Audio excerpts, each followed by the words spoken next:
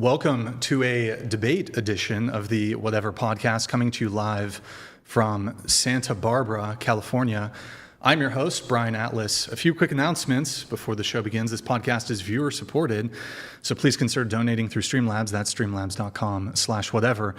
TTS is $200 and up. There will be no instant TTS. TTS will come in batches at various breaks throughout the debate. You can see the description for all triggers and full details. Without further ado, I'm joined today by Andrew Wilson, host of The Crucible. He is a blood sports debater and political commentator. Also joining us today is Charlie. She received a master's degree in fantasy literature from the University of Glasgow and a BA in English from California State University, Sacramento. She's a political, social commentator and content creator. The topic today is feminism. I want a good, clean debate, no interrupting. I need very good discipline on this. I will allow for some slight interrupting, as is normal in conversation, but excessive or repeated interrupting will first result in a verbal warning, followed by a yellow card, which mutes you for 1 minute or until your opponent yields their time. If this continues, it'll be followed by a red card, which mutes you for 3 minutes until your opponent yields their time. Hopefully that won't be necessary. There are no opening statements, straight to open convo. Let's get it on. Cool, okay. I think first we ought to agree on some definitions. So feminism, the prompt was, is feminism good for society? The definition I have here is from the Oxford English Dictionary. Feminism, advocacy of equality of the sexes and the establishment of the political, social, and economic rights of the female sex. Are we in agreement on that? No. Okay. What's your definition of feminism? Feminism is the movement towards egalitarian systems, and the deconstruction and removal of the patriarchy. Okay. So it's my belief that feminism cannot operate without an oppressor-oppressed class worldview. And if there's an oppressor class, that oppressor class has to be the patriarchy, because who else could it be? I think that that's fair, but I do want to, stipulate that, I think that men are also... they also benefit from feminism, and they're also oppressed under patriarchy. Is that I right? understand. So Okay. your definition would include, you don't disagree with my definition. You're just clarifying a position on top of it, which is that you think there is a patriarchy. Mm-hmm. It's just that it's also oppressive or beneficial to men as well. Or I'm sorry, oppressive to men as well. Yes. Yeah, okay. So can we largely agree then that feminism is an egalitarian movement which focuses on equity, egalitarianism, and the removal of patriarchy? Mm-hmm. Okay. So then I think we got the definition down there pretty well. Oh, okay. And then society, I think this one is pretty obvious, mm-hmm. but society, this is from Merriam-Webster, a community, nation, or broad grouping of people having common traditions, institutions, and collective activities and interests. When I say society, what I'm going to be referring to mainly is the United States. I'm going to refer to my country, okay. my nation. Yeah. Is that acceptable? Sure. Yeah. Okay. So I don't have any issues with that definition.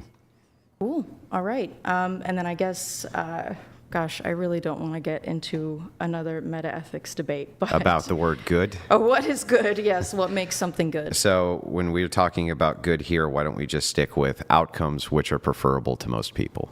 Okay. Does that sound reasonable? Yes, okay. Absolutely. So outcomes which are preferable to most people for the good.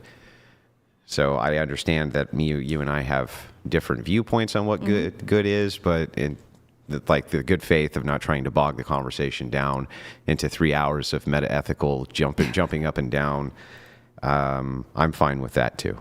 Sure. Okay. Awesome. So I think we have our definitions down pretty well.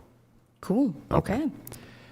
So I'll let you open with whatever you want to say. All right. So I guess we didn't technically have opening statements, so I suppose I will ramble. Feminism is good for society because a society that allows people the freedom to choose the life that they wish is a happier society. I believe that hierarchies divide and weaken us. Okay. So the crux of your argument for feminism is that it's good because it allows for more choice.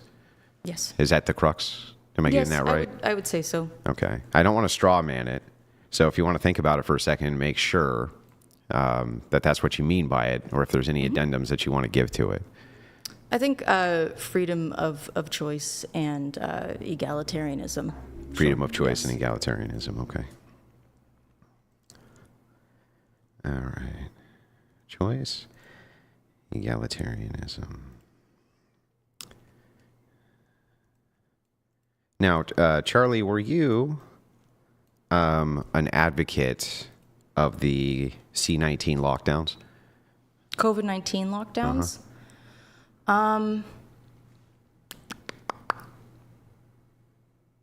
Yes, I would say so, but my stepfather is diabetic, so I had a personal stake in it because I did not want him to, as a diabetic, he was more at risk. Can you tell me how that helped with freedom of choice?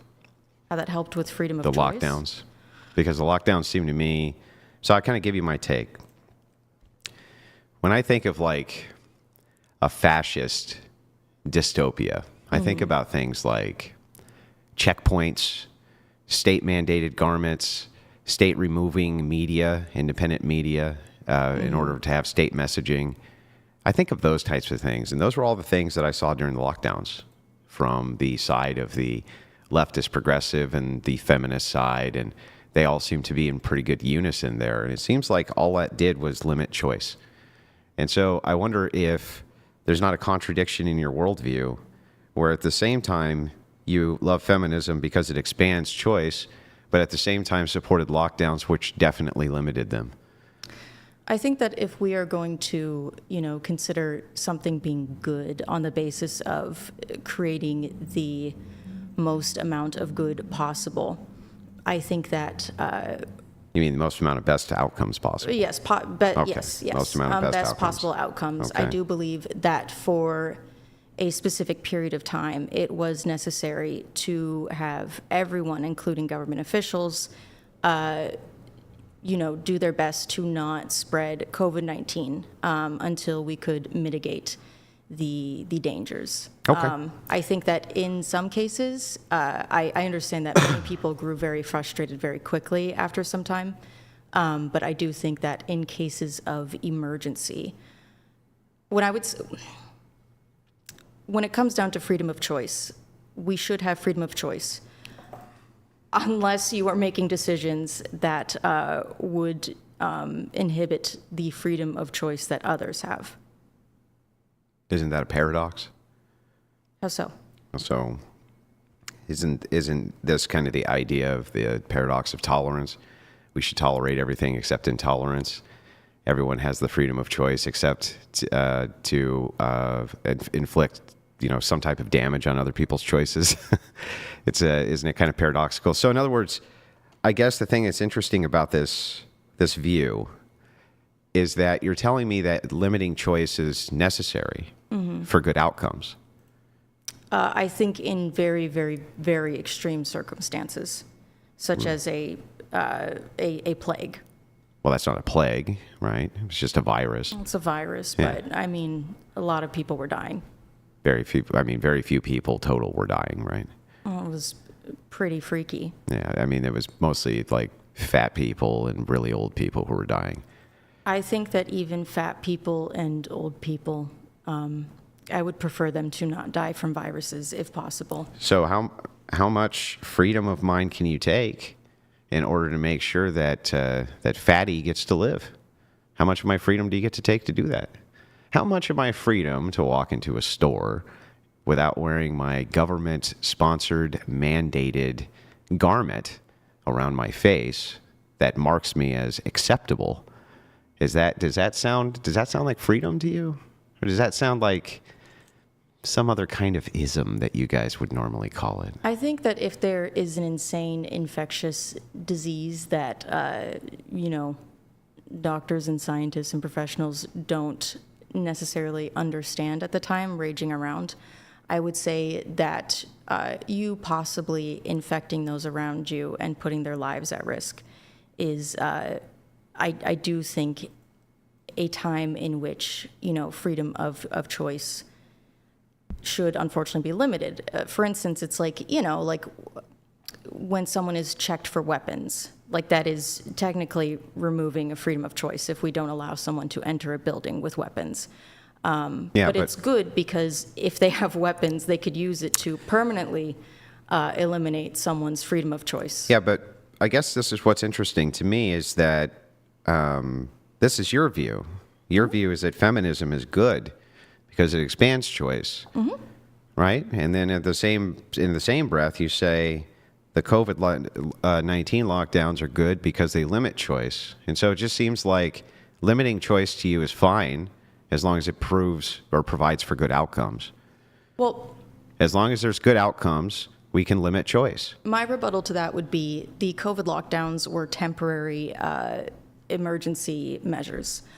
When I talk about feminism giving people freedom of choice, there was a time in this country where women's career options were limited, had limited rights and freedoms, and now they do not. So, Well, why would that matter if the outcomes were better? Because what you're saying to me, what you just got done saying to me is that you're fine with limiting choice as long as it's for the greater good and the outcomes, from your view, are better. The outcomes. temporarily. Well, A well, if very that virus, temporary, so- limiting of freedom of choice. So what if that virus had been here for 50 years? Would you have still supported lockdowns if the state officials and experts came out and said that that was still the best way to mitigate the spread of this virus? I think after 50 years, with all of the technology that we have, if they had not managed to get But if under they control. did, would you have supported their mandate for new normal? No, that's ridiculous. Why? 'Cause Like- it's 50 years. That's a lifetime of limited freedom. But a year and a half where people can't see their loved ones, or loved ones die, they can't even go to the hospital to see them, and when they can't have any contact with them whatsoever, right? They can't even touch them. People couldn't get medical care for years. They were dying of diabetes and other horrible things because of these lockdowns. You were fine with those things as long as you thought that the greater good was served as far as outcomes go. My great-grandmother passed during the COVID-19 lockdowns in 2020, and my family was able to go see her as she was dying. That's nice for your family, Yeah. but you know that there's many families who are not, depending on the states they were in, or they would have a contact order where only one person could go in. That's how And, they did it. It was one person yeah. at a time, which is frankly not ideal, but I think It's not only not especially- ideal, but you couldn't touch them. They had plastic between you and the person often. Yeah. Depending on the state you were in, they would wall you off with plastic so that you couldn't touch them because of the threat of the contact of the virus. And so the thing is like, that doesn't sound like this freedom of choice society that was designed to assist people. And if you say, well, it's just a temporary measure, we'll just limit your choices temporarily. We don't know what temporarily is. That lasted almost 2 years. Like, It was a year and a half, so that was fairly temporary. it's not that temporary, and the amount of damage that it did was incredible. And if another one comes, you'll do it again. And if another one came, you do it again. I And if do another not one came, you think do it that again. Given the unpopularity of the lockdowns and the politicization of the lockdowns, I don't think politicians would want to force another lockdown. I also think that But you support them, though. Whether the politician does or not, you support them for the greater good. The idea is that it serves the greater good to you. And I guess that's my position, too. See, I think that limiting choice can serve the greater good just like you do. I think that limiting choice in many instances serves the greater good. And I think that limiting choice for a lot of people, like I think that limiting women's choices to have abortions, I think that that's good. I think that provides better outcomes for society. I think that limiting women's ability to vote men into wars, I think that that's good for society. Like I think the same thing you think. If we're going with good as outcomes, I think that limiting choice is sometimes necessary for the greater good, just like you do. So I want to address what you said about war. I assume you're referring to the draft. No, Vote men into wars. What do you mean? that's only one aspect. Well, I'll explain. Okay. Do you agree with me that no matter what the circumstances are, it's almost exclusively going to be men who engage in all frontline combat operations in basically any nation on planet Earth? I think that has historically almost always been the case, with some exceptions. But in this day and age, I do think that boots on the ground is significantly less common. Like in the Ukraine? Well, Ukraine's a different beast. We're talking about America. Well, And Ukraine also had women. The women volunteered to fight for Ukraine. they're not in frontline combat roles. In fact, they were allowed to leave, and the men weren't allowed to leave. The men had to stay, and they were drafted right off the street. Well, that's terrible. I don't think anyone should be forced to go to war. However, it's But they also are. a specific age range of men. I think that when we're talking about war, Hang on, it's up to 60. They're to drafting them up to 60? 60 years That's old. gnarly. But it's common. That's common in a real war. We just haven't seen one in a long Of course. But when I think about war, I don't think about women voting. Do you to mind send if we look men that to up? war. Can you look up the max draft age for Ukraine, Brian? Yeah, Mary, can you look that up? I believe that it was up to 60 or even higher. Well, that's horrible. I myself am very anti-war, and I'm very anti-draft. I don't think that anyone should be forced to lay down their life. But don't you agree with me, though, that it will be the case that if there is warfare in a nation, that it is going to be men who are going to be almost exclusively doing all of the heavy lifting for all frontline combat? I have the answer if Okay. you'd like. So there's a bit of detail on it, but hide that, Mary. The maximum draft age for men in Ukraine is 25, though this age was 27 before April 2024. However, after completing their initial service, men become part of the reserve and can be recalled for mobilization until they reach 55 or 60 for officers. Yeah, that's also a system that we have in the U.S. My Yes. stepfather was Air Force Reserves Sure. until he got older. Sure. And if they need to, they'll raise the age more. But there's also women who are, in the reserves in the U.S. Yes, but they're not. The problem is with the idea of recall, even if you recall women from the reserves at 55 years old, they're not going to be doing any frontline combat. I do believe in 2014, women were allowed to be in frontline combat roles. I also Even if we grant that some women will be in frontline combat roles, it will be majority men. it's correct. always going to Yes. be. Now, not when we say majority, I don't want to get this confused as to think it's Like 51%. 90%. Yes. Yeah. Okay. Yeah. Or higher. Maybe higher. Much Yes. higher, Correct. actually. Probably Correct. like 97, Yeah. 98, 99, probably. Absolutely. Okay, But so- also, the nature of warfare has changed. I think mostly boots on the ground is gone. I would like to point out, Well- however, that it is only a specific kind of men that are being sent to do these things. It's men without the means to wiggle their way out of the draft. It is old rich men sending young working class men to die. Unless you need them. The thing is like, unless you need them. So in Germany, when the Soviets were invading Berlin, and after they took every able-bodied man right off the street it was in order to fight. I mean, that's what they did. And of course, women were told to flee because they become a hindrance. And so I guess all I really need here is just the agreement that it will always be the case, no matter what, that it'll be heavily 98% or so of men who will be engaged in frontline combat operations. If that's the case, then they have the most to risk when it comes to warfare. And if it is the case that they have the most to risk during warfare, and it is, I think that it's a fundamental unfairness in society, not just an unfairness, but a great injustice that women are allowed to vote on policies for warfare that they then don't have to go fight. As much as it upsets me that Congress can make laws and exempt itself from them, it's just as much of an injustice to me that Congress can do that as it is an injustice to me that women can do this to men. I mean, so would you say that only able-bodied men under a certain age should be allowed to vote? No, because of what's called fighting potential. So the idea is just this. It may be extraordinarily rare that you'd ever need to get somebody who's disabled or very old or very infirm to fight in frontline combat. But if you do, it's going to be men. And the potential remains for men, and the potential is not there for women. Do you think that men with significant disabilities would be better frontline combatants than women? Depends on how severe the disability is. All right, I guess like what? Yeah, it depends on how severe what are we talking the about? disability is. But I still think that even if you have moderate disabilities, then yeah, they're probably still going to be better off. You're still probably going to be better off with men with moderate disabilities than you would women. Yes. Is it not true that I forget which kind of shooting competitions it is, but No, women are not better at shooting than men. no, but it's about equal. Yeah, well, And also, hang on. I would say that like frontline soldiers, what is the, I don't know if you could look this up, Brian, but how many bullets for how many people killed?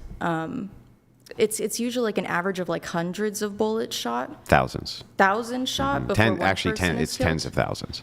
So it almost seems like, I think if a woman is, meets certain requirements, They don't meet the requirements because you have to carry the ammo and you have to carry the equipment and you have to I think carry this woman's strong enough to carry those things. Then why is it that we can't ever seem to get a woman who can be a Navy SEAL?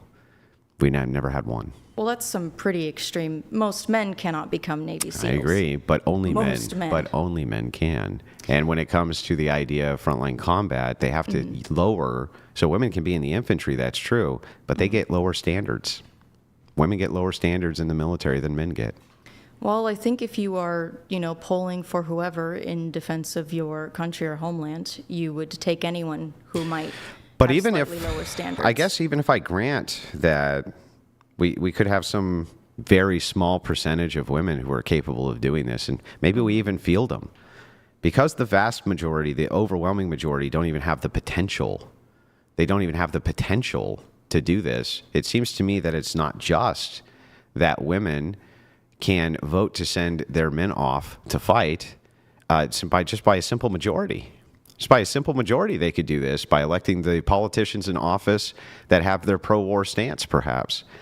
And that's a fundamental unfairness in society. And it seems very obvious to me that that's very fundamentally unfair. But women are in the military, and In support pass roles. The standards. No, available. they pass standards which are lesser than men's standards. In fact, I can have Brian pull it up if you'd like to see it, but they have a different. Sure, yeah, no, I'm fully aware Yeah. of that, but they're still competent, and support roles are still important. I agree. And That's also, you don't have to be on the front lines to be killing people. My aunt flew helicopters in the Army, Mm-hmm. and she was, participating in killing people. Well, there's another reason why you don't want them there. It's not just because of the capability of combat. Is it resources? Nope. It's because your enemy will capture them and they'll essay them and then they'll send them home pregnant in order to demoralize your population, which is what the Soviets did. So, and it's what they would do in Afghanistan. And unfortunately, many times it did happen where they captured American female soldiers, and that's exactly what they did. They essayed them. And Well, wartime rape is absolutely a thing, which is why let's not say the R word because it's my YouTube. bad. Yeah, Okay, you're my good. Bad. Sorry. You're good. I forgot we have to TikTok policies. So the problem is not just one-fold, right? It's threefold. Problem one, 98%, and that's being very charitable, of women would never even have the potential to be involved in a war that they could vote for. And I strongly disagree with that. secondly, well, you could disagree, but the historic standard disagrees with you. And then secondly, the idea that women would be particularly useful in combat situations where enemy soldiers could have access to them, knowing that they would be prime loot. They're loot. That's what they would be. They would become booty, right? You think men don't get essayed in wartime? Not like women. Not even close. It's not even in the same I think universe. the idea of them being booty or loot is kind of ridiculous. But again, Why? even if I grant you all of this, Do you which think they're like I these? don't, Do you think like the ugly mud catfish over in the Middle East, they get themselves some prime real estate of a nice, big-breasted blonde chick? You think that that's not like prime real estate to those guys? do you think there's no men out there in the Middle East that are into men and wouldn't be delighted? You know what happens when you're go in to the Middle town East on a and you're little into twink? men? Do you know what happens in the Middle East when you're into men? There's a special thing they do called Yes. fucking kill you. Yes. That's what happens. Absolutely, yes, but that is why essaying prisoners would be ideal, because it can be an excuse to demoralize. There are very much. So what would you do? Like, let's pretend Charlie is the enemy commander. Okay. You're the enemy commander, and your orders are to win the war by any means necessary against your enemies. And you found out that your enemies were fielding female soldiers in frontline combat where your troops had access to them. Now, what would be more diabolical or easier than creating special units whose entire job was to just capture these enemy soldiers, these female enemy soldiers, essay them, record their screams and send it to the enemy, and then release them pregnant with their babies? How did that work out for Japan? It worked out fine. They went through Nanking and they absolutely did that. It was called the raping of Nanking. Yes, That's what it was called. I'm fully Yeah. aware of what it was called, but I mean, It worked out well for them. They completely demoralized the Chinese. They completely subjugated them under their yeah, and boots. then we dropped 2 atom bombs on them, and now they are essentially Did China a do vassal that? state. No. No. But their It ally, the worked. U.S., did it. And was the U.S. fielding women in frontline combats in Japan? No. They had nurses, but no. No, but the Chinese, right? They were greeting anybody they could. And the thing is funny is the first thing the Japanese did as part of their demoralization campaign was essay all the women and make sure that, and one of the big pieces of propaganda that they had was all of your future children are now our future children. Yeah, it's horrible and awful. But again, look at where China is now, and look at where Japan is now. People joke about the Chinese century, but I think China is a very powerful world superpower, and Japan is an American vassal state, essentially. So I think at the end of the day, I would argue that more people would want to live in Japan than they would in China. that doesn't change the fact that China is much more powerful than Japan. Yeah, but it's also got way more people than Japan and a much larger land mass and way more access to resources. And we allowed them to continue to have an offensive military post-war. In Japan, we took that away from. Well, we didn't But it's have still the a- option to take but that away it's- from China Because they were our ally. Well, we did right at the start have the option to, but we didn't. But the point is that the Japanese have not been allowed to have a military. We don't allow them to have an offensive one. Yeah, because of what happened last time. Yeah, exactly. But the point is that, again, that's the second reason. That's the second. And then you have the third reason, which is that they can't meet the minimum requirements which would be necessary for us to even fill them if we wanted to in those situations, because they would get killed so quickly. I mean, they would just get killed so quickly. I don't know if you have a good idea of what, no offense, but like I feel like maybe your idea of like what war looks like now is like dudes charging at each other with guns, and that's not really how it works. What do you think nowadays. war looks like right now, Charlie? It's drone warfare at the moment. We don't really do boots on the ground anymore. Is It's there a lot of bombs. drone warfare going on in Russia It's and also Ukraine? guerrilla warfare. Yeah, is there a lot of Russia? I'm actually not super familiar with Russia and Ukraine, but I know there's a lot of tanks, and they're blowing people up. They've mostly been focusing on drone combat. I'm going to tell you something really interesting that happened. Okay. So the Russians brought back the Dragoon, the actual Dragoon, and instead of using a horse, they use a motorcycle instead to outpace drones, and they mount AK-47 machine guns to the front of their motorcycles, and That's they crazy. fly past the enemy and they mow them down. A woman couldn't do that? No, she couldn't. A woman for the most couldn't part, ride a motorcycle and shoot a no, gun? I don't think she could. I think that I don't think you really understand the physical weight requirements that are necessary to both control a motorcycle, have a heavy machine gun mounted to it that you're also firing, and carry the requisite equipment to do this. I don't mean, it think would you be have. tied to the motorcycle. That doesn't make it less unwieldy. Very hard to wield. It requires physical strength to do these things. Yes, I've shot guns before. It's just I'm unclear how a gun being mounted on a motorcycle, you're not having to carry it. You are just There's- riding the that motorcycle. you have to control the motorcycle with your muscles. Yes, Yeah. I know how motorcycles Yes, work. and the heavier the front end of them is, the more you have to use the muscles to steer Well, it. these probably aren't American. And by the way, what do you think the Harley-Davidsons. 110-pound woman's going to do? Kick up the kickstand and keep it up, or do you think she's going to Well, fall over with presumably it? they wouldn't be recruiting 110. But it's not just that. They are in Russia and Ukraine charging at each other with machine guns. They are on the ground fighting, just like it's World War II looking combat more than anything else. It's infantry-based warfare all over the Ukraine. Why do you think so many people are dying?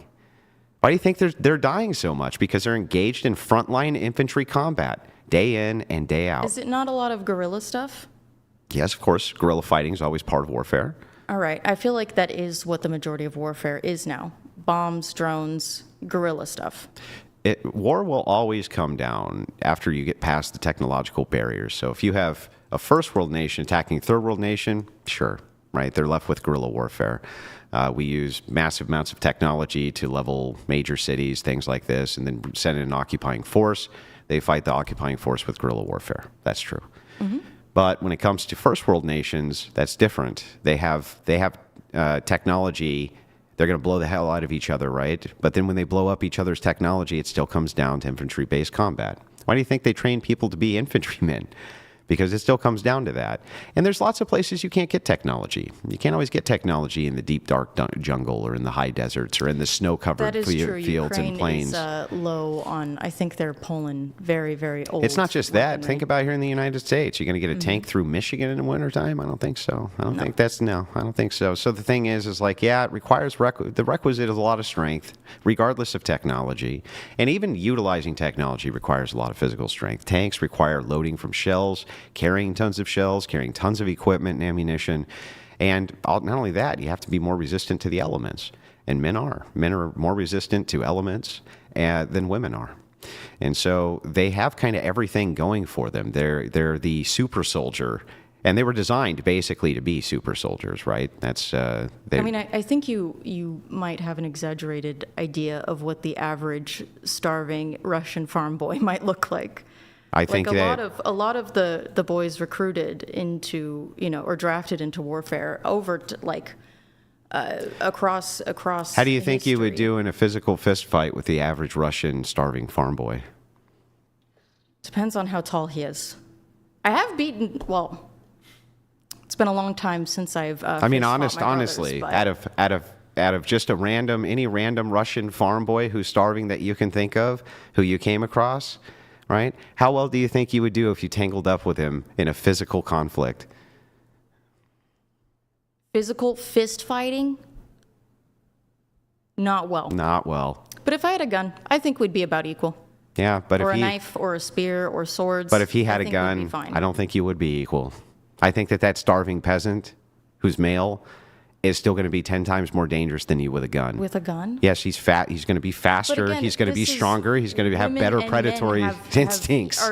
they are equal when it comes to using guns. You're- There is You're thinking about this the wrong way.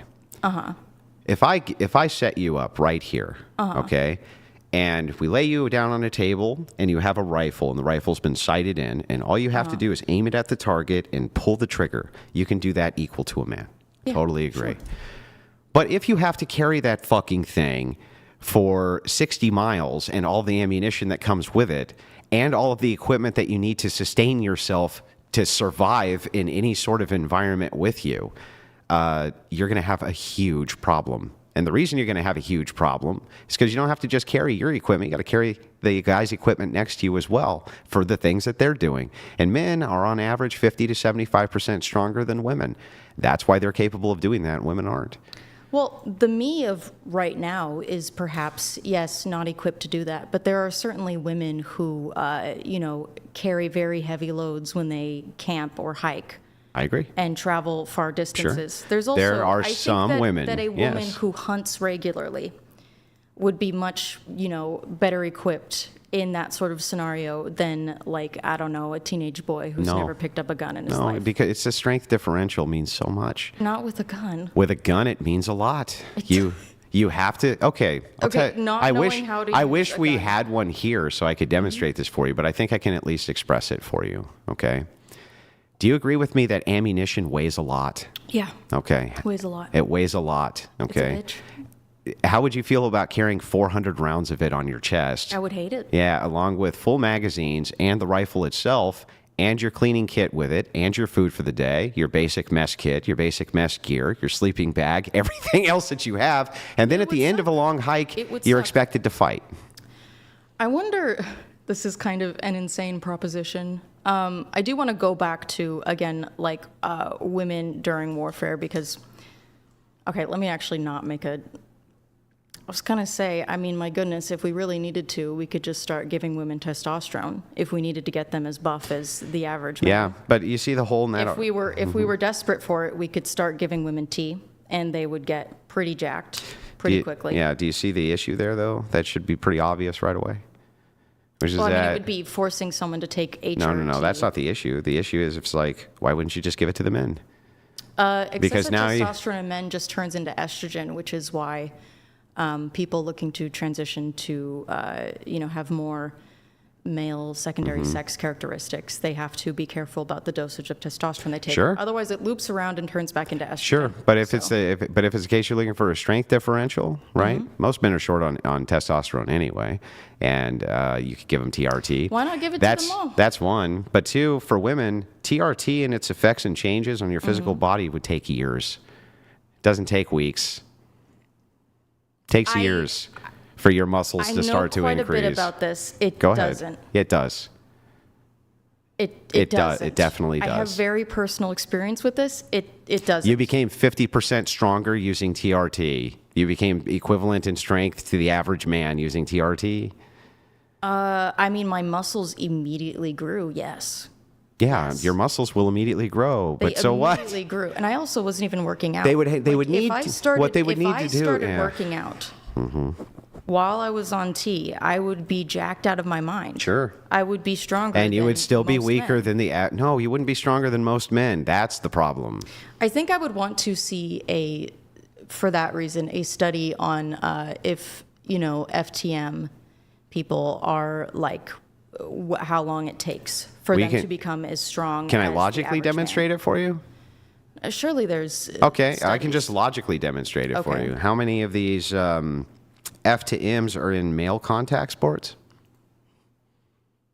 Can you name one? Yeah, there's a. It better be a contact sport. Better not be water It's polo. wrestling. There What, was a what wrestling? Pro wrestling? no. It was the story was on an FTM teenager in high school who was getting a lot of flack for being on the women's team, and so they switched him to the men's team, and he did fine. So yeah, that's a male contact sport. I would like to know what this story is so I can look into it. Okay, But it's been like I can't. I'm not aware. I am referencing. Yeah, I'm not something aware I of saw any. in, like Tumblr in 2013. Yeah, I'm not aware of any professional athletes in the NFL or in the NBA or in any of these places which are F to M, and I mean anywhere they can't compete with the men. They'll just get crushed. They'd Those be are destroyed. Also peak athletes. Like, are we talking But isn't it about, scalable?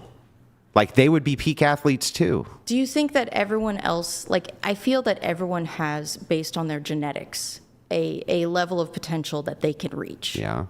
And I think even if you take testosterone, you still have that limit. I think that the vast majority of men will never be. You know what? I'm just Prime gonna. athletes. I'll just grant that you could jack women up on Sure. TRT. Make 'em mega okay. jacked. You Which ain't- would be ridiculous Yeah, and it's insane. ridiculous. You Yeah. ain't gonna do it. But even then, it doesn't deal with the problem of the SA. It doesn't deal with that issue at all. Well, they'd start growing beards, and their voices would drop. Do you I think guess that would they stop them would from have being to- SA'd? No, of course not. Okay, then. But that's also a consequence of, going to war. Unfortunately, you can be captured and tortured. It's horrible, but it's what. But can it's going to happen. be way more horrible for women. I mean, God, prisoners of war, male prisoners of war, suffer quite horribly. I mean, we could also consider not- that it's quite possible. They're not. that They're a- not SA'd 50 times a day, and women would be.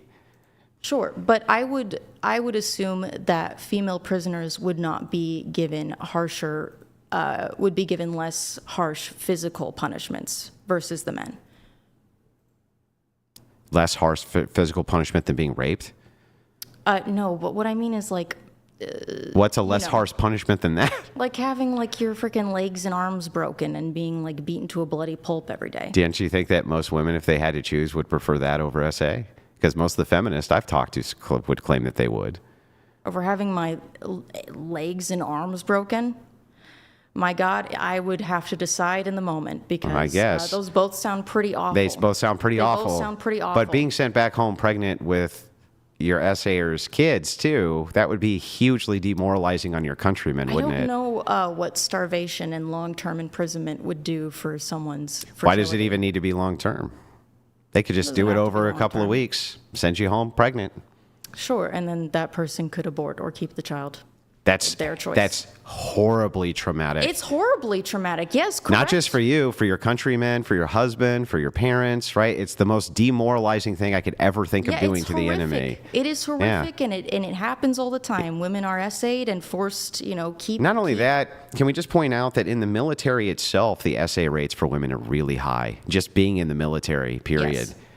They're not good for women anyway. They No, they're probably not. shouldn't be in the military anyway because they're constantly SA'd anyway. I don't have any thoughts on that because that is a very significant issue.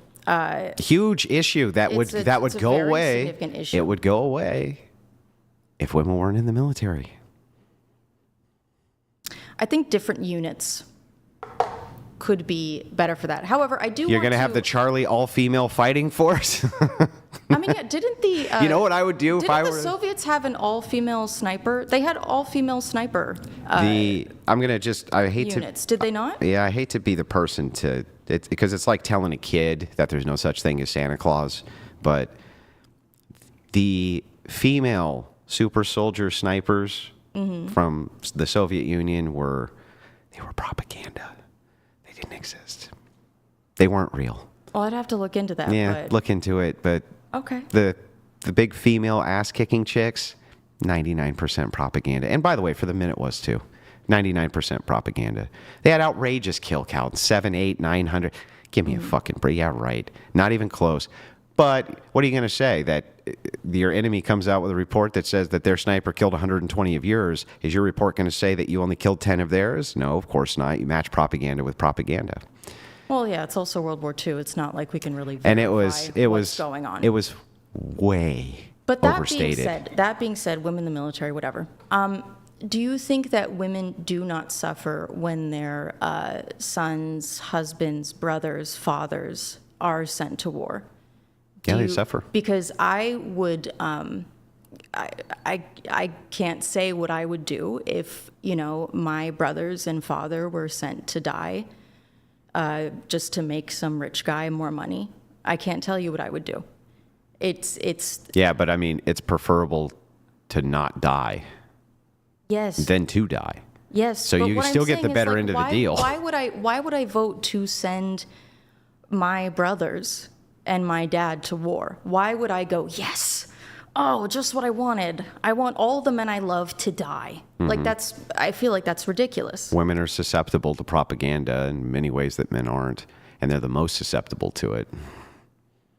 Would you like the sniper overview? Yeah, sure. So Soviet female sniper units were a small percentage compared to male snipers. There were 430,000 snipers trained in the Soviet Union during World War II, only 2,000 of which were women. And a fraction of the total sniper force were women. Okay, yeah, very, very small. I knew that about them being very, very small. And their kill units. counts were also very small and wildly blown out of proportion. Wildly blown out of It proportion. does say that the male snipers had higher kill counts. Well, I guess a kill is a kill. What can I Yeah, say? but I would just point this out that that aside, the problem is that right now in the Ukraine, if you're part of the voting bloc and you get invaded, for instance, women can vote to leave the men behind to kill while they leave. And that's exactly what's going on. The women aren't required to fight. They're leaving. They're allowed to you think leave. that And the if the men- Ukraine men are not allowed to leave.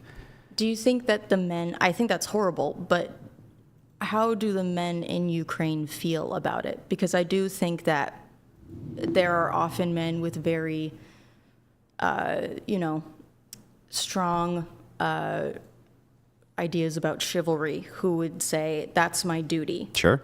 Totally and agree. To carry on our country. yeah, I completely agree. Women need to go because Yeah. that's very much. But a what would thing. that have to There's do a- with the justice of it all or the injustice of it all? Well, there's no justice in that. That's not. There, good. yeah, it's not just. And so the thing is, But is also, that when I who is for the allowing practical, these sorts of votes to pass? Is it a woman in power that is making these things happen?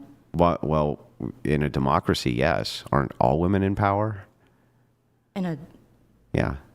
No. No, you don't have the power to vote. Oh, I can vote, but the people who are deciding what I can Then vote you have on- equal power to men. Certainly, yes, the men of my status, but not the lawmakers, not the politicians. You're in charge of the politicians that you get put into office. Hardly. I think that's a. You and the collection of voters, yes, and you vote for collective interests, just like we vote for collective interests. We try to, but do you think that American politicians and lawmakers largely reflect the interests of the people? Interestingly enough, I think now they do. I think that the truth is that when I talk to the average progressive, yeah, I think they do. I think that we're getting exactly what we paid for and what we vote for. So yeah, I do. I think that we have an immoral government because we have an immoral populace, and I think that that's always that generally tends to be the case. Now, not always, but I think generally, yeah, we have exactly the government we deserve, which is a bunch of incompetent fucking assholes who are out there to fuck us over, right? That's very bleak, but I can't say I disagree with you there Yeah. on that. However, my point is that we typically don't get a say oftentimes in what we vote on, what laws are passed. I mean, we can try our best, when the midterms come up. I don't know how democracy works in Ukraine. I am woefully uneducated on Ukraine and Russia. But again, I feel like you would want to turn to the politicians and lawmakers that are allowing these injustices to occur. Well, I guess before we get to that, can we just start with agreeing that that's an unjust and non-equitable system that Correct, women yes. can vote to send men to wars they don't have to fight? I mean, I think being able to, it's not just women, it would also be old men. It would be No, disabled men. because there's still the potential which exists there uniquely for them that even old men, if they have skills and the government wants them, they are definitely going to go. And the government can force them to do it via these various draft acts. The skills would be the same things that women would be sent over for. No. For instance, my What do we want? grandfather- What skills we need from women in warfare? They don't have Medicine. any of the STEM. They have none of the Medicine. STEM degrees. Medicine. Why would we need women for nursing?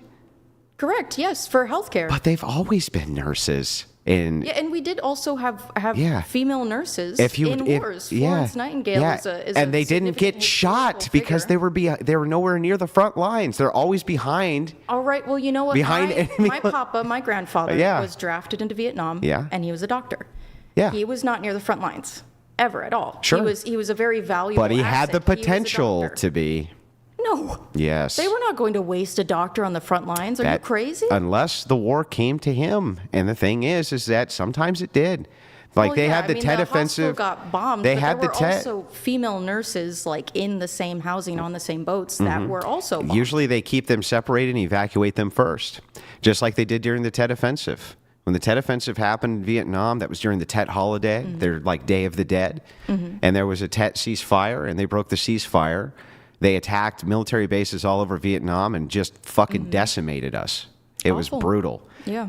But the thing is like even the nurses who were there, which by the way are still mostly male, I believe, but even the ones who are female, they get evacuated first. Women are always evacuated first. In other words, the potentiality is always there for these men. It's not really there for these women.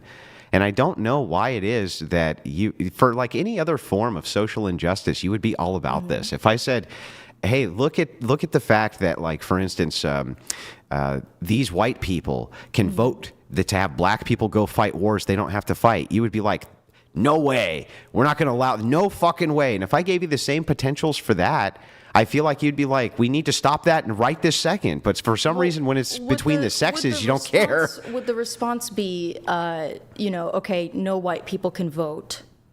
That wouldn't be the correct response. It would be no white people can vote. No white people can vote to send black people off to war, right? They're not allowed to do that. And yes, if it was the case, I think that you would actually. I think that you would advocate, if it was the case that white people could vote to send black people off to war, that they didn't have to go fight, I think that you would say that you should mitigate suffering in some way for that, or suffrage for that. So you feel that I would say that all white people, like no white people should be allowed to vote? If it was the alternative Period. that they could vote black people to go to war when they didn't, yeah, I think you would. Unfortunately, I'm selfish to the degree that as a white person, I still want to be able to vote. I want to have a say in the country that I paid taxes to. Even if it's the case that we can vote to send black people off to war and we don't go fight them ourselves? I think that most white people would not vote to send black people to war. I think that's kind of a strange scenario, because that also gets into the trouble of determining, my goodness, how would that even work? The same way it worked in the drafts. They would go to low-income black neighborhoods and draft them. Well, that's kind of how we recruit into the military now anyway, is we, find the poorest people possible and we go, hey, free school, free health care, join I the agree. military. There's a lot of bribery there. Die for the wealthy. But my point is that I think that this form of social injustice, you would be I just think that if the roles were reversed racially, that you would be outraged, and you're just not, because I would be upset. I just think that you're. I hang on, hate the draft. I just think I the reason hate it's the not just draft. about the draft, though. My argument here is not even about the draft. My argument is that it's a huge injustice that one portion of the population has the potential to always fight wars on behalf of the other. The other doesn't have to fight it, gets all the benefits of them doing it. Right, and we're supposed to just be like, well, okay then. The benefits, it's like, yeah, fuck that. No, that's not okay then. The benefits, like having your male family members die, potential wartime rape if your country is the benefits is of you not being invaded. fucking occupied and being able to get all your resources. Those are way bigger Going benefits. to war doesn't ensure that you'll never not be occupied. Again, what that means is that a good chunk of the money that we make will be going to war. I assure you, you're wrong. Our country will get I poorer, assure you that if you and refuse we to go will to war, also you will be Hold on, occupied. let her finish. Go ahead. We will also be, again, if our country goes to war, any country that votes to go to war, there's a chance that they could be invaded and their women could be subjected to wartime SA.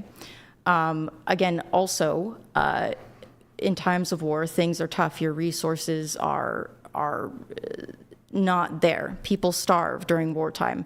There is very few people who actively benefit from war, except for the ultra wealthy. Yeah, but do you understand that the case in point is that it's going to be men who are going to do this? And when you say things that are, they just sound absurd to me, like, there's no guarantee that you still won't be occupied even if you send the men off to war. It's like, so what? You're still sending the men off to war. And you just don't ever have that potential. Like, that's nothing you ever have to worry about. When you go down and you sign up to vote, you don't have to sign a draft card. Like, you don't get put in a draft system. Your number's never going to get called. That's nothing you ever need to worry about, ever. And that is a potential that all men need to worry about. And by the way, even the ones... It's not really. We haven't had a draft since Vietnam. So what? Again, because So what? the way that warfare works has changed. We have an insanely bloated military. The chances of either of you being called in a draft to go to the front lines to fight, slim to none. However, I am against the draft, and I would support any legal motion to remove the draft. I would vote for that. Yeah, I would use my power as a woman. Yeah, that's great, but To vote it's to not even save men. contending with what I'm saying. That's like not even contending with what I'm saying. Even if that's the case, that's nice that you say that, right? But our global leaders are never going to get rid of the draft because their military advisors tell them not to, because it's a huge weapon for mobilization of military force if you need it. So we're never going to get rid of it. That's just a fucking pipe dream. It's never going to happen, ever. So remove women's ability to vote, and then we'll never go to war. Is that Is that your thinking? No, I'm saying that this injustice and unfairness, and by the way, like when you bring up, you say, well, what about 60-year-olds? They can't be drafted. Okay, but they could have been when they were in their 20s and signed up for the draft, which you didn't have to. So their potential was already there and exhausted. They already had to go through that stage of life where their number could be called and yours couldn't. So yeah, they still get the benefit. They still did the thing that you guys will never fucking do. They still did it. The thing is like it just stands like this to reason, right? It doesn't matter if the 18-year-old never gets called to a draft. The potential is only there that he will. And you can't get mad at him later because he still maintains voting rights or certain rights that you don't get because he still went through the process of signing up for the draft and had the potential to be called, and you never did. So it's like, why do you get anything extra? Why is it that they don't get extra, in fact? Why do you get anything on par with that when the social status is such that men can be called to defend you and die, and that's never a service you have to render on their behalf? You know, I have multiple male family members who went to war. My grandfather, who was drafted, and I have never had them express to me, it makes me so mad that you as a woman get to vote because I was drafted and went to war. I've never encountered this attitude from anyone that went to combat. Yeah, but like do you that was deployed. Like I have until this I had never heard that before. Yeah, but do you understand that maybe? And the rage I think towards you the draft do. is against the politicians. Well, I think you do understand, though, that that many times injustices are perpetuated on people, and they don't even know that they're being perpetuated on them. Perhaps most injustice is that way. But the injustice- So just because a person tells you or has never told you that they felt that there was a weight of injustice in a thing which was happening may never have been explained to them, or they may never have even thought about it before. Like most people don't think about the weight of injustice. But women aren't responsible for this injustice. It is the lawmakers and politicians that put the draft in place. Well, but my opinion on this is that it doesn't really matter. What matters is that this injustice is happening now, and it's going to continue to happen for the rest of our lives, and you're never going to get rid of it ever. And even if it were the case that women could be drafted, it wouldn't matter because they would never be able to serve in the same capacity as men. And since the draft is never going to go away ever, and it's not ever going to go away, you're not going to be able to vote it away. There'll always be some capacity for it because it's just too useful of a mechanism. If you ever have to go to war, your generals will never allow it. Okay, then, you know. So take hang your on. Let me grievances finish to the point, though. politicians. If that's the case, then it's a fundamentally unfair proposition that women can vote in politicians against the will of men. And they do all the time because they're mostly left-wingers who could then vote to send them to war. Like that's completely unjust. In every capacity I can think of, that's totally unjust. It's my understanding that political divides are a lot more stark when it comes to ethnicity and education versus gender. Like there is a divide, but if we're talking about populations sending people to war, like most white female voters voted for Trump. I think in 2024 and 2016, they were voting with men. Yeah. Correct? I've They were heard voting this- with white men. Yeah, I've heard this argument. And so the argument is that it's actually more stark along racial, ethnic, and social lines than it is along gender lines because races tend to vote together. Yes. You have a problem with that, though, which is that you saw that the Hispanic men really did start voting differently than Hispanic women. Which is And uncommon, the yes. reason that you saw so many of the white women voting with white men is because they were married to them, and that's Yes. still a demographic with a high marriage rate. But as the marriage rate decreases, whites don't vote together, and races don't vote together. Women will vote how their husbands are, and as long as the marriage rates are still higher for whites than they are other demographic groups besides Asians, as soon as those marriage rates continue to plummet, no, in fact, women do vote against men's interests, for sure. I would say, I believe in Black American populations, the marriage rate is fairly low. Extremely Yes. low. But regardless, Black women and Black men tend to vote the same. Except this last election. Really? Yeah. When you look at the black female vote versus the black male vote, But yeah, like I agree under Obama, right? 90%. But black people have voted as a monolith for a long time. Yeah. That's not the case with other races. And we can look down ethnic lines and we can see that, yes, it's true that white women tend to vote the way their husbands do, but when they're not married, they tend to vote left. Well, And let's that's that. think about women who are more likely to be unmarried and of age to vote. You're looking at a lot of the time college students, women, educated women. So again, I think that education plays a huge role in how someone votes. I believe that most white people, male and female, educated, tend to vote left, whereas uneducated tend to vote right. Is that correct? Yeah, well, when you say uneducated, you just mean not college degree. Yeah, sorry, high school diploma or equivalent. I do believe that it is the case, yes, that when it comes to the voting record of people with college degrees, they tend to move more progressive, yes. That's the case. Yeah. So my point is, again, that educated people almost like 99% of the time end up marrying other educated people. People tend to marry people of the same social status. Yep. Or higher. Yeah. So then would they not just be voting the same as their husbands in that case as well? Yeah, they are. So yeah, the white women are voting the same way as their husbands are. Yeah. But And the case unmarried white is women that are voting the most same white way men, as educated white women. most white men are not college educated, don't have college degrees. They have trade degrees. Most of them are smarter than the educated, and they vote right, and their wives vote right along with them. But when they're not married, they tend not to. They tend not to vote. They vote left, very much left. And I can so we should have the social expectation that as marriage rates decrease for whites, and they are decreasing rapidly, that women will continue to vote left and men will continue to vote right. So it is a massive gender divide. It's a big problem, or sex divide, right? I mean, it just is objectively. Right. I mean, sure. I forgot why. So we if that's started the this case, conversation. then women can. Well, the point is that women can vote against the interests of men.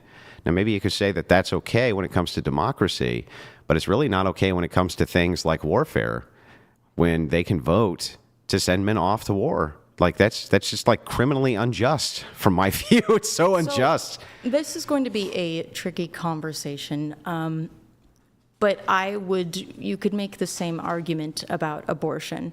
And I know that, you believe that it is murder. However, I hold the view, and I want you to trust in me in the sense that you don't think that I would be very cool with like murdering babies. So when I say I don't think abortion it's your view, is it's not a baby. It's not a baby. Yeah. It's not I understand. sentient yet. Yeah. You don't consider that to be human life. Well, you It's a consider potential human scientifically. life. You consider It it is- scientifically to be human life, but you Yeah. don't consider life to begin until there's some sort of cognitive sentience or something like this, right? Yeah, something to that degree. I think it was it St. Augustine that said, when it starts to kick, that's when it's a person, something like that.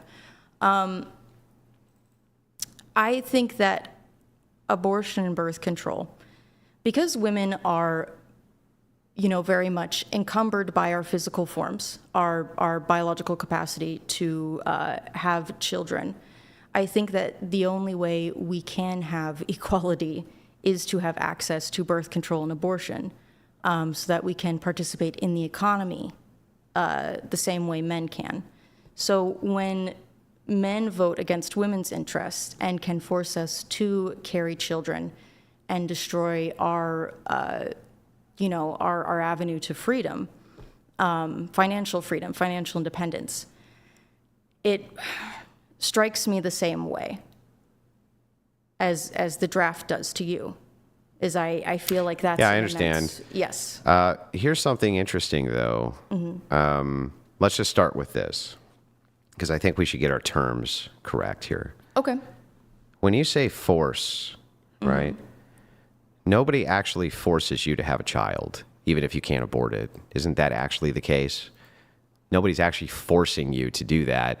The case is that you're using what's called an ambiguous equivocation, which is a fallacious form of argumentation. The equivocation is that you would have us believe, through the nebulousness of the language of the term force, that somebody is using some type of physical compellence to make you do a thing, when in fact the truth is that they're not doing that at all. You're just simply not allowed to do a thing. That's different than forcing you to do a thing. I mean, So like, a law that says I cannot There's a drive in the left lane, or Yeah. I cannot drive, yeah. I don't know, I can't go 100 miles per hour on the highway. Yeah. Yes, I can technically do it, but there will be consequences. Mostly, most likely me probably dying in a horrible accident. Yeah, so But is I a will red light, also- do you think that a red light is force? No, but there's consequences. But it's not force. And that's the same thing here. You have a law, but it's not, there's no force Well, that's also, being used. Technically, no one's forcing you to go to war. You could choose prison. What is it? What is the term for abandoning? Desertion? Desertion. Yeah, you could desert. Like you aren't technically being forced to do so. You could take the penalty for not signing up for the draft. You could refuse the the draft. penalty for draft dodging can be you get shot. That's a little bit different than. Is that the case? That's the case, yeah. Because there were a lot of people that dodged the draft. And they were given immunity basically from the government. They pardoned them, but it's not just imprisonment. If you do desertion, for instance, you can be shot, and they shot people for desertion all the time. People were shot for deserting their post. Well, you're still not being forced to do it. My search here just on this topic in the USA, desertion is a serious offense, and the penalty for desertion during a time of war can be death, though other punishments like imprisonment are possible. Okay, what about draft dodging? And what happens if you refuse to sign up for the draft? You can't vote? Is that essentially? Can't vote. You can't buy a gun. There's other penalties associated with it too. So, Which have to again, do with tax technically, filing. You're not being forced to do it. There will be severe consequences, but you technically don't have to sign up for the draft. No one's forcing you to. No one's holding a gun to your head and saying you must sign it. Do you want the penalties for draft dodging? Yes. It can include federal felonies like fines up to $250,000 and or up to 5 years in prison for failing to register. Other consequences like state level restrictions on things like college eligibility or driver's licenses can occur. And I believe there's some preclusion from receiving federal student loans and preclusion also from certain federal jobs. Yeah, so I understand the argument you're making. The argument for equivalency here is, wait a second, nobody's forcing you to do this, to go off to war or something like this, right? I guess my argument there would be pretty easy, which is that this is outside of your control. Drafting is outside of your control. Yeah. Having a child is not outside of your control for almost any woman who's ever been pregnant. They're almost always pregnant, and that's within their control. Yes. And so I don't think that men, given the punitive punishment of years in prison for felonies or potentially being shot for desertion, even if they do go, or having the penalty raised for draft avoidance if we needed men, which would probably be, again, you'd probably get shot. I don't think that these are equivalent statements because, one, you are being voted and force is to be used in order to compel you to do these things. Nobody's compelling you to get pregnant. Nobody ever forces you to get pregnant. Unless it's SA, right? That does- but the that thing does is happen, like yeah. it does, but it's Yeah. not. It doesn't account for the majority of cases, the overwhelming majority of cases. And if it were the case that you argued to me, but in the case that I am forced, right? What about then? I think that you would be able to negotiate that out with the other side. I think they would be willing to say, in cases of SA, of incest, of things where force and compellence was used, they have said many times that they would be willing to negotiate that out if it stopped all of their abortions. Right. But the left, so that's not really your argument because you want women to have that regardless. Well, the issue with that is that getting someone charged with SA, I'm sure you would agree, is a tedious and can be a very long process. So how would that work?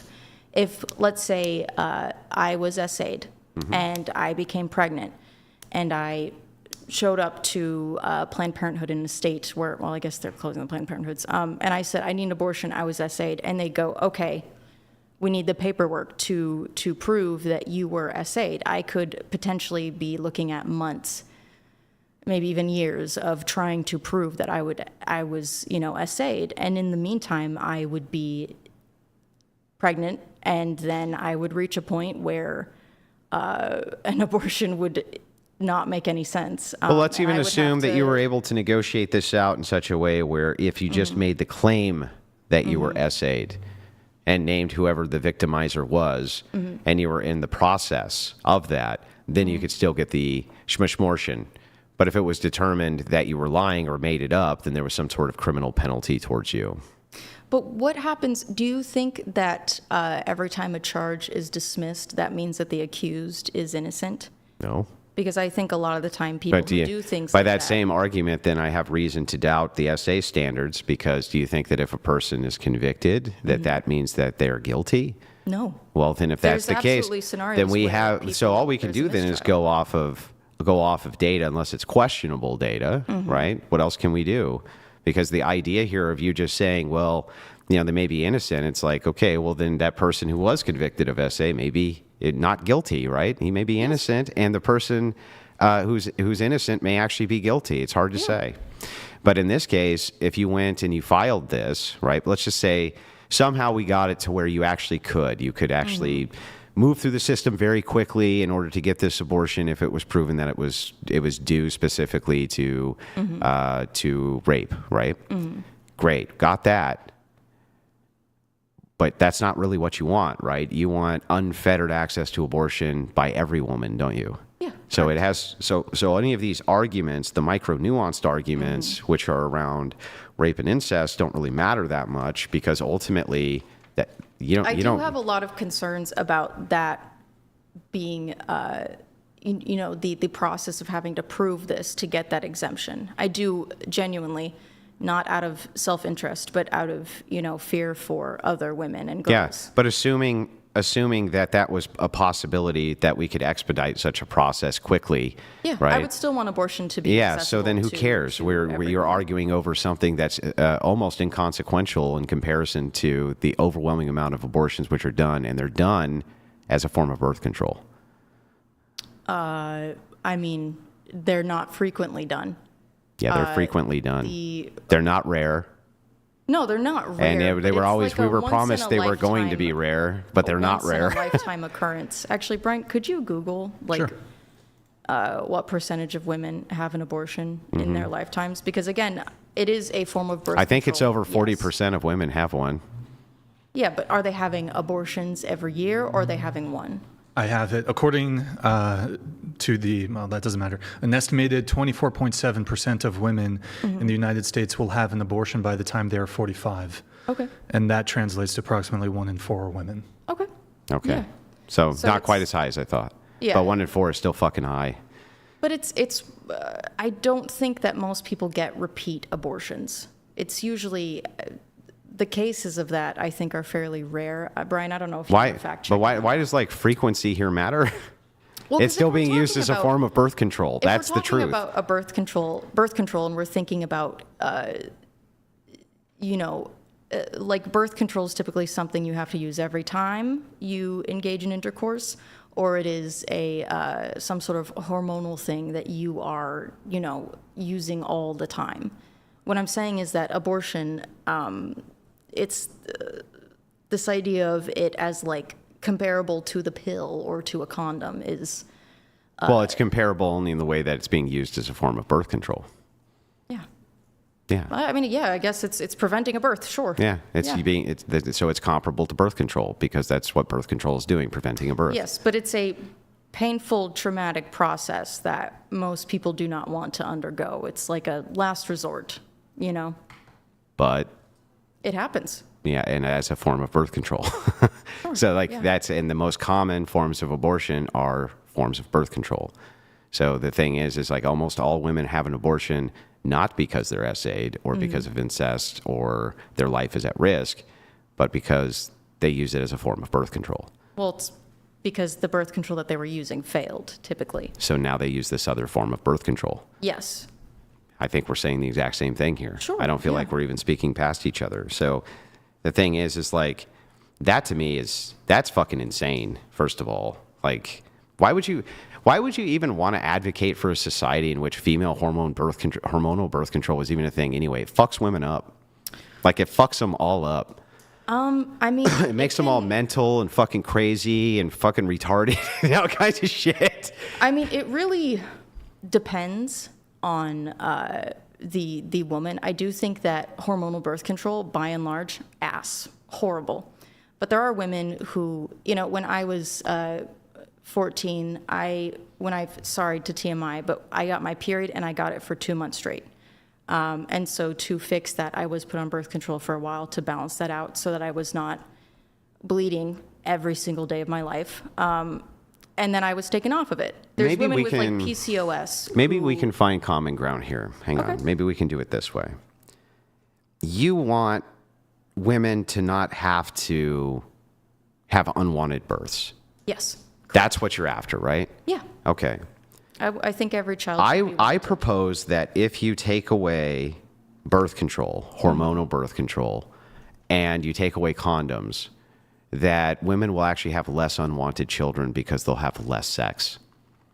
Because that equals pregnancy. And my proof for this is that we can go back to a time not that long ago before we had hormonal birth control and condoms, and there was way less unwanted babies being born than there are right now when we have all those things. That was also, I think society expected you to have a child. However, I will concede. So, I did a debate, like I think last month, about do abortion laws meaningfully decrease abortions? And what I saw from the data is that after abortion restrictions are in place, there is a small spike in births, but then it starts to decline at the same rapidly. rate. And then in the surrounding states, abortions go up. So yes, It does work. I guess it does work, but I mean that sucks. Because you want to fuck. Well, I mean, okay, you're a married man. Yeah. But I mean, here's the thing. Presumably, you don't want 10 baby Wilsons running around. That's a lot of mouths to feed. Oh, sorry. Presumably, married couples don't want to be at risk for having children all the time, especially as a woman grows older and the risk to her body becomes more extreme, where she could miscarry or die in the attempt. Right? Like, wouldn't we want birth control to be accessible? I mean, there's other alternatives, right? I guess the pull-out method could work. No, there's other alternatives to that too. Like women, if they've had 4 kids, they often have their tube tied, right? Oh, yeah, that's fair. That's pretty common because their health is at risk at that point. Yeah. Or there could be a The father could possibility. get the vasectomy. Yeah, I've had 7 children. They have a vasectomy. Though it's frowned on in religious practices, right? The tube. Really? Yeah, of course. But the tube's being tied, though, that's not, right? That's for the health and the welfare of the mother. So it's like there's other alternatives if you want to stop having children after you've had them. But the most common way in which we could probably reduce the number of unwanted pregnancies is to stop fucking each other. Well, and then the amount of children. Well, I mean, sure, why not? But I also think that there will be more STIs spreading, There'll which be less. is not good. How could there be less or more STIs if there's less sex? Because the people who are having sex are having unprotected sex. And it would most likely Yeah, but there's going to be less people having unprotected sex because they don't want kids. That's the whole point. So gay men cannot get pregnant.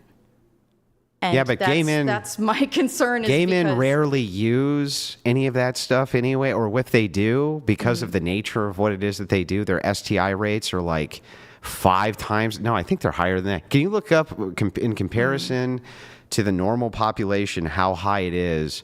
Gay STIs, they're like, it's an astronomical difference. Well, I mean, if you combine the male libido with no risk of pregnancy in both parties, men typically have much higher libidos. But if you combine, That's what happens. but this is dudes the are gonna problem go here with crazy with each with other. promiscuity and sex and this type of thing. It's the same exact thing. You combine man woman now with no risk of pregnancy, and you end up with a promiscuous society, our STIs are higher than they've ever been in history.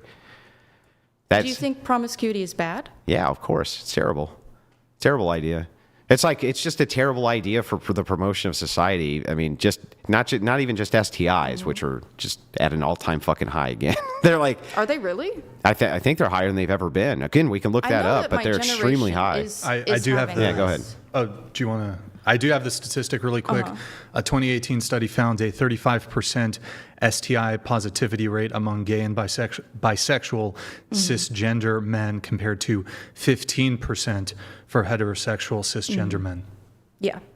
Way fucking that makes higher. sense. Yeah, Way yeah. higher. And of course, like I said, it's because no risk of baby, 2 men with very, very, very high And then can you libidos, check there's on gonna the be a- STI if the STI rates on the general population have been Can we make steadily sure increasing? it's by age, though? Because I do know that there's like STI booms in elderly homes, like senior citizen That's because they're homes. being sexually assaulted. It's mostly because they're having sex with each other. No, I have two. because of elder. I'm telling you. I mean, elder abuse bad. is super duper real, Yeah. super duper real. But 2 data points here for you, really quick on the first one from before. The syphilis rate for gay and bi men was 309 cases per 100,000, while for heterosexual men, it was just 2.9 per 100,000. Much higher rate. And then the general STI rate over time, it says overall in the U.S., the STI rates have seen a substantial increase over the past decade. If you want, I can find you going back further. Well, they've been increasing because people have a lot more promiscuous sex with multiple partners. But and my so, generation is having, like, I don't know if you've seen that stat. My generation is having less sex than older generations, correct? Gen Z not is the women. like less. Not the women. Do you just want me the to men. look it up? Yeah, or- yeah. It's basically just the especially by- men who are having less sex. Women are having tons of sex with Most the of the same women 5 I men. know are like nuns. Huh? Most of the women I know are like nuns. Well, that's nice, I guess. But the case of the matter is, or the fact of the matter is that they're promiscuous. There's a lot of promiscuity. It's led to a huge increase in STIs. Not just that, but that's where all the unwanted pregnancies come from anyway, and why you have all these abortions. And the same reason that you see them decrease exponentially and unwanted pregnancies decrease exponentially after abortion's outlawed is for the same reason. If we got rid of birth control, you would see unwanted pregnancies decrease rapidly because people wouldn't be fucking if they thought it was going to lead to a kid. You might see herpes increase, though, mouth Yeah. herpes. Probably mouth herpes increases a bit, but And stuff in the butt. still better than the alternative. And so the thing is like, I don't see how that's liberating society or helping society at all. Well, you know, what you're advocating for. It seems to me like we're back to the limit debate. Is it the case that we can limit behaviors in society for the good of society, just like you did with COVID? I think we can, and I think it's fine. I don't think that limiting abortion benefits society. I mean, how does it not? It seems to significantly benefit society. We have less abortions. That's great, right? The whole point of abortion is you want to get rid of unwanted pregnancies. We're giving you a way to have unwanted pregnancies go away, right? And they do go away. The unwanted pregnancies drastically decrease. So it's like, what? I mean, people are still going to get pregnant, though, because people are still going to have Yeah, but I mean, we sex. can't. Here's the thing, though, right? It's like we're not going to be able. It's like murder. Like people are still going to murder. You know, like there's nothing. There's still going to be people who do the thing, I think but for that the this is overwhelming rough majority of because people, they don't. You see abortion as something that is innately bad, while I see it as something innately good. Because again, Wait, it's abortion- good in and of itself. I mean, So, what, like, what it means. should a woman get pregnant just to go have an abortion? No, that's crazy. All right, again, but is it bad To get pregnant, just to go have an abortion? I think it's weird. Is it bad? I would question that person's But is it sanity. bad? Is it bad? I mean, probably. It's a drain on resources. That's it. That could go to other. They pay for it.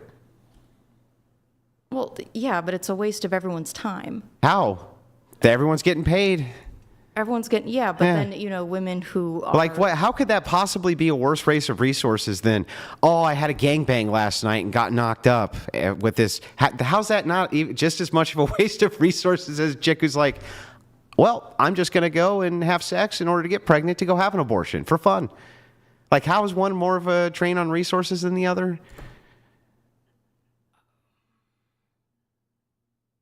Because one of them is crazy. I don't know. This is a They're weird both scenario. fucking crazy. They're Have you both heard- fucking crazy. Have you heard of women intentionally getting pregnant to have an abortion? Because I don't know if you know No, this. I but, don't. But that's not the point of the medical question. Abortions are Yeah, but the point of the question painful. isn't to determine if It's there's like breaking your leg to go to the doctor. Yeah, That's weird. Yeah, That's okay, an insane. That's precedent. great, but Yeah. the point of the question is, like you said, that they're just inherently good, and it's like, if that's the case, then if a woman just got pregnant to go have one, she's doing something good. No, Then that's they're- not what I mean. then they're What not I mean is, inherently like, good. What they provide for women. No, you in the just sense that it provides our. you just mean the outcomes are good. Yes, the outcomes are positive. Sure. Yeah, Yes, but the outcome is but that which women but which are, ones? Which positive? Because if I can give you more positive outcomes for what you want, which is less kids who are being born that parents don't want, it seems like I provide that society better than you do with abortion. So, like, what outcomes here? What outcomes are better from your view that you're providing that I'm not? Well, again, when I talked about the abortion statistics, you know, abortions did go up in surrounding states. So That's again, it because they were doesn't legal there. necessarily- Come on. Well, yes, but what I mean is that the people who Come were having abortions in those states left to you know, rather than get them in the state where it's illegal. No, they didn't. They got more abort. So only some did, and they still ended up going down, right? No, Oh, abortion rates went up, I believe. where only temporarily and then dropped. No, birth rates went up temporarily and then dropped. Yes, birth Yeah. rates. Yes. Yeah. So unwanted births. But in the surrounding states, Yeah. Yeah, they go up. Abortions did go up. Yeah, but they don't Yeah. go up by the same amount as the predictive abortions in the state would have been. So, like, let's say the state had 50 abortions a day. You don't see the state next to it now increase by that same 50. You might see an increase by like 20 or 15 a day. You know what I mean? That's more realistic to what it is. So it does reduce abortion and it reduces unwanted pregnancy. And the whole idea of abortion, from your view, is getting rid of the unwanted pregnancy, I thought. That's the point. So if we have a way in which we can have, it sounds like you just basically are like, I just want people to be able to fuck. That's what it sounds like you. I mean, I think it comes from a place of understanding that people will fuck. But they don't, though. They don't seem to. It seems like if abortion's not available to them and unwanted pregnancy, right, is still not there, the birth rates are not increasing, then how do you account for that? Do we want a sexless nation? It's not a sexless nation. There's still plenty of people who are married and fucking and having children at the right times. But I kind of do Well, what think. about, like, but wait, young men, yes, though? actually, yes. Do I want a nation in which promiscuous sex is gone? Yeah, kinda. Like, what? Can you tell me what's great about it? Tons of STIs everywhere. The STI rate increases, right? The fact of the matter is that you have women who have been, screwed by 20 or 30 men, and men who have screwed 20 or 30 women. Yeah, that doesn't seem like it's very good for the moral fabric of your society or for your society at all. And so it's like, if we can get rid of the thing you want, which is the unwanted pregnancy, and it seems like the unwanted pregnancies decrease when you get rid of abortion anyway. It sounds like it's like a big winner here. So we have like an entire incel movement that I think has been labeled a domestic terrorist threat, in the sense that By fucking liberals, it has. I wish I mean, that we could can label you- feminist as a domestic terrorist organization. Would you deny that there have not been, mass shooters motivated by Do you deny that incel trans ideology? ideology has motivated mass shooters? Do we label them as being domestic terrorists? No, I think no. We No, we don't. But that's different. That's like an identity rather than a problem to be solved. I think that Wait, what? No, it's a problem to be solved, or else they wouldn't become trans to begin with. They have a problem and they're trying to solve it. It's not just a matter of identity. Well, it's a yeah, matter but of with, problem like, solution. medication and surgery and whatnot. Whereas like involuntary celibates, I just feel like Involuntary celibates also, if it's a problem to be solved, they get buff and fuck a chick, and it's same shit, right? You have a problem, you're solving it. They're just like the trans are having a problem, they're solving it. That's, from your view, isn't that the same thing? then why are all the men on the internet complaining that they are loveless and can't find women? And no So one are wants women. them, and They they're just do it lonely? at a different age. See, women in their 20s, they don't complain too much because, you know, if you go right now and you show a picture of your ass on the internet, you're going to have 20,000 guys who go, oh my God, my lady, oh, it's the greatest thing ever. And that stops when you get older. Stops when you're 40, 45, 50. That validation starts going away. So women in those age brackets have huge loneliness epidemics as well. It's just, that's the case, right? So it just happens to them at different times in life. And then men who get older, less lonely the older they get. Why? Because they have resources and they start fucking young women. Like, that's how it works. Well, I think that also, you know, that would depend upon what the woman has done with her life. My mother had no shortage of suitors who were wealthier than her and typically younger than her up until her 50s. And all of her friends seemed to do pretty well in their old I mean, but age, your though. anecdote aside, anecdotal, there is yes.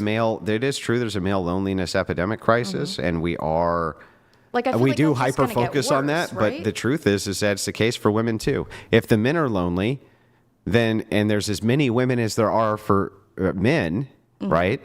Then shouldn't, by the power of inference here, we determine that if the men are lonely, Mm-hmm. the women also would be lonely? But you just said that young women have far more opportunities. So we're talking about different age ranges. Yeah, it was because Right? younger women are basically all fucking the same guy, same few handfuls of men Okay, through gotcha. So hypergamy. what we have is an issue here where young women, you know, have many, many, many choices. Young men have very few. Well, they in have choices of comparison. who to sleep with, not necessarily who to be with. Yeah. And what you're talking about with young men is like the young men who just can't get laid at all, Yeah. which I don't think is a huge amount, by the way. And be by the fair, way, you see a my- lot of young men moving towards traditional churches, and that's another reason why you see the celibate rate going up. I have, I personally doubt the sincerity of the movement towards those churches, just based why? on. I feel that, so I was raised very, very, very religious, but I was raised by a father who was raised atheist, converted after my parents divorced, and he later told me, yeah, I thought it was all BS. Like, I was never actually into it. It was just kind of something I needed at the time. And I do feel that people who are raised without a strong religious influence growing up, it causes me to doubt the sincerity of their conversion, because I often feel like they don't believe it. What they want is a community, or they want some sort of moral high ground, so to speak. Because that's been my experience with converts. I've had friends who converted to Yeah, I Christianity mean, and I later don't were disagree, like, well, but whatever. I don't disagree. Yeah, Yeah, there's some. yeah. Some. Yeah. I'm not. And if they're not abiding Look, I don't by- think that's the. I don't think the majority of people are converting over to Christianity, especially rigorous traditional churches, just for the community. I think that some may be doing that, but it doesn't seem likely that it would be the vast majority of them. It's just it's an attitude that I've seen encountered in a lot of younger men, where they'll kind of lionize Christianity and traditional churches, but the way that they live is not Christ-like at all. Maybe it's a good time for super chats, Brian. I'll have a smoke, and then we can get back to actual feminism here. Oh, yeah, no problem. Yep, no Oh, problem. Yeah. Yeah. So I don't know. I feel like we're getting off into the weeds about a little bit. about shit that doesn't matter really. It has nothing to do with anything. So kind of back to feminism. Mm-hmm. Is the whole reason you're a feminist so that you can have abortion, or is there other reasons? Well, you know, I actually have a list of Yeah, let's go through those. ways that feminism, I mean, if we're talking about me personally, well, the 19th Amendment, women can vote. Yeah, what's so great about voting anyway? I like to have at least a little bit of a voice. in a country that I am paying taxes to and intend to spend the rest of my life in. So it is about power, personal power. Yes, I would like to have as much say. If I'm putting as much into society as someone else, I think. Well, then that I guess ought it to. does matter, to contradict your earlier point that voting didn't really matter when it came to war. It appears that you think it does because, I said a small amount of power. well, a small I amount can of have power a small collectively, amount of power. small amount of power collectively over a gender can mean a large Yeah, amount but of power. we don't vote to send people to war. We're not given the vote. The president decides. You get to vote for the president. Well, yes, but I mean, we can't necessarily trust that every And you get to president vote who for- says we're by not the going way, to send someone to war. It's and not the they president, do. it's Congress who gets to authorize All right, war. well, But the you know. president himself, yes, he has a lot of power to mobilize troops for police actions and things like Yes. that. But that aside, what's the next issue? Birth control and Roe v. Wade. Obviously, we talked about that. Mm-hmm. I want the freedom to, I suppose, like someone who has glasses. I want the freedom to have my the things about my body that potentially inhibit my ability to participate in society. I want to be able to mitigate those things with medicine and technology. And then Equal Pay Act, I want to be paid the same as someone who's doing the same work. I think you that's think- a positive. Do you think that, well, first of all, how much do you think the difference is? The difference is between, even if we were really charitable to the idea of a wage gap, what do you think the difference really is between wages? Well, I mean, there's a law against that. There's a law that was passed, so that's what I'm referring to. However, the wage gap isn't based on, like, it's not like you work at a company and, I don't know, you're employee one, I'm employee two, we both started working at the same time. They're not like, oh, because you're a lady, you make 71 cents on his dollar. I Yeah. do believe that the wage gap refers to Well, backing, the okay. difference in like the average salary. Yeah, so of we're not inmates. talking about Yeah. a wage gap. We're talking about you want legislation which equalizes wages. Yeah, equalizes wages if you're doing the same job with the same amount of experience. It's equality. So doesn't that limit the freedom and authority of the owner of the business? To screw people over? Yeah. Again, I think No, that wait. when it How comes could you be to- screwing someone over if you make an agreement with me for the amount that I'm willing to pay you for a job? How are you being screwed over? I mean, I think if you're, making that decision on the basis of someone's immutable qualities, such as sex or race, I think that that's pretty. Is that not unjust? No. Why is that unjust? Why Because can't? they're doing the same work. Yeah, so what? Why can't business owners have preferences about what they want?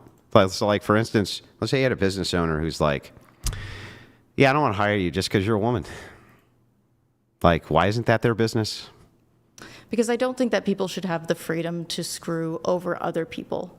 You're not screwing them over. They're asking you for your resources. You're not asking them for theirs. You're Do you trying to think that screw them over. The guy who, do you think that, a company is just its head? I mean, workplaces aren't run only by a manager. Its staff is what keeps I think that keeps the place going. Well, it depends on how big the business is, for one. Yeah. And the second thing is that even if it is a large business, Mm-hmm. it should be up to the propriety of the owner.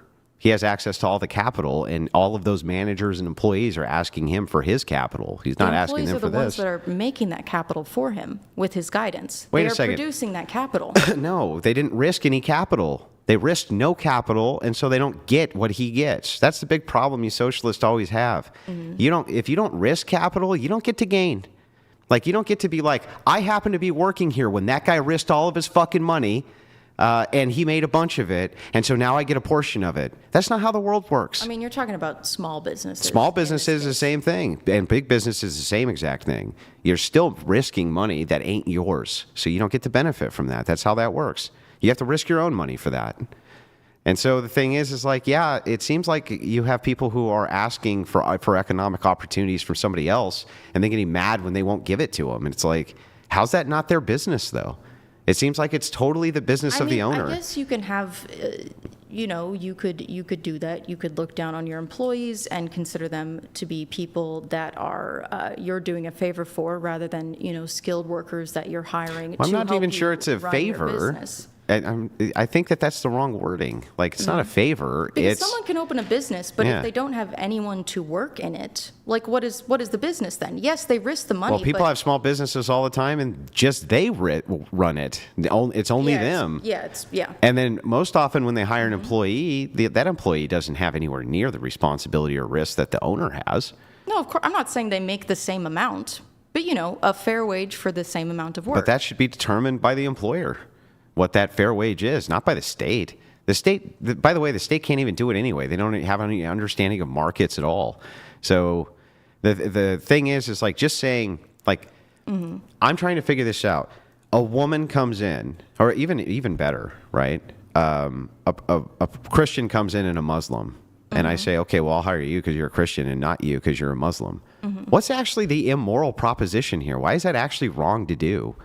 I've never understood that argument. It's always seemed to me like it's fine. They're both asking me, the person, for something.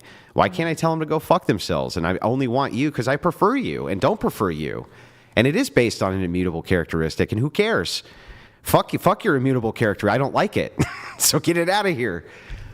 Well, I would like to work towards a world in which our immutable characteristics don't determine how much we value someone. But that's just pie in the sky bullshit, isn't it? Like, if you have a I humpback. think we've done a good job at working. No, we My haven't. God, if you look at where America was when we were founded, I mean, there was Black Americans were enslaved, and now we are, legally equal. That is certainly a lot better. That is certainly a lot of progress made. Yeah, but we're talking about two different things. I'm not talking about the proposition of slavery. Maybe the proposition of being able to hire who you want and allocate your resources to people with whom you want to. Like, for instance, you're not going to hire a hunchback, or a person who has super bad arthritis to solder things. Probably not going to hire them. You're Right. probably going to stay away from those people. And you're Well, 'cause like, there's physical requirements for jobs right. sometimes. But the thing Right. is like, that's still, when you break it down, you start getting into these micro preferences, right? Like, if it's the case that you just don't like a person because they just offend your delicate sensibilities in some way. Well, technically, you don't have to hire them. You just can't be like, hey, I didn't hire Andrew because he's a white guy. Like, you just have So to be just like, lie you about want- it? So you just lie about it? That's what they do. Yeah. So That's what they do. So then doesn't it just Yeah. sound like it's just an unenforceable virtue signal? Just unenforceable nonsense? So I could would be like, say- look, I only have a male staff because those are the most qualified people. I think that if you can prove that you were being discriminated against on an immutable quality, this is for workers to be able to, bring this to court, which I think that if you can prove that, you should be able to bring it to Yeah, but why? Like, what's the actual proposition here? You own a business. You have all of those resources. They all belong to you. All of them belong to you. And somebody comes in and wants them, and you just don't like their fucking face. And it doesn't matter why. You don't like them because they're black, they're white, they're Muslim, they're women, they're men, whatever the fucking reason is. All right? Why isn't that completely and totally up to the business owner? Why shouldn't that be completely left up to them, who they want to hire and who they don't want to hire? Well, I think that many businesses take out loans from the state, correct? Like PPE loans. And I No, think most that of if it's you are- private equity. All right. Well, I think if you're going to take out loans, as in a lot of the time use other people's money, I think a lot of people would be upset if the money that they loaned you was not, They don't give a shit. Lenders just want their money back and the interest. They don't care about your practice. They don't Well, care. again, but I think you need to adhere to the law if you're borrowing money. Otherwise, then it's like, Yeah, my I'm God, saying what if your business I'm saying gets that I sued? want to repeal the law. I think it's an immoral proposition to tell people what they can do with their money. I think that that's immoral. So I'm giving you the proposition, right? My worldview, it's completely immoral to tell business owners that they have to serve people that they don't want to serve, and that they're not allowed to have the hiring practices that they want. Like, it's totally their Well, business. this isn't even about hiring practices. This is about wages. This is paying. That would someone the all be same amount. hiring practices, right? Right, because Because don't you get a salary on being hired? I mean, it depends. You could have minimum wage or a salary. Like, I don't. That would still be your salary would then be minimum wage. But at being hired, your hiring practice would be the salary negotiation, right? Yeah. Yeah. So the thing is like, I have never, again, I claim, I make the counterclaim. The law comes from the fact that, like, employers would pay women less to do the same amount of work. But I'm fine with that. Okay. And I'm fine with it being the opposite. I actually see that as the more moral proposition. If it's the case that it's yours, you get to do what the fuck you want with it because it's yours. And it doesn't matter if that makes a person feel badsy and they're like, well, wait, that's unfair. Fairness isn't an idea of a doctrine when you want something from somebody else. It's not how that works, right? I'm trying to, this is hard because I don't know if I could ever make a comparison, but you are a Christian. Yeah. Does it not make you feel some type of way whenever people discount you or disregard you or exclude you on the basis of your religion? Oh, sure. Yeah. Right. Like, it feels bad. Or they call me a bad Christian or they call me this. Yeah, it feels bad. Sure. It feels bad. And you're like, that's just my beliefs and my religion. It's not harming anyone. I'm just a Christian. Like, it's the same feeling for race and gender. It's like, I'm a competent worker. Why am I not being paid the same amount? Like, the difference is that it doesn't matter if it hurts my feelings that a Muslim says he won't hire me because I'm a Christian, right? Because it's me who wants the thing from him, right? Now, you could say there's mutual. He wants something from me too, but if he really wanted something from me, then he would hire me, right? And he's not. Well, he's hiring you for less. Well, Because he's you're a he's just not hiring me at all. Yeah.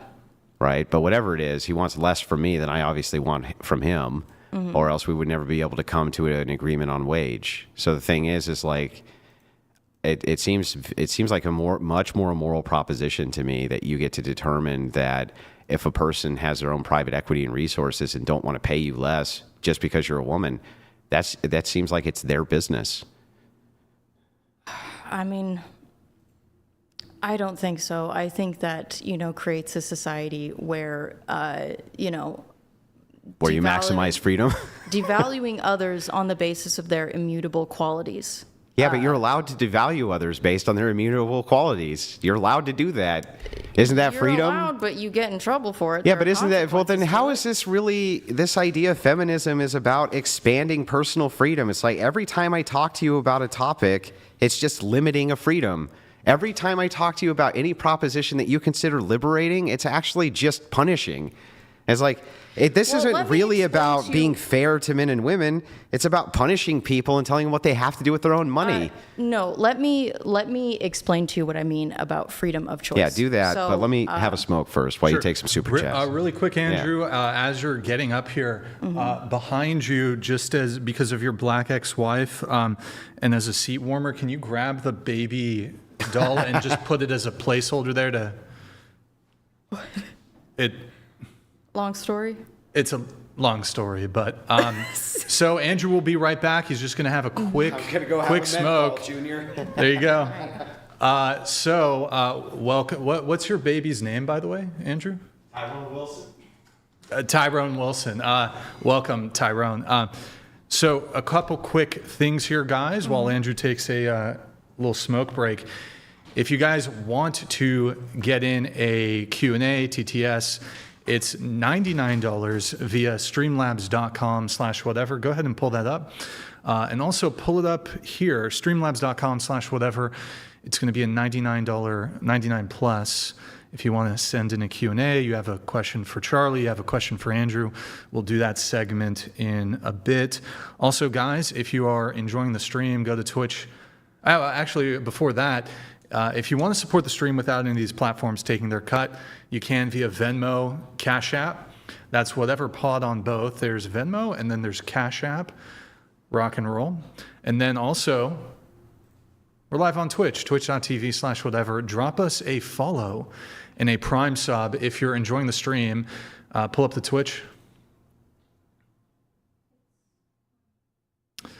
Twitch.tv, it's what? It's being weird. All right, well, it's twitch.tv/whatever.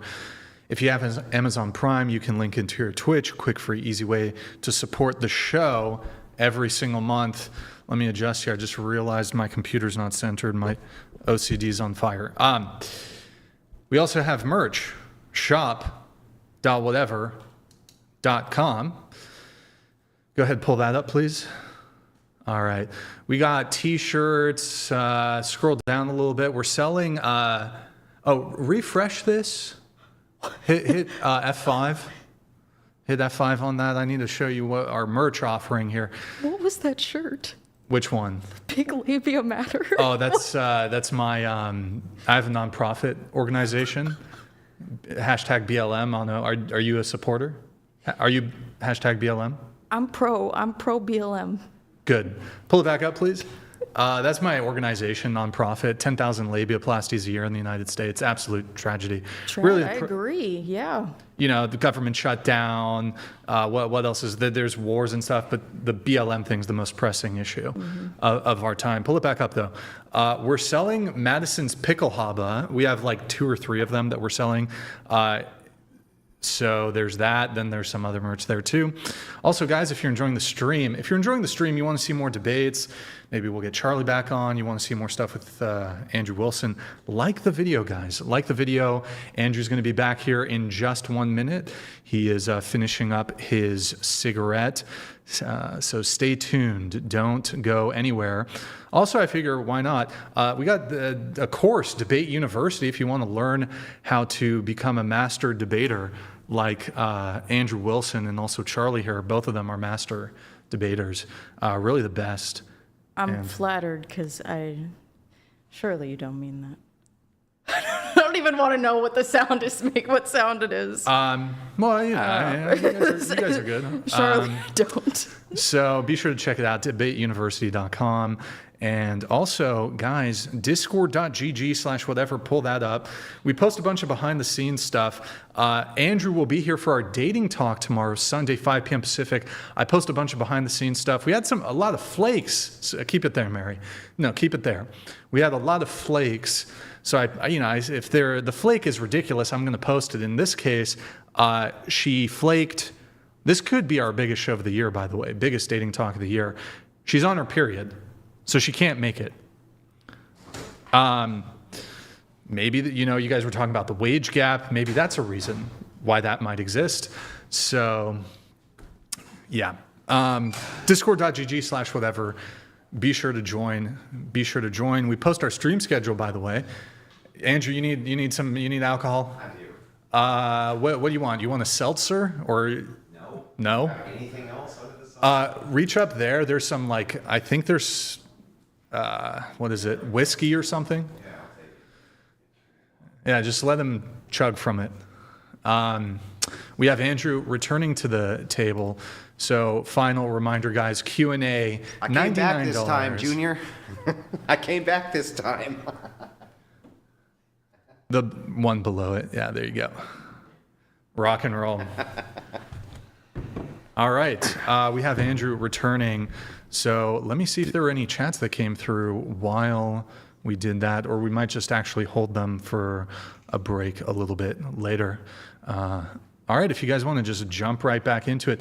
Charlie, do you need any refreshments or anything? Would you like, we have energy drinks. How's your energy? Is it good? Energy's good, but Energy's I could always good. use a re-up. You want like a energy drink? Sure. What do Mary, you have? we have Zoa, and we have just energy shots too. Zoa is fine. I'll try it. Pour it into one of our cups, by the way. All right, we're gonna get that set for you guys here. Well, we're gonna. We're finally getting into the meat of the debate here, guys. Yeah, and so no chats at the moment, no Q&A questions. So if you guys want to just jump right back in, Yeah. go for it. Okay. Okay. So you were saying about Freedom to go to school. I'm very personally, thank you very much, very into education. I very much enjoyed my education. I know it's a useless degree, largely. I mean, fantasy literature. However, my younger sister is pre-med at Duke, and I think that is something very worthy. I think it's very important that she is able to pursue that. So again, freedom to do so, freedom Well, to Go ahead. go into, as long as you have the skills to be able to go into any career field. And that goes for men and women. I think that, we should have more men working in education and, like childcare, elderly care. I think that we should have more women in trade. I think a lot of people assume women can't do trade, but my ex-girlfriend, who was 90 pounds, 5'1", became a welder. So I think ladies can manage most of the trades. They can't. Well, they can weld. Yeah, well, weld well. What kind of welding did she do? Into the mic, by the way. Oh, I don't remember. We broke up ages ago, but she was starting her apprenticeship. She was starting her apprenticeship. According to my mom, who kept up with her, she finished it. But I never Does she work as a inquired. welder? I don't know. I haven't talked to her in years. Yeah, I think that that's a bit of pie in the sky. I guess my counter argument to all of these is that basically every proposition you give me for what you think is expansion of freedom, which according to your definition is what feminism is for. Can we read the definition again that we agreed on real quick? I think it was feminism equal egalitarian equity and the removal of patriarchy. That's just what I wrote down. And you think that the point of feminism, though, from your view also, is to expand freedom for people. That was what... Yes. Yeah. Not to have the freedom to take Do the other things you people's don't like. freedoms. No, to take other people's freedoms. Well, you're not from them. taking anybody's freedom by not hiring them. I think that you are creating an environment in which people's immutable qualities impact how much money they can actually make. Yeah, but that's freedom. You know, Freedom for who? It's freedom for both Freedom parties. freedom for employers, but not for workers. They're free too. Well, how are they not free? What are they not free to do? To tell you what you have to do with your money? To tell you what you have to do with your resources? They're just as free. Like, what is the impact here on freedom exactly? Like, if you wanted real freedom, if you wanted a society that was truly free, you would not go in and legislate how employers could go about the rigorism of who they wanted to hire, who they didn't want to hire, Are and you why. a libertarian? No, I'm not a libertarian at all.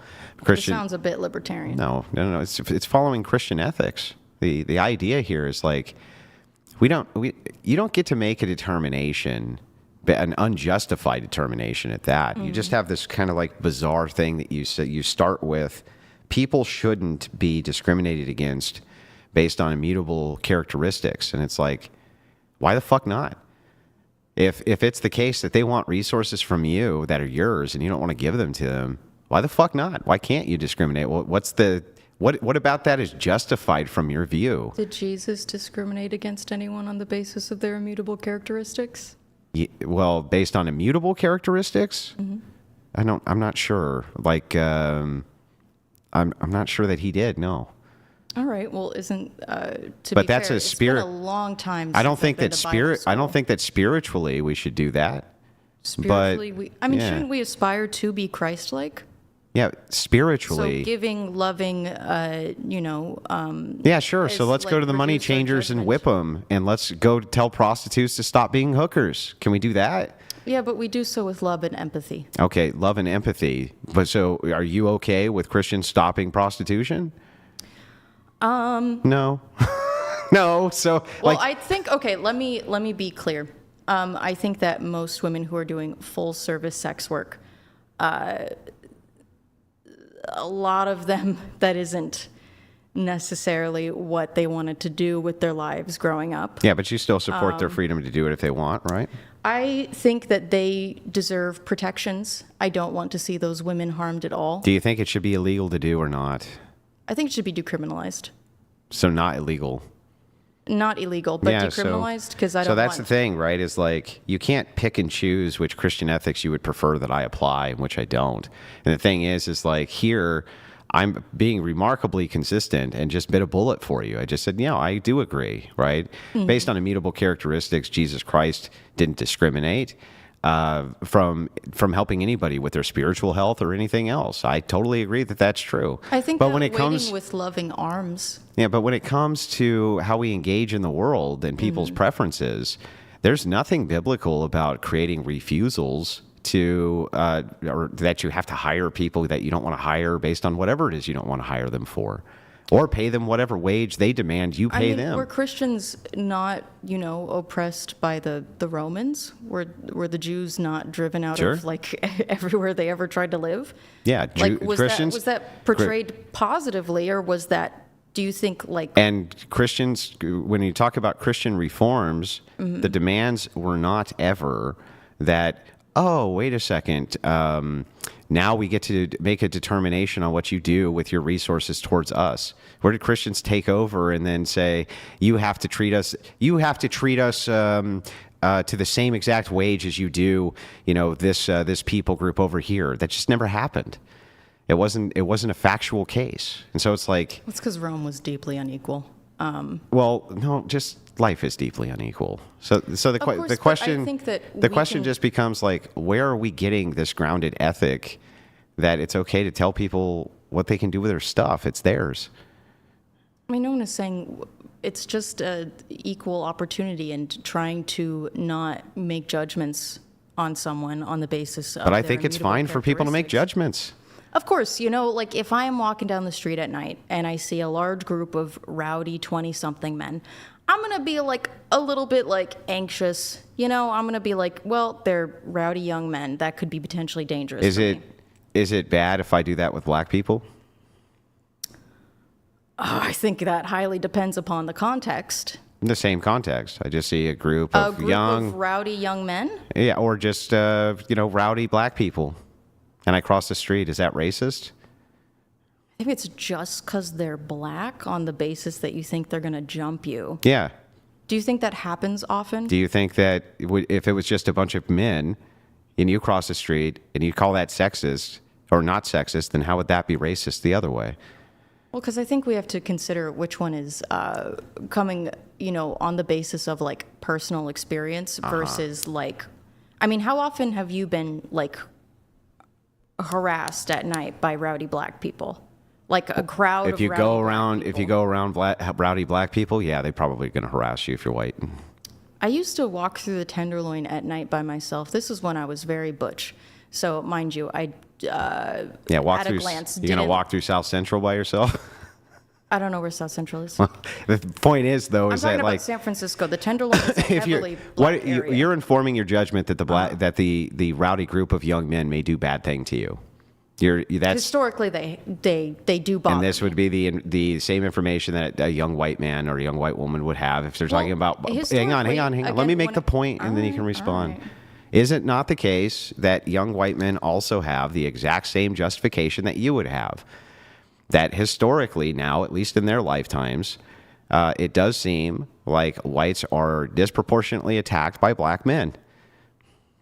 That I would white men wanna are see disproportionately attacked. The stats on And that. we can pull them up. But again, I used let's just to, look at interracial dynamics of violence, black on white versus white on black. I think depending on where you are, sure. If you're in an area no, it's not where you are. It's racial everywhere. tensions are It's high. it's everywhere. Okay, well, I'm just saying. It's everywhere. I used to walk through the Tenderloin in San Francisco at night by myself. That is a heavily black area. Mm-hmm. And I was, the worst thing that ever happened was a guy tried to sell me weed. That was the worst thing that Okay. happened. And it was okay. And I looked again like, But if you're informing, if a young woman is walking down the street and she's never been assaulted by young men before ever, and she's walking by a group of young, rowdy-looking men, right?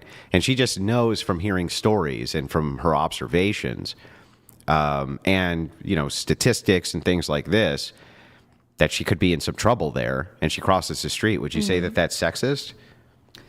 I would say technically yes, that is sexism, but I think that So she it does is- need to keep, in order to not be a sexist, she needs to keep walking through that crowd. You would advise her to do that? I think that you can make some assumptions. Oh. Yeah. Eh. Would it technically be sexist? So would you Sure, recommend but in it's that? on the basis of like this. So would you is- recommend she was sexist in that instance then? If you were going to give her advice? Would Would I you be say like, be sexist? Yeah, no, I in would that say instance? don't get hurt. but if she crosses the street based on her preconceived notions, even though these things haven't actually happened to her, and you were the advice giver, would you go ahead and advise her to cross the street? Yeah, if it was my little sister, absolutely. Of course. And so you would advise her to be sexist. So then why wouldn't that apply to race? I don't know how to say this other than I think you only get harangued by black people as a white person if you're being real weird. Like, I think you have to be like What? what reason would a group of rowdy black people have to bother a young white guy? They kick the fuck out of them and take their money. What are you talking about? Okay, like jumped? You're worried about getting jumped? Yeah, of course. The same thing you would be worried about. Yes, sure, then avoid them. But you should probably avoid groups of white guys too, because you could get jumped also. But if it's racist, then no. Well, wait a second now. If Depends all on of where you if are. all of the Again. things that you're Again. if all the things you're Again. informed on, all right, are telling you exactly the opposite, and you would advise your little sister to be sexist, why shouldn't I advise my little brother to be racist in that situation? I think it depends upon where you are. Again, if you are seeing a group of young men, regardless of race, who just seem like they're dudes out having a fun time, or if it looks like it could be gang activity related or something like that, I think you just have to make judgment calls there. And that can be regardless of race. Is it racist to do? Is it racist to cross the street because you see a group of young black men? If you saw a group of young black men in suits with briefcases, would you be afraid of them? Well, wouldn't you be afraid of? Do you think that No, it's? I wouldn't be afraid of a group of men in suits walking with briefcases. So you're just saying I said that- rowdy young men. Well, that's funny because then I guess if you were going to give advice to SAers, you would just advise them to have a suit and briefcase, right? No, that's not what I would advise them. But what I'm saying Well, I mean, is but hang on. It is, right? Wouldn't that be an entailment that you would advise them to just have a suit and a briefcase? Because if that's the case, Charlie's going to be fair game for you because she's not going to avoid you. I would assume that there would be less danger if it's a group of sober businessmen. Yes, I would assume that they are less likely to assault me than a group of young men who are drunk and rowdy. Don't you think that the people who have the most resources to like kind of beat the rap might actually be the most likely to do that? Of course, but again, if we're talking about street harassment, it's probably not going to be from business. They're like molesting their secretaries or whatever. You know, it's not. Yes, I don't know. It seems like we're saying the same thing. You would advise if it was a young group of men, your sister to cross the street, and if somebody advised that it's black men and advised their little brother to cross the street based on all of the experience data that they have, I don't really understand. I still don't really understand the distinction. Because one is based on the fact that women get sexually harassed fairly frequently. I don't know. And the many other one white is guys- based on the fact that I there's don't know interracial many- violence fairly frequently. Okay. 13% of the American population is black. And regardless of how far we've advanced, most populations are not mixed. Most areas are still fairly segregated. What are the chances of white guys experiencing being assaulted by black men to the same degree as women being assaulted by men? Why would it need to be the same degree? Because I think if it's a low chance, something that's probably not going to happen, that's different from something. Well, that how low happens of a all the chance? time. How low of a chance before I'm not racist when I cross the street? Does it need to be? Like, how low of a chance does it need to be before I'm not racist for crossing the street? Like 1%. But even then, I don't think like that'd be 1 in 100 times you Your see chances black of guys out getting in your public. chances of getting SA'd by a group of men is way less than 1%. or sexually harassed or just Way yelled at. less than 1%. Way less. I'm going to respectfully disagree. I had an experience. It wasn't me. It was Disagree with what? You want to see the stats? Like just in SAs. We just go off of just. well, I'm also just talking about sexual harassment. What does that mean? They catcall you? Bother you? Yeah. They just catcall you? Yeah, it's annoying. No Yeah. one So I likes mean, it. what's and it can be who? scary. So and what would you weird like because of less the if you were a young implication. man to get your ass kicked by a group of young black guys, or get catcalled by a group of white dudes? I mean, the likelihood of a group of black guys beating you up, again, at most they might say mean things to you. That's probably maybe At the I don't most, know. there might say mean things to you, that other group of men that you're avoiding. But you would still recommend the kids or your kid sister to cross the street to engage in the sexism. And yet, for some reason, when somebody uses the same argument from the racial lens, you're like, no. And it's like, that's a very inconsistent because position. it's not based on reality. It is based on reality. What reality is it not based there's on? I do not hear of like interracial beat ups. Like, do you have any statistics Yeah. on the likelihood of white people being beaten up by black people? In comparison to the other way around, strap yourself in.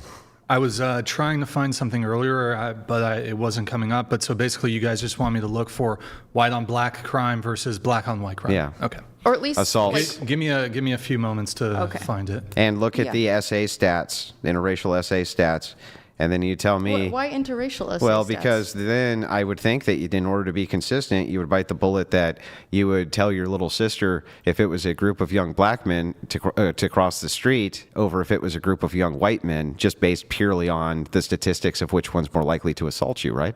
well, women are most likely to be victimized by men of their own race. Which is why we're looking at what data point here? Interracial. Okay, well, why are we looking at interracial? Because if sexual one assaults? is much more likely I'm to talking assault about you men than of the any other. race, a woman of any race, and a group of men of any race, versus you talking about a white person.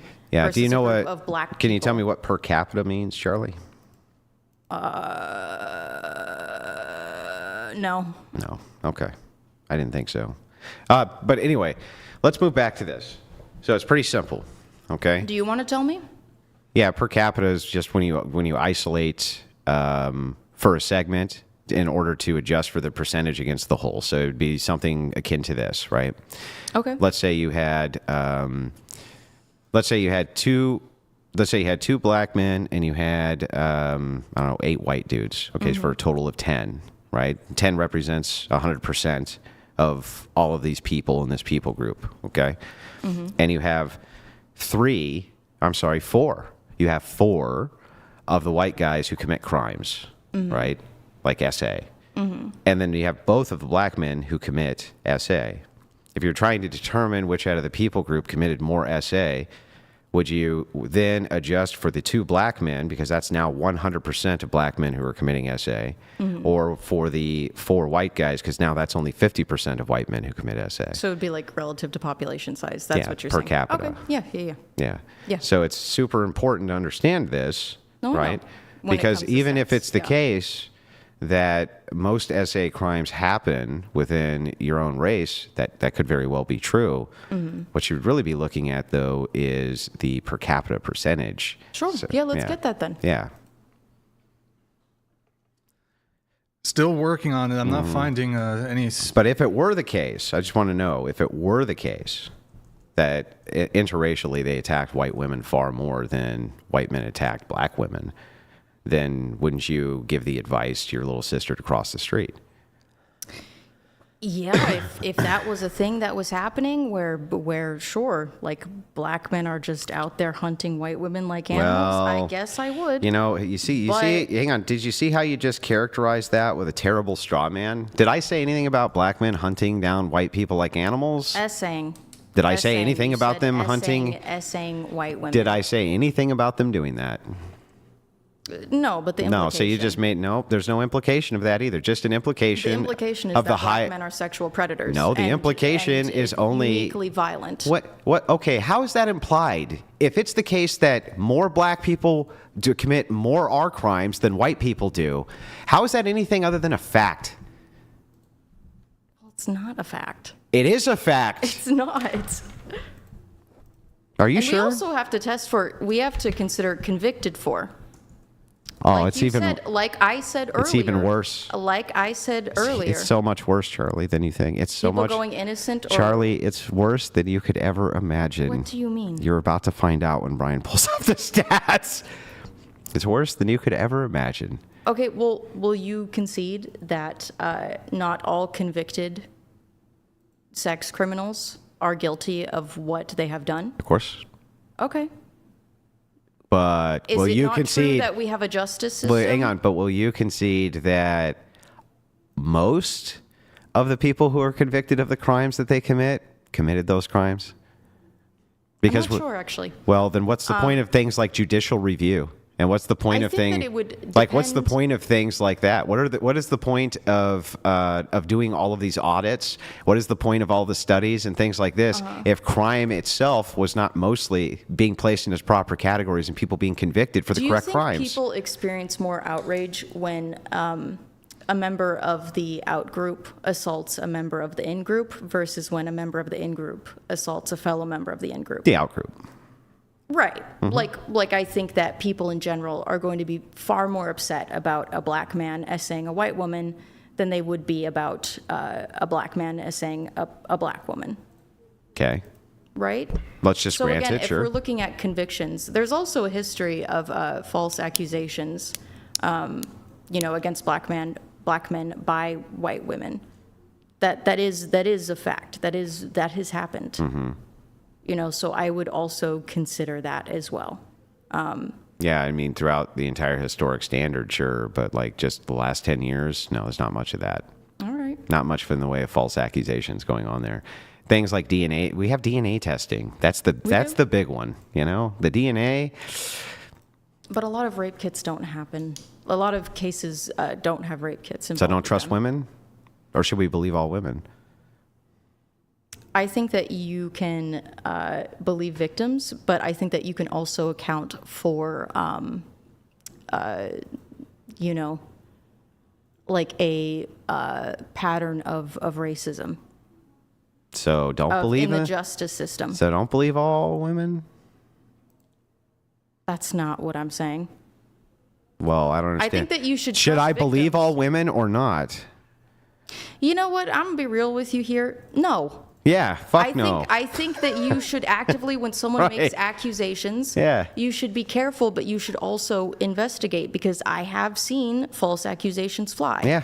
I don't mean that you should be like, you dumb B word, you deserved it, you nasty, but you should wait until you have more confirmation. Okay. I did find it. Finally, I apologize for the delay. I think Google might have been suppressing it. I had to go to X to find the actual infographic. Pull it up, please. All right. So, Mary, you're going to have to make us smaller, okay?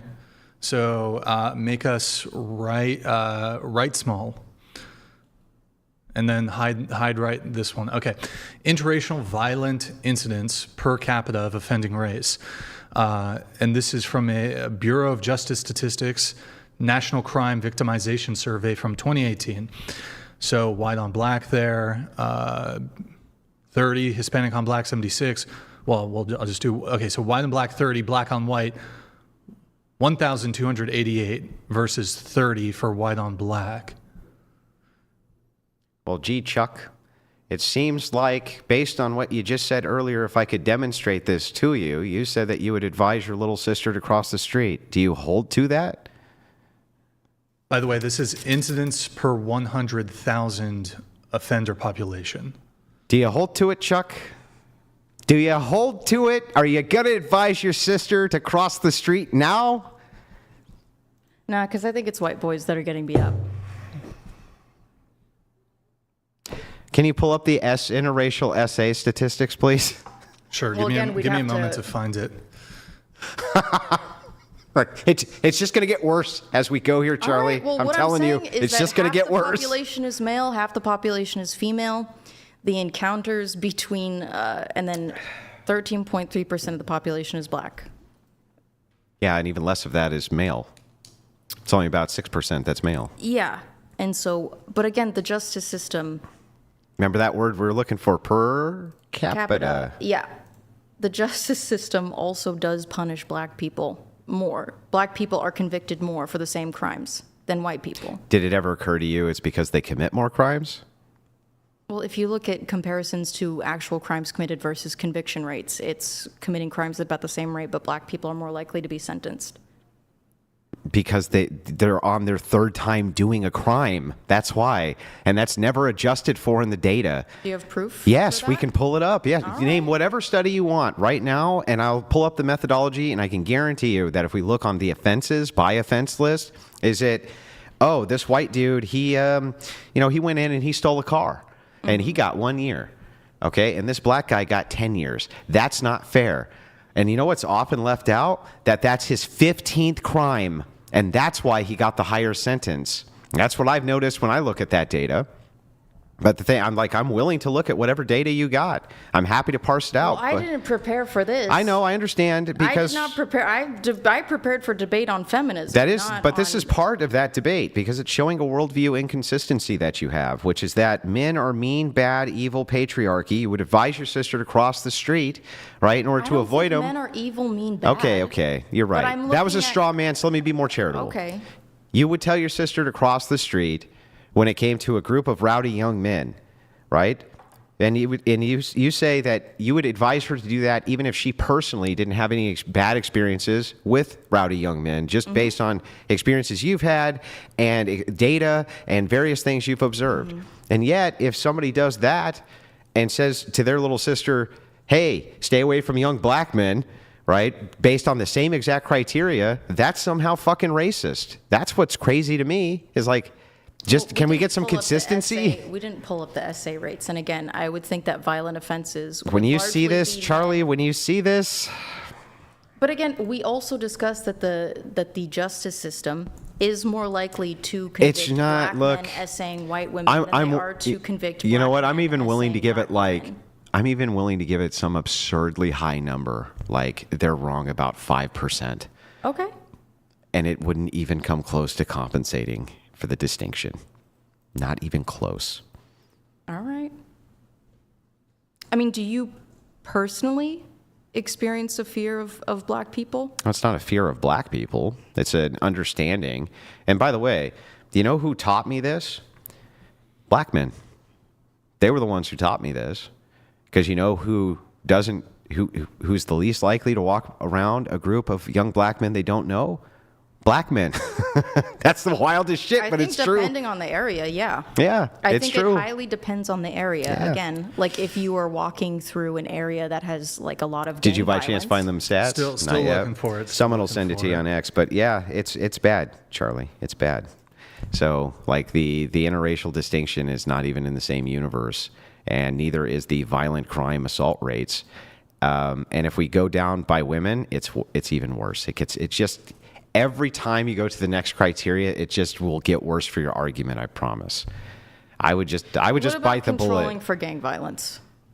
Yeah, even if we control for gang violence, even if we control for gang violence, even if we have the same socioeconomic systems, even if we have the same amount of money being made, right? It always seems to be the case that this is the case. That they're convicted more. Yes. Okay. Well, I would want to do my own research into this because, again, conviction rates don't indicate that someone is doing more of the crime necessarily or is more guilty of it. I think they do indicate that, in fact, that conviction rates do indicate that. I think that you have a point where you can say, hey, we should look into these conviction rates and see if it's the case that, A, B, and C is correct. That's fine, right? But it would have to be a lot of convictions, I'm telling you. It's pretty bad and lopsided. But anyway, back to this. I guess I do have the data, okay. by the way. Yeah. It says per capita, let's see here, hold on. Per capita, black arrest rates for rape/sexual assault are estimated at 2 to 3 times higher than white rates, 2.6x overall. Yeah, I fully believe that black men are arrested for rape more. 100%. At 3 But I times don't the think- rate? Yes, but I don't think they commit it more than white men. Based on what? The Just fact like that your gut feeling? Sexual assault rates are pretty consistent across races. No, they're not. No, Yeah, the they're women that not. They're experience- not. Except for indigenous women. No, just not at all. They're not consistent. All right. Like, for instance, Asians, they commit the least amount of it. Like, the least amount in the United States of sexual assaults. Right? Now, that's true that they consistently commit the least amount. I'm willing to agree with that. But that would obviously have a logical entailment that black men commit the most amount, right? That would be the entailment there. So, like, if we're saying that it's the rates are consistent, so Asians are consistently low, then wouldn't that put like black men at consistently high? I would be curious about that because if we look at like Korea and Japan, where SA is kind of like so severe to the point that like women in Japan have their own like train carts. I would be curious if that has to do again with people feeling pressure to conceal these sorts of things, being less No, it's likely because to the- loyalty to Because those family. cultures are fucking perverted as shit because they're godless. And that's one thing that people forget about is like it's like how Japan has all the laws where they have the fucking young girls walking around in the mini skirts at all of the schools, and the principals, they're always for it, right? They sell women's underwear out of vending machines. They have massive porn shops where you start on the bottom floor, and as you continue to ascend, it goes to worse and worse and worse and worse and worse and more hardcore porn. It's a very perverted society. Well, I lived in Nevada for 6 years, so this feels a little. Nevada's not as perverted as Japan. Reno, there was porn shops everywhere. It's been cleaned up now. I lived in Reno too, and no, It's there been wasn't. cleaned up now. There wasn't. I was there 20 years ago. There was not. 20. Okay, well, what part of Reno did you? Well, I mean, you don't. What have do to you tell me. I mean? don't want you to dox yourself. Reno's not big enough for us to be quibbling about parts, okay? Well, at least when I was a kid, there was a whole lot of naked ladies everywhere. Yeah, there was strip clubs. There's Mm-hmm. still strip clubs. There was prostitution houses that you had to go to way outside of Reno. And then... Bunny Farm, yeah. Yeah, and then... They do weird things there. okay, well, I don't care, and that's gross. But anyway, the Okay. point is that inside of Reno proper, no, it looks like a pretty normal city. There's a couple of extra strip clubs in the downtown area.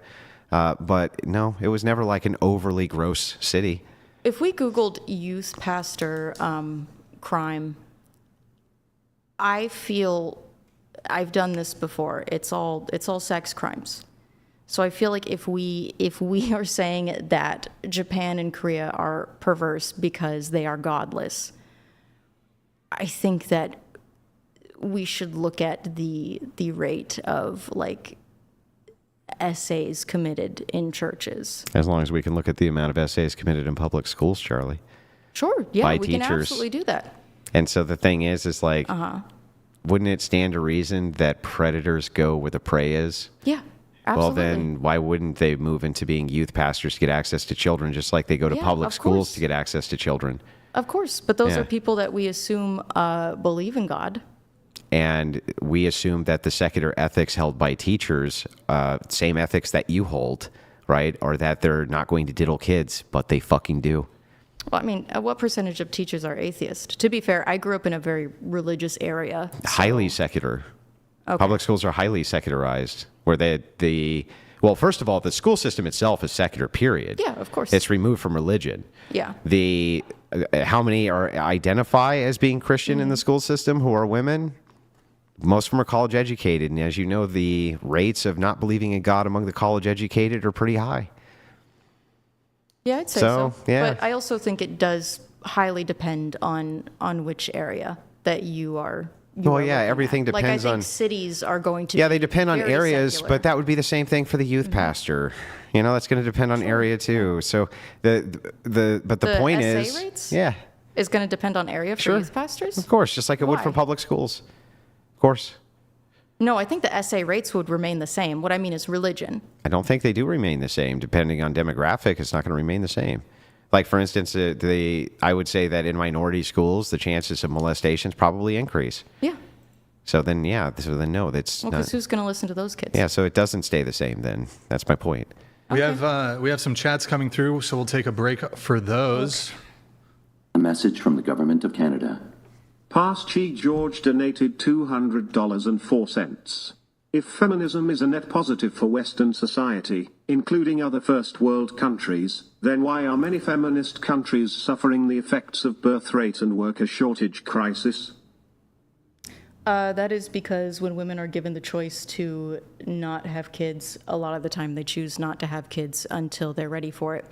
And while this problem is currently being mitigated No, it's not. through immigration, I do. Okay, hold on. Listen to me. I need you to hear me out. All right, I'm I gonna need you hear to just you out. pause and hear me out. People are resources, and to keep the world running on this grand global industrialized scale that we have it running on, we have to have resources. I think even if you don't believe in climate change, resources are finite. We will reach a point in which the rate at which we produce, and we already produce too much, like things. We already make too much stuff that we don't use. We will run out of resources. I think that we are going to have to account for a world in which we will make less and have less resources. Less people is good for that. I think that this just signals the beginning of what will become a trend across the world, which is women having less children. And I think we have to figure out the problem, or the answer to that problem, sooner rather than later. Yeah, so everything you just said is total bullshit, and I'll demonstrate it all. The book which predicted this is called The Population Bomb. It predicted the same exact thing that you did, that as the population increases, resources are going to become more finite. Oh no, it's not population increase. It's the how much we produce. We make too much. Because we are making too much. For who? To sell crap To who? to the consumers. So then that And then would we require, waste it. We would that make too require much all more the or time. less people to sell more? No, but we make more Hang than on, we Charlie, actually need. would it make, yeah, okay, right, but the more people you have, the more shit you make, right? Yes, and we also build it to break. Yeah, but so we're no longer. Yeah, I get it, like, but just hang on, just stay All with me. If you make more stuff for more people, then that infers you need more people. And what you're saying is we need to, as the birth rates decrease, we're going to stop making more stuff for more people because there's less people. Well, I think that we're going to run out of resources to do so. I think it will become more dangerous, more taxing on the environment, and To lead what? to more instability. To continue like rapid industrialization, like again making the amount of crap that we do. But we only make the amount of crap we do because we have a lot of people, right? We make more than we actually need, though. I mean, you see grocery but stores throw away all the food that But they do you produce. understand how that doesn't answer the question? Like, my question is, if we had 5 people, are we going to make less for them than 9 people, even if we make more than what 9 people need? Sure, but that's not actually how capitalism functions. Like the rate of production always goes up. Even when needs are met, it always, always, always goes up forever. Like never-ending growth is the point, like a cancer. And again, we always make things to break. We make things to break so that we can keep selling people the same things. If we produced as much Okay, as we but- needed and we made things to not break, then But it Charlie, would be fine. the It'd be population different. bomb predicted that, and just let me finish, that society was going to increase in size, and what was going to happen is because of the massive amount of resources that would then be necessary, there was going to be a collapse. It was going to bomb. The opposite happened. The population exploded, and now we had all of the manpower on deck in order to take care of everybody. Food distribution, like under your crazy system, We right? have enough food to feed everyone, correct. Yeah, We but just that's don't. only because we have the people resource. That's the only reason. Like, do you know the logistical nightmare it is to get bananas all over the world? They grow in like Yeah, I 3 know, places. It's crazy. But what I'm saying is that's How do not you do that without people? That's not sustainable, though. Why isn't that fucking sustainable? Yeah, it is. I mean, we're going to run out of natural resources eventually. What natural resources do you think we're going to run out? You put the seed in the ground and it grows, and then it makes more seeds. That's how it works. We've been going like that for forest- thousands of years. Forest is one, oil as well. I mean, so much of the Amazon has been mowed down to grow soy to feed to cows. And then they have, like, what is it, the cheese cave in Wisconsin? Where they store all the cheese that they're not selling. And we also have to supplement farmers when they don't sell the stuff that they're making, which sucks. So again, like this rate of production is not sustainable. Yeah, Like but that's not. Look, if it was the case that you wanted to actually do something about that, then wouldn't you move towards a more capitalist society? Because under a more capitalist society, we wouldn't be subsidizing fucking anybody for anything, right? The whole point. Well, yeah, I mean, with farmers specifically, yes, that would change, but also there wouldn't be the same pressure to create significantly more than we actually need. And also when it comes to, Well, they're not making non-organic more than we goods. need. If you're storing cheese, you're storing it to sell it later, right? No, it's because it's overproduction. I mean, do you know how much food grocery stores throw out? Oh yeah, tons, because it expires. Yes, Yeah, because but we're making more than we need. Yeah, but you have to do that because you have what's called a market predictor. If you don't have a market predictor, you know how much worse it would be? Like just trying to guess how many tomatoes people wanted to eat. That would be really difficult to do. So you have a market predictor and you do an overage of that because you're like, well, we could sell that much or we may make a little bit more than we actually are going to sell. But we want to have more because A bit more than a little bit more. in which field? I mean, in like, Because it's scalable, right? Like you're trying to make for every single market enough ground beef, but you're never going to be able to hit that on the nose. So wouldn't you rather come in over than under? Like that's the whole point, isn't it? sure, I guess. But again, we are at a, like in a place where it's not just, trying to have enough to ensure that you have a little bit of a surplus. It's making as much as possible. To meet the demand. Not the demand. I think with Yeah, I don't the wanna demand. Speak on farmers. I don't want to speak on farmers because I don't. Well, they're subsidized. yeah, That's they're different. subsidized again. But most people only bring to market what they think they're going to be able to sell. Do you think that farmers do farmers make more? Do they get more subsidies when they make more? It's- Final thought on this one, Yeah. if you guys can. Okay, yeah, Oh, we'll okay, bring it back to sorry. feminism. And we do have some more Q&As coming through. Okay. Okay. We'll just move it on then. We have Jones here with a Mossy message. Jones donated $100. By Andrew's logic, does he want to roll back the civil rights movement protections against discrimination? Plus, discrimination is against Christian ethics. There are verses in Scripture that condemn it. Yeah, so that's great. Are we supposed to legislate that into law, though? Are we supposed to legislate it into law, or is the whole point of following Christian ethics that you're doing it of your own volition? So I don't see any problem. Like, people discriminate against each other all the time for all sorts of reasons that make a lot of sense. Like, just, a lot of times discrimination makes a lot of sense. And people always pretend that it doesn't, but it does. For instance, organizations that don't want to hire women, I completely fucking understand why they don't want to. I totally get it. Women cause all sorts of problems in a workplace. They have to now deal with, coworkers potentially having sex, or all sorts of allegations that wouldn't normally happen in intersexual dynamics that now are being brought into the workplace. I totally understand why men wouldn't want to hire women. This seems fine to me. When you're talking about the Civil Rights Act itself, I don't think that there's any problem with saying that, look, you have to provide medical care if there's a black man dying in front of your building, okay? Maybe we can make some compromises there. But when it comes to the fact that you can tell a black man that he can't serve a white person, or he has to serve a white person because they're white, I'm not really sure I'm not really sure that should be codified into law. I think that has nothing to do with actual freedom, and that's all bullshit cope. Like, how's that maximize freedom for anybody? It doesn't. It doesn't. And you have a business, and it should be up to you to be able to hire and fire who you want for any reason, any time, because it's yours. So as Americans, I feel that our country is naturally, diverse. And inevitably, you have to encounter and It's live with unnaturally people. diverse.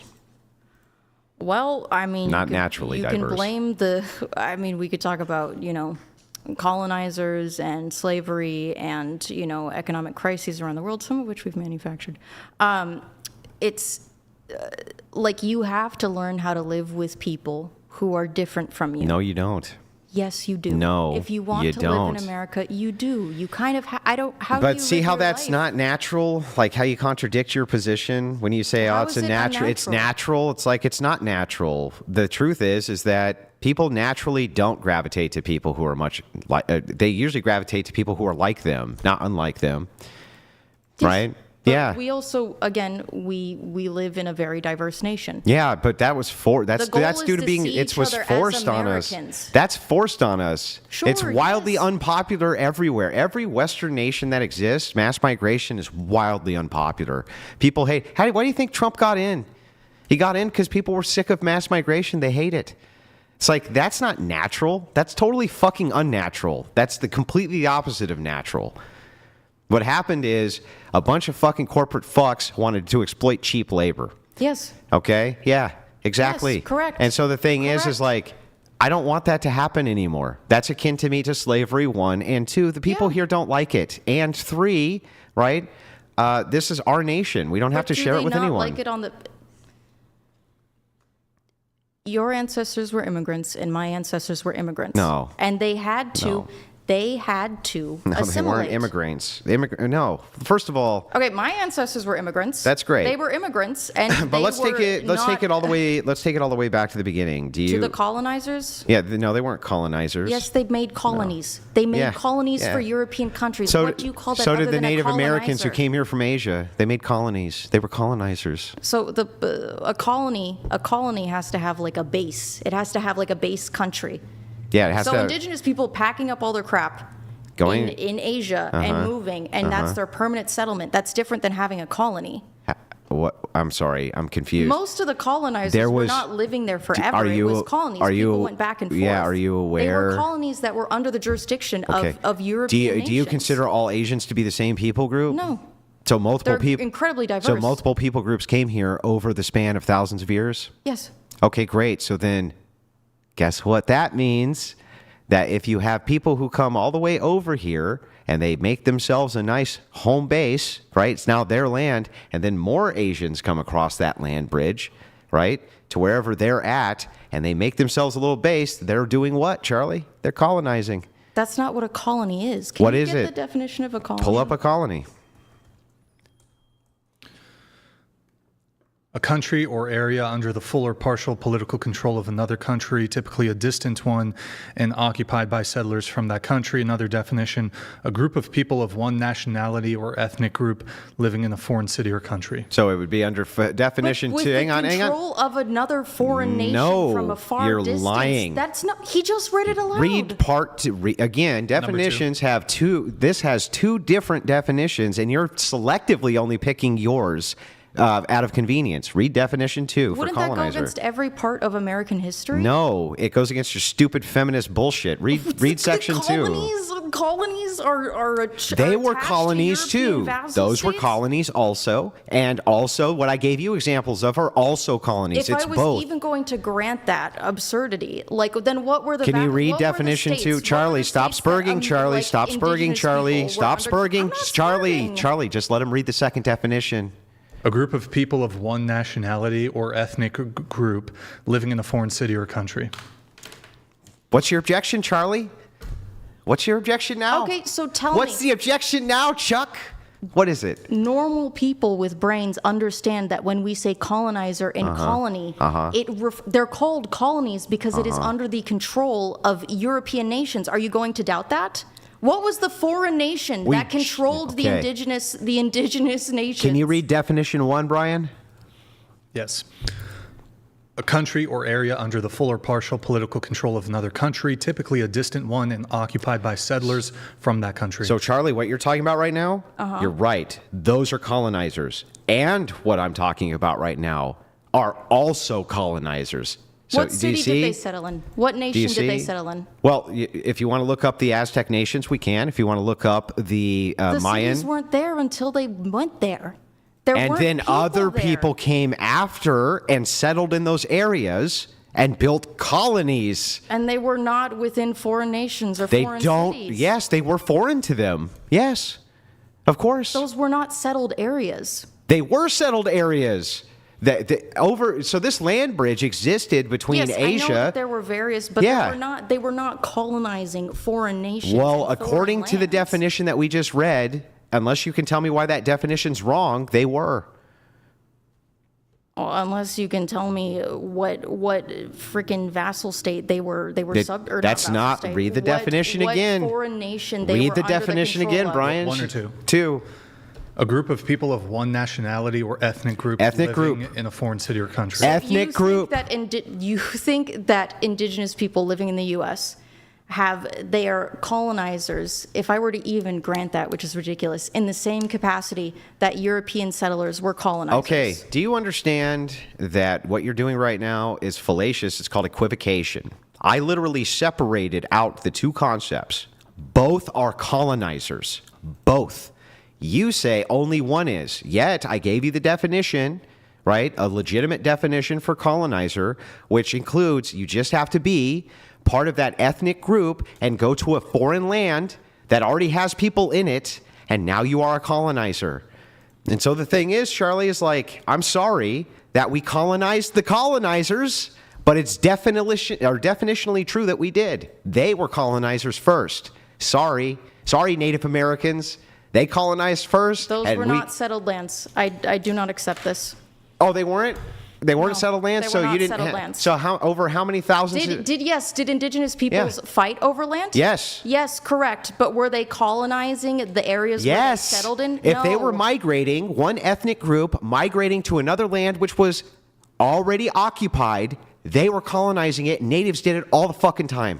Constantly. They moved all over. The Plains Indians did it all the time. The Pueblo nations did it all the time. The South American, very far South American tribes did it all the time.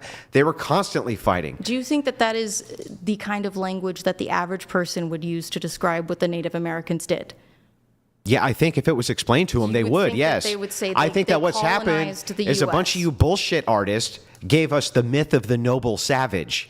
Is that from the Gracie Strangler? It's the myth of the noble savage. The idea. No, I know what the noble Yeah, savages and it's is, a myth. I am incredibly well aware that there were many indigenous tribes Yeah. that were very violent. It's not just and that. fought. No. Yes, No. I'm That doesn't aware. capture. I'm aware that they took land that from each other doesn't and fight. even begin to capture. No. They weren't just very violent. Why don't you tell the truth? They were raping kids.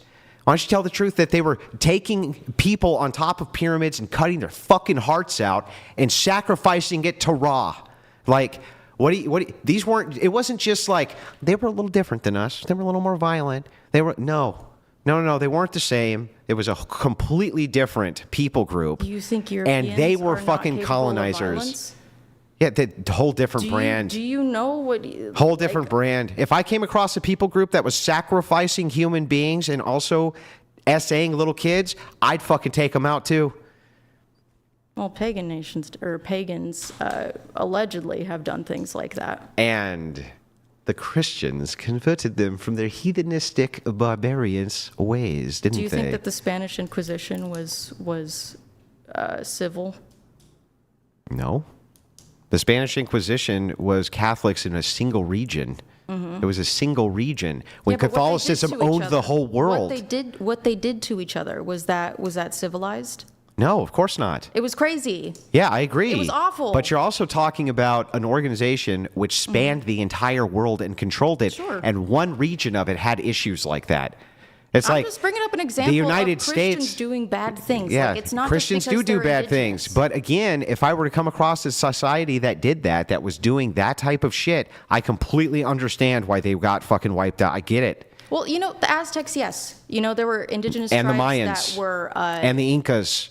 And I mean, but the I don't list think goes that on the and on. Mayans were not. They were not as violent. The Aztecs. Yes, were the Mayans were very Aztecs violent. Pretty much take the cake. I feel like for Okay. the most. Well, violent. whatever. The point is like, But the look, indigenous tribes they that were were oppressed by colonizers, is them. my point. And feminists have been lying to people for years, and so have progressive leftists, and pretending that Europeans came here and colonized these poor people's lands and took them over. They were already colonizers. So who do they get? Who would you have recommended they give the land back to? Like, who should they have given it back to? That would have to be determined by them. Yeah, because we However- stole their stolen land. But Did we it's- steal their it stolen land? It is ludicrous to consider the American colonies to be the same as that at all. Like, do you like when we say colony and colonizer? You understand that people think of the American colonies, the 13 colonies, right, that were under jurisdiction. Do you understand how you're equivocating again? Like when Like, you this say is integral to American when history, you though, say- that we were colonies that rebelled. well, when you say against our- colonizer, you mean a colony, right?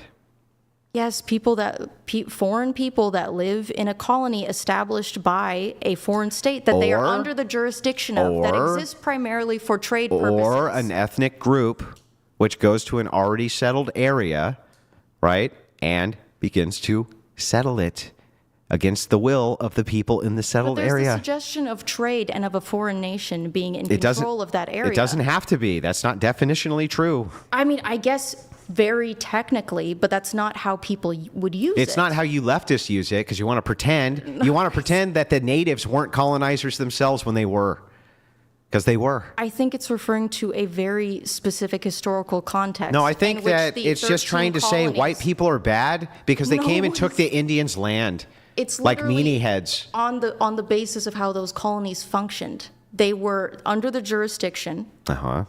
of foreign nations, and they rebelled against them and established the United States of America. agree. And we're no longer colonies. Like, it's not me being a annoying leftist. Yes, I to agree say with that. basic It's American like, history. again, I don't understand your point, though.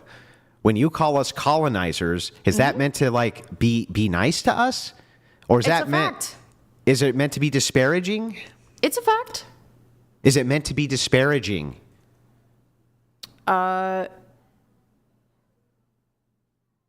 Yes, it's clearly meant to be disparaging. Not in every context. Are you going to because it did Are just you really happen. going to try to sit here and fucking gaslight Yeah. me? That when you call us colonizers, that's not meant to be fucking gaslight me, Charlie. Go ahead. I'm listening. Gaslight I mean, it's me. a fact. If I call my ancestors colonizers, that's what they Mm-hmm. were. Some of them were, some of them weren't. Yeah, and it's not. Is that meant to be disparaging though? Isn't it? It's a fact. Is it meant? Is it meant to be? I'm not asking you what's factual. I'm asking If you I'm if it's saying meant it to be in a negative or positive If I way, go over to an ugly fat chick and I say, "Hey, you ugly fat bitch," right? That's factual, right? I mean, do you think? Hang on, Charlie. Is that factual? Well, we don't know if she's a bitch. Okay. Well, is it factual that she's ugly? If I just say, "Hey, ugly fat lady," is that factual? Oh, beauty is subjective. Oh, Fat, okay. maybe. Fat could be Okay. factual. Is that Sure. meant? Is that meant to be nice? No, it's mean. So it's disparaging. Mm-hmm. So again, so now that we know that you know what that fucking word means, and I'm not asking you for the truth of the matter, I'm not asking you if it's Mm-hmm. factual. When you say colonizer, is it meant to be disparaging or not? I'm not saying it's disparaging. Oh, God. I'm not saying it in a disparaging way. What do you- I could use it in a disparaging way. I have, of course, historically used it in a disparaging Uh-huh. way because there is a negative connotation Yeah, attached to it. because you mean it. You fuckers all mean it in a disparaging way to say white people are bad, and you just get literally right now. This is the worst example of gaslighting I've Do you ever think I seen think in my all white life. people are bad? Huh? Do you think I think white people are bad? I think when you call them colonizers, you're doing it in a disparaging way. And how am I a colonizer, by the way? Well, that wasn't all white. I didn't call you a colonizer. Who is the colonizer then? Any of the ancestors that immigrated to the colonies. I see. So, like, if my ancestors immigrated to the colonies, am I a colonizer? No, your ancestors were. Oh, okay. So, not me. No. So, I have nothing to do with that then. I mean, I think that those like historical circumstances are still reflected in the Of dynamics course. today. Yeah. So, However, I'm the beneficiary of the evil white colonizer. yes, when your ancestors have the opportunity to make a lot of money, yes, you do benefit. Then don't gaslight me next time, Charlie, and just be fucking honest and say, Andrew, when I say colonizer, I mean bad white people. Because that's what you mean when you say it. Isn't that the case? Instead of gaslighting and bullshitting me, why don't you just be like, I mean bad white people? Sure. Yeah. I don't think all the colonizers were evil people. I know, but when you say it in a disparaging way, you're saying bad white people. If we're talking about America specifically. Yeah. Yes. Yeah. But anyone can be a So, colonizer. like, just next time, don't fucking gaslight. And so the thing that's so funny is, like, this is why I have to tell you what a colonizer actually is. No one uses it in that context. I don't. No, you No one people don't uses use it in that context because you want to disparage white people, like you just admitted. That's why you refuse to give people the second definition of what a colonizer is, because you want to disparage white people. You want to pretend that the Indians who were here weren't colonizers when they fucking were, and you just want to disparage. And so that's why it triggered you when I said, "Hey, the Indians who were here were colonizers," and you were like, "No, they weren't. That's ridiculous." They were too, Charlie. They were. I'm triggered by it not out of race reasons. I'm triggered by it because it's just wildly inaccurate. Even the most right-wing is wildly person will refer to the 13 colonies as colonies. They are colonies. I'm not disputing They're that. colonies and would not use that word. Do you know what both and means? Both and? Yes, it's true. Yes. 13 colonies were colonies, but it's also true that Native Americans were colonizers. Both are true. That's not the word that people would use. No, it's not the word you people use because you want to disparage white people. That's the truth. It's because there's a very, very, very heavy implication that there is a foreign That white people nation are bad. No, that a foreign nation has control of those colonies, that it is under the jurisdiction of a foreign nation. Puerto Rico is an American colony. That's correct. I agree. Yes, it is a colony under the jurisdiction of the United States. We are a foreign nation. But They I are also under our agree. jurisdiction. I also agree that that there can be colonies that have no central home nation. that it's ethnic groups who could be migrating, who can create colonies like the Huns did. Do you agree that when Huns began to roam, or when the what was the other big one? Not the Huns, the other big Asian, the Mongols, right? When they began to roam, if they decided that they were going to start building on other people's lands, even though they didn't have a central land, they were reporting to, weren't they colonizing that land? I mean, if it was all under the jurisdiction of their leader, yeah, I would say so. Then the same thing happened with the natives. That's the same thing. They had leadership inside their tribes. They traversed these massive land bridges over the span of hundreds and thousands of years. So they were consistently colonizing the same lands, Charlie. Same shit. I just don't think it. You don't think it because then doesn't people can follow. call Native Americans colonizers and it'll piss them off. That's Even why. if you said that, it wouldn't even be in the same context of white. Yeah, because there is a colonizers, moral of American there's a moral colonizers. equivalency to be gained there. Yes, it's like, why is it okay that they can do it as long as there's no like other nation they report to, as long as they just do it because their tribe tells them to. It's the same shit. I mean, are they busting in and taking land from people? Yes. And slaughtering them? Yes, they Like, were. Yes, they were busting in and taking land and killing fucking people. Yes, and they. By the way, the natives did that. Yes, I'm well aware. Yeah, constantly. What do you mean? Yeah, they But did was that. it in service of that foreign state that would have control over It doesn't those colonies? need to be. That's where you're definitionally just lying because you want white people to be bad. I don't want white people to be bad. Then I why just did you think it's admit different. that you're just trying to, when you say the colonizer, you're using it as a disparaging insult towards white people? That's how you use Well, it. I didn't say it. I said in this. It is typically in a negative context when that word is Towards used. who? White people.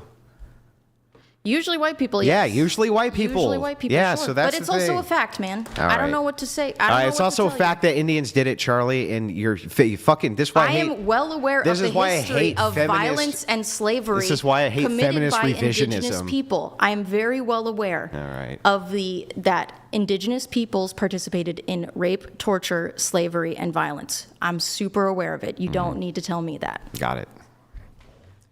We have 5 chats. It looked like, did you want to? I was gonna have smoke, but I can do the chats first, unless you want me to have. I'll take the smoke first. Actually, that's Yeah, probably smarter. take the smoke Okay, first. I gotta pee. All right, Unless someone wants to ask me about that question, or there's one for me, I guess. Okay, sure. James, well, it's below the threshold. Okay, why not? You're lucky, James. You're lucky. Below the threshold. Enjoy. Charlie, why aren't Mexicans called colonizers? They're descended from Southern Europeans. You won the lottery here, James. Took land from the indigenous people just like Northern Europeans. They are. They are called colonizers. Indigenous peoples in Mexico are, still oppressed, even by people who share their blood. Do you know how many white Americans, even settlers, people considered legally white, also had Native American ancestry? It is what it is. There in California, white settlers and Mexican settlers would be paid to hunt down indigenous Californians. So yes, that is. Okay. Guys, Andrew's on his smoke break. We're gonna, as soon as he comes back, we have some Q&A coming up. I know they came in a while ago. Q&A, $100 plus, well, $99 plus, streamlabs.com/whatever. Also, guys, you can support without any of these YouTube, Streamlabs taking their cut, Venmo, Cash App. That is whatever pod. Just a quick shout, and I'll give you guys a shout out too. Christian, thank you for the 13 on, I believe it was either one of the two. Guys, if you're watching on Twitch, twitch.tv/whatever, drop us a follow, drop us a Prime sub, get some merch, shop.whatever.com. We have Discord, discord.gg/whatever. If you're enjoying the stream, guys, if we get this video to 7,000 likes, there's 10,000 people watching right now. It might have dipped a little bit there while Andrew went to take a smoke break. If we get to 7,000 likes, we'll try to squeeze in an extra debate this week. Our schedule, well, we have the debate today, obviously. We have Dating Talk tomorrow, 5 p.m. Pacific. And then Andrew has round 2 with Naima, on Monday, 3 p.m. Pacific here on the Whatever Podcast. But if we get this video to 7,000 likes, we'll We'll try to squeeze in a special third debate.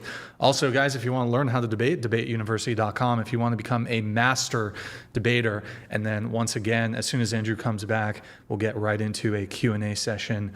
$99 plus Q&A if you have a question, or if you just have a statement. That's streamlabs.com/whatever. Pull that up, Mary, really quick so we can show the people. Yeah, pull up the Streamlabs tab. Streamlabs.com/whatever. There it is. You can then put a name there at the top. You can put your contribution tip amount, and then you can put a message in, which we will have pulled up during the Q&A session. All right. Good to go? Good to go. I did it quick. All right, rock and roll. I will have... Sorry for deigning to answer, James. I didn't realize it was a... No, it's okay. A message from the We government need to of be Canada. considerate of the other Fast patrons. T. George donated $200.04. Oh, I have the other In one, too. Canada, aka Turtle Island, many indigenous tribes' history keepers and legends state that when their ancestors came to North America, it was empty with no other people living there. That's nice. I'm glad that they have legends of that. But archaeological evidence shows that there's a land bridge.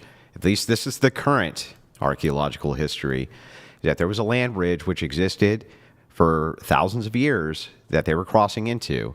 And they settled land, and other people came right behind them to settle that same land they settled on, and they would fight over it because they created colonies on already staked out land.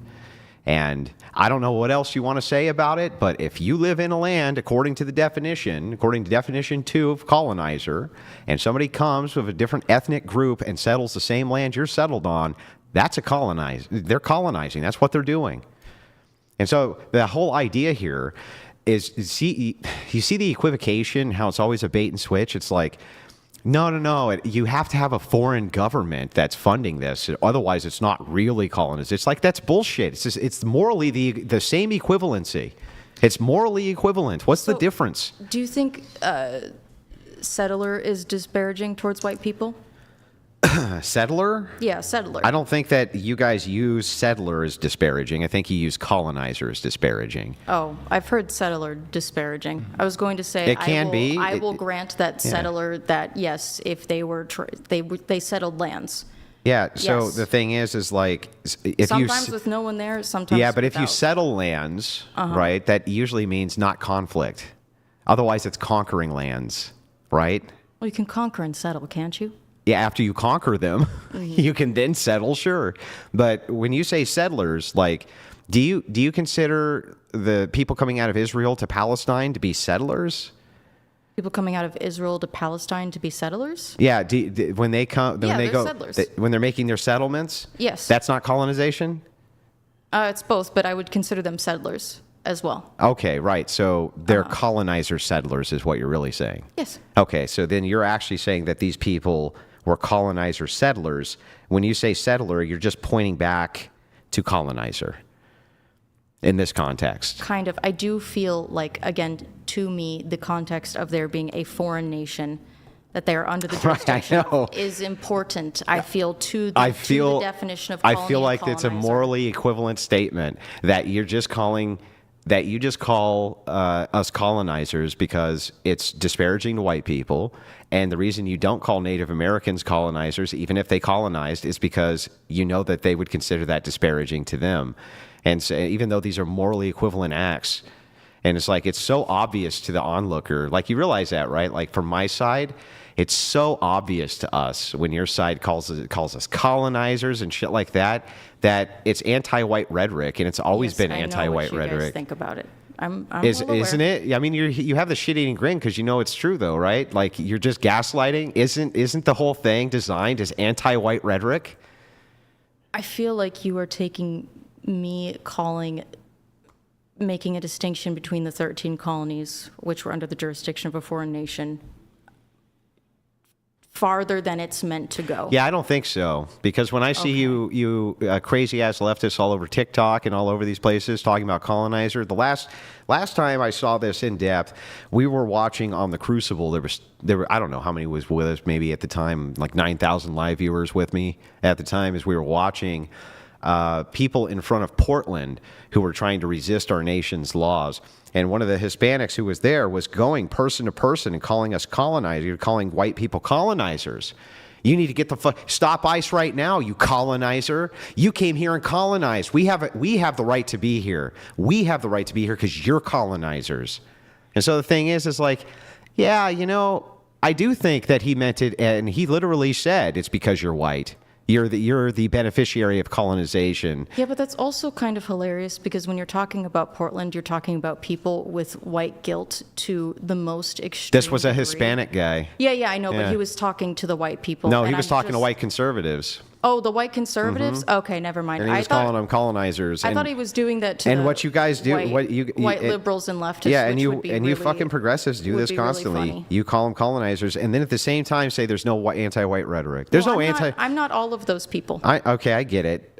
It's a generalization. I understand, even though you yourself said that you use it disparagingly towards white people. But I mean, it depends upon the context in which it is. the context and most of the Yes. ways that I've seen you use it in your videos, it was not polite towards white society. That's for sure. I don't know which videos you're referring to, but that's okay. Yeah, Like clips or whatever? Yeah, like every time okay. I hear you talk about the colonizers, okay, Yes. it's not used in like a charitable light.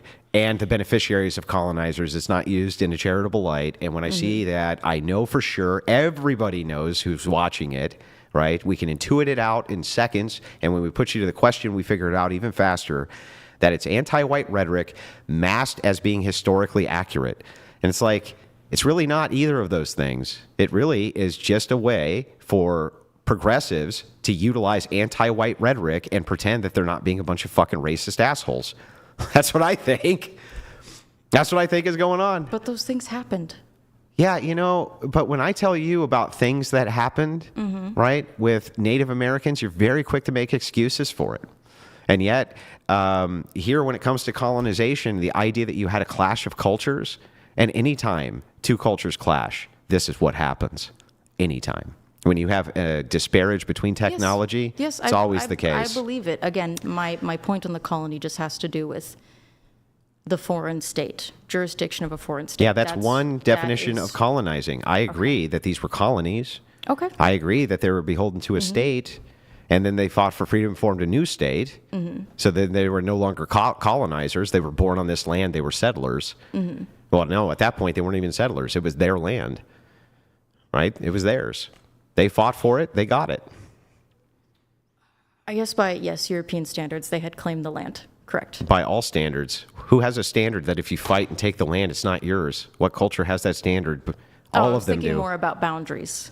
I mean, it could be fought back. They could say, this is our land, we'll take it back, but Yeah. I think All right. indigenous peoples would disagree. We have A message from the government of Canada. probably about 7 or 8 Past Chief that I need to George let through. donated $200 They're going to be and 4 cents. out of order. When a debating little with bit. Andrew, it's best to know your history and not just cherry pick what you like or feel is right. Otherwise, Andrew completely destroys your arguments and worldviews with facts. LMFAO. This, just for context, this did come in a little bit earlier when you guys were debating, I believe, the race victimization stuff. We have A message from the another one government of from Canada. Pasty George. Past Chief George donated $200 and bit 4 out of order. cents. We'll get to the rest. Andrew, I'm agreeing with you that indigenous people were colonizing the land in North America from the Bering Strait, but you missed the point that it was initially empty with no other people. Yeah, but don't you understand the distinction there? Like, you're saying the same thing that I am. Even if they went to lands that didn't have people, the people who came after them, who then settled in those lands, remember, most of those original groups, right, they were replaced by other groups. Most of them were replaced by other groups. And so it's like, if that's the case, then it's just what was left was probably mostly the remnants of early colonization between the land bridge tribes that took over other land bridge tribes. So it's like, it's all colonization. That's the thing that gets me, is it's like, but they don't want you to use that argument because it's always used as anti-white rhetoric. It's always used as anti-white rhetoric. Thank you, Pasty. We have Bentonville Sandy. Thank you for the Bentonville Sandy message. donated $200. Don't let Ellery Charlie nipulate you like she did to Gunsquad since 2023. So this is a man with schizophrenia, I don't know. I know who that is. He has schizophrenia. He doesn't have schizophrenia. Yes, he does. Oh. Okay. All right. We have a message from Rachel coming up here, Andrew's wife. Rachel Wilson donated $100. You have a degree, but don't know what per capita means? You stream about politics, but don't know basic crime statistics? You debate, but don't make a single argument? Get back in the kitchen. I have a master's in literature. But you have a BA too. I have a BA in English literature. Yeah, but requisites for those class were history, right? You had. Yeah, of course. Yeah. Yes. Yeah. What is... Sorry. I'm sorry I'm not intimately familiar with interracial crime statistics. But I mean, do you see her point though when she's saying like,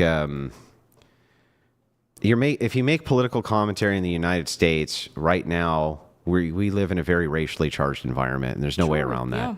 Yeah. And the fact of the matter is that having honest conversations about interracial and racial issues has been very difficult for 15 years because progressives just defucking platform anybody who talked about it for years. They just deplatformed them.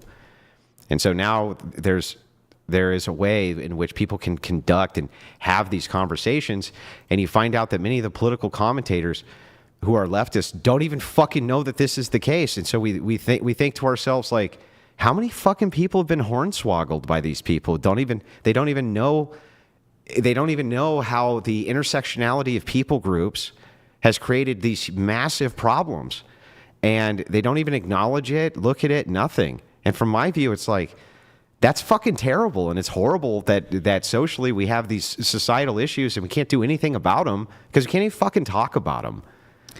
I would say I think that you can understand that poverty increases crime rates. I agree with that. Absolutely. But I do believe, again, that it is more likely for a black person to be convicted of a crime versus a white person for the same crime. So I'm going to have to stick with that. Okay. All right. We have another Q&A coming through. Flavius Sassinis has donated $100. Statement. Can Charlie answer the question directly, or does her collage education not allow for that? Would you like to respond to that? I don't, I didn't study collage in college, nor did I go to art school. Okay, that was a good retort. I must You got admit. him there. Yeah, you got did get him there. You kind of did Charlie. get him I gotta there. give you credit. We have Peacecraft, question for Charlie, coming in here in just a moment. Flavius, thank you. Peacecraft donated $100.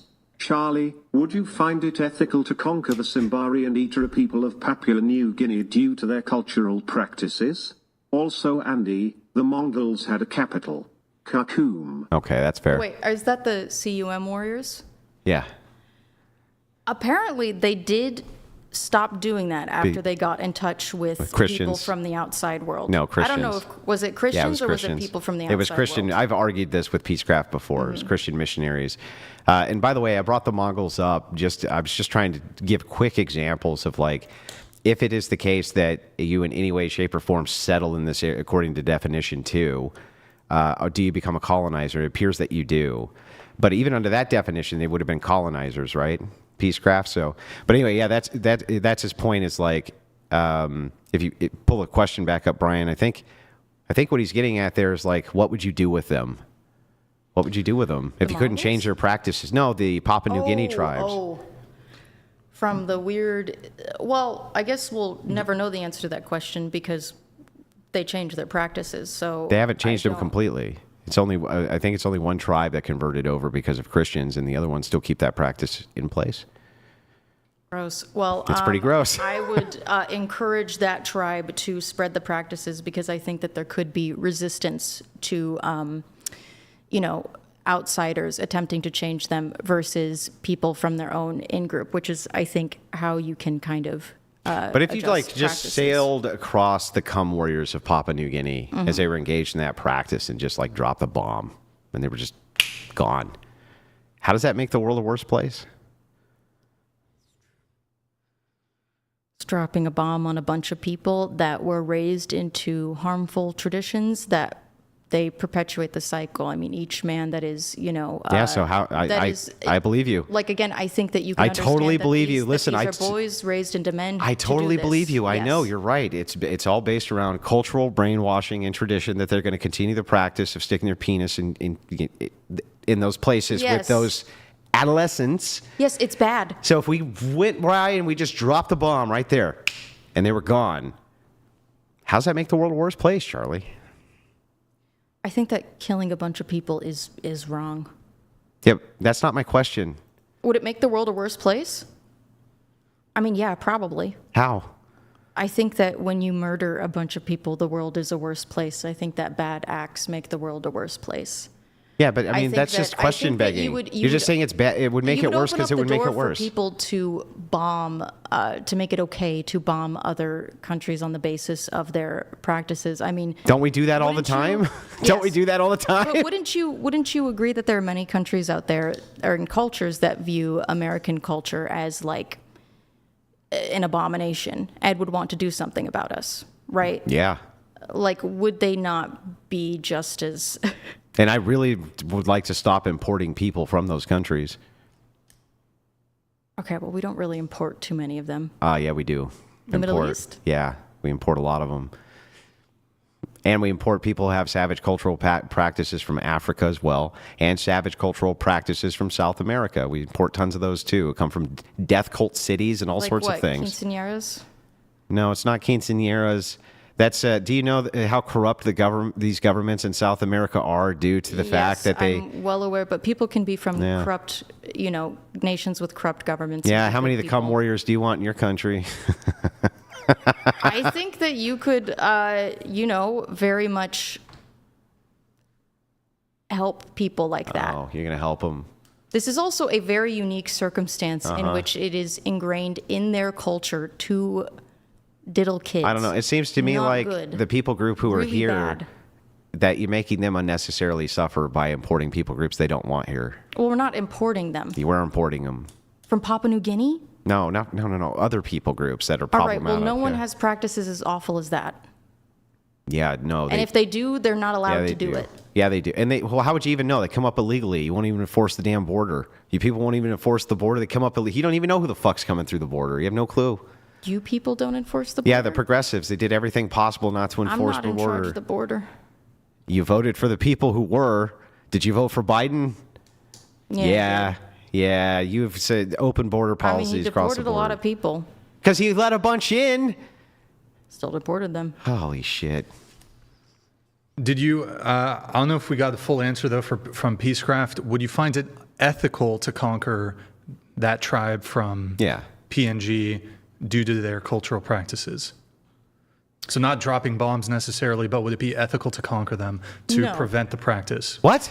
No, to conquer? Yeah. No, I think that you can. I don't think that that is how you actually enact change. I think that you would have to have. What? What? Oh, okay, go ahead. I'm sorry. That's wild to me. Go ahead. Okay. I need one of those seltzers. Successful missionaries Energy generally drink or don't seltzer? go in. Booze. Okay. Successful missionaries, do you think that successful missionaries generally go in and massacre a culture and say, we're in charge of you now? Or do they carefully change things from the inside? Because again, this is incredibly delicate. Sometimes. These people have no conception that this could be wrong. And some- so I think you yeah. have to be careful. And so sometimes that you don't end up missionaries get hurting their a bunch of brains people. bashed in and they get their heads put on Well, spikes. that's the kind of thing you have to worry about. I Yeah, guess, I if know, you want but to go out and do good if we just things, send in you have the to- United States Marines, we'll just send in the Marines, and the Marines come in, and they're like, we're gonna take this whole area over, okay?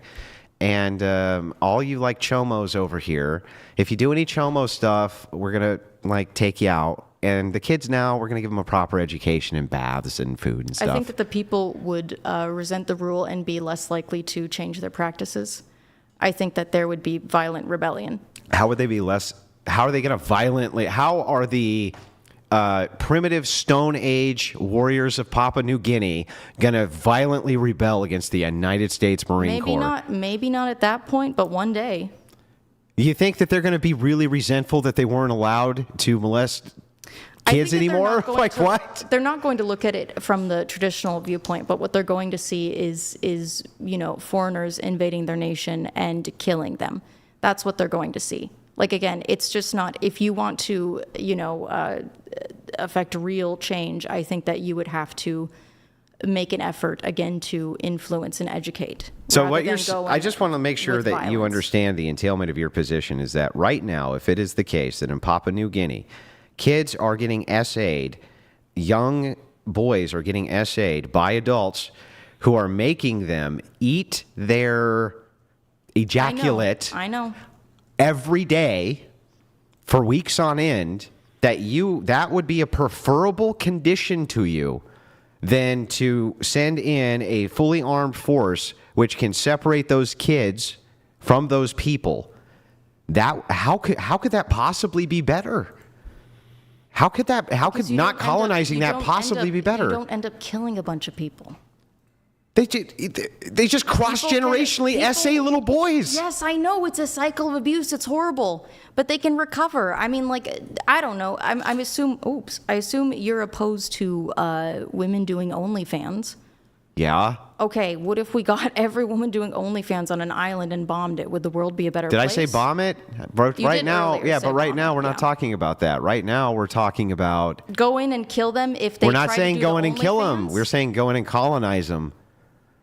That wouldn't necessarily require a killing of any kind. It would require us to completely destroy their cultural practices and integrate them into our social hierarchy. If a foreign nation came to our country and said, "Do as we say, or we'll kill you," do you think the American people would lie down and take it? No, or of course do you think not. we would rebel? We would. That's what happens. But if you have an overwhelming force, right, who comes in and you have primitive technology and you're doing what the Papua New Guinea Cum Warriors are doing, how could it possibly be justified not to do that if you have that overwhelming force? If you could just go in there, save all those kids, right, recolonize so that it never happens again, how is that not preferable? I think it is literally, again, more effective rather than through force, like build a resentment, fear, and rage in these people versus like help them. So if these people, let's say hypothetically, they never want to take visitors again, and they wall themselves off and they refuse, right? But you can still see in there, you have like your little recon plane and shit. You can see that they're still doing these practices. Isn't there an island that's like that where no one's allowed to go? They killed a missionary. Yeah, I know. They threw a spear. Yeah, at him. I'm aware of that, but they're not doing the same things that these people are doing. As far as we know. Well, no, I think we can see but I'm not sure. Yeah. But anyway, but we could see in there, right? And note that they're still doing. Would you let them do that in perpetuity rather than colonize them? I mean, okay, granted, sending people to aid and educate and getting people who are a part of the They tribe won't on your side. They to don't want send anything out- to do with those people. My goodness, I don't know what I would do if I was in charge of that because I don't think that there's a situation where that happens. You just didn't. Wait a second. I just want to make sure I got this right. This situation is happening right now in Papua New Guinea. I believe that there's still one tribe of the Cum Warriors there, and they're not taking visitors. So, do we just perpetually let them do this to kids? I think that if you have encouraged the surrounding tribes to view that as disgusting and vile, I think that they'll take care of it themselves. By colonizing them? Most likely, yeah, sure. But I don't think that we need to go in, foreign outsiders, So colonize completely them. different from them. So as long as the neighboring tribes colonize them, that's okay. We colonize them, not okay. I mean, do you see the difference in how the resentment would build and what the long-term consequences Maybe, but would be? you're just making the case that colonization here is actually okay. Either way. In this extreme, absurd, ridiculous situation, Well, it's not extreme, absurd, hypothetical. Like, it is going on, right? Like, it is happening. So it's not like I'm talking about something that's not going on. sure, yeah. But Yeah. again, I think that you can just let people figure it out themselves. Should we colonize North Korea? No, No. no, Should South Korea colonize North Korea? I don't know. I don't know. I don't want to help them if they try. Well, I mean, I just want It'll be our money. to that let goes you. into it. Yeah. I just want to let you know, though, that the entailment of this is that there are hundreds of thousands of women daily who are essayed in North Korea in order to keep their birth rates artificially up. They draft them right in the military, and they give sex squads to the dear leader. Should the South Koreans colonize them? Western democracy. It's a Western style democracy. I think that I'll leave that to the South Koreans. If you, yeah. But South Korea also has its grave issues with women. So, I mean, I don't know, dude. Not the same way that the North does. It's not even the same universe. I mean, the sex pest stuff is crazy. Do you realize and recognize the difference between you have sex pests in a country, right, who are problematic and gropey and gross and even a little bit rapey, and then on the other side of that, you have girls as young as 15, or actually younger, 12, pulled right off the street, drafted in the military so that they can be part of pleasure squads. Are you sure that that's a real thing that's happening? Because that does sound like I'm not saying North Korea is good. North Korea is an awful dictatorship. It's an awful dictatorship. Can you pull up North Korean pleasure squads? But would you not agree that You want me to read? Yeah, just a read lot what of it says stuff about the about- North Korean pleasure squads.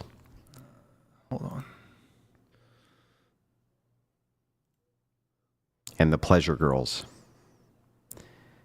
It's absolutely horrific what they do to them. I have something from Wikipedia, which is a bit biased, but it's an unconfirmed collection of groups of approximately 2,000 women and girls reportedly maintained by the leader of North Korea for the purpose of providing entertainment, including that of a sexual nature, for high-ranking workers, Party of Korea officials and their families, as well as occasionally distinguished guests. And we have thousands of North Korean defectors, maybe not as high as thousands, but at least hundreds of North Korean defectors, including high-ranking military officials who've defected, who have explained in great detail what's going on with the situation. That, it's funny. I gave a hypothetical one time about an SA cage, right? These Yes. people have actual SA cages. And you think that they wouldn't benefit from the colonization? You don't think so? You don't think that would be a benefit to that culture? generally I think people can sort themselves out. Okay. I am concerned with changes in my nation, changes that I can affect. Yeah, look, we can find an olive branch. I don't know if I want to fund South Korea's war against North Korea. I totally agree. I'm really uninterested in it. I also listen, don't want to fund the invasion of Papua New Guinea. Look, I don't. totally agree with you that it is the case that I don't think we should get involved in foreign affairs. My point wasn't to say that we should. My point rather was to point out that saying that colonization itself is somehow bad in and of itself is absurd and silly and makes no sense. And it's very clear that colonization has been extraordinarily helpful to many places of the world as far as their social order goes. And that's I don't even know why that would be questioned at this point. What places do you think have Like the benefited Ivory from it? Coast. The Ivory Coast definitely has done way better under colonization in comparison to the rest of the region. Okay. But the rest of the region was, Africa was colonized, and now they're doing pretty bad. Which parts? Well, the greatest example I can think of is the Congo and what happened there. Was it the King of the Netherlands or Belgium? Leopold. What happened there in the Congo? Like the enslavements and the murders and shit. Yeah. Okay. Wait a second. Yep. And now the Congo is like. Do you think that those people were doing better? I'm not familiar with the particular situation you're talking about in the Congo. African history is not all that interesting to me, but I do know that the Ivory Coast, which was heavily colonized, has done extremely well due to colonization. That's for right. sure. Well, and I also Africa can is- point out that I can actually give you a ton. I think that the Americas were made better through colonization. Native Americans have a higher quality of life now than they did pre-colonization. That's for sure. I think everyone around the world does, in most places. If you have access to modern technology, you typically have a better. Yeah, but quality all of that life. modern technology, a lot of that modern technology came from North America. And because we colonized and had access to massive amounts of resources, we were able to reshape the entire world and the technology in it. So it seems like the world has benefited from Do you think colonization. that it could only have happened through colonization? No, of course not. There's other ways that it could have potentially happened, but not likely. We have to move on to the next question. Joem0861 donated $200. Thank you, Joe. Brian, please ask both to answer and then look up the answers on Google. How many people died in the Spanish Inquisition and how long did it last? I want to say when I looked this up last time, it was like 14 to 1,700 people total. It wasn't a huge amount. Oh, I was going to say 500. I think it was 14 to 1,700 14, but 1700. from the entirety of it, but I don't remember. And I think it lasted like a decade, I want to say. It wasn't long. It wasn't a long time period. According to Google AI, the Spanish Inquisition lasted for over 350 years, 1478 to 1834, with its final abolition.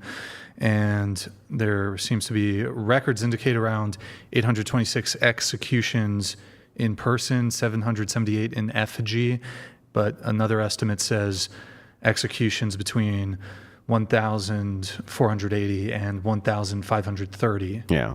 Okay. So Oh, my between bad. 1,400 and 1,700, I was pretty close. All right. We have Pasty George here coming in. A message from the Government of Canada. Pasty George donated $200.04. Yeah, right.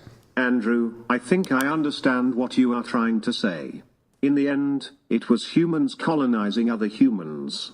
In Canada, many indigenous tribes fought one another Yeah. for territories and hunting grounds. Yeah, I'm just saying exactly. So I'm just saying that this idea, I think that the idea is being utilized specifically by leftist progressives, especially ones who are college educated. They use the term colonizer specifically as a disparagement on modern white men. That's what I think.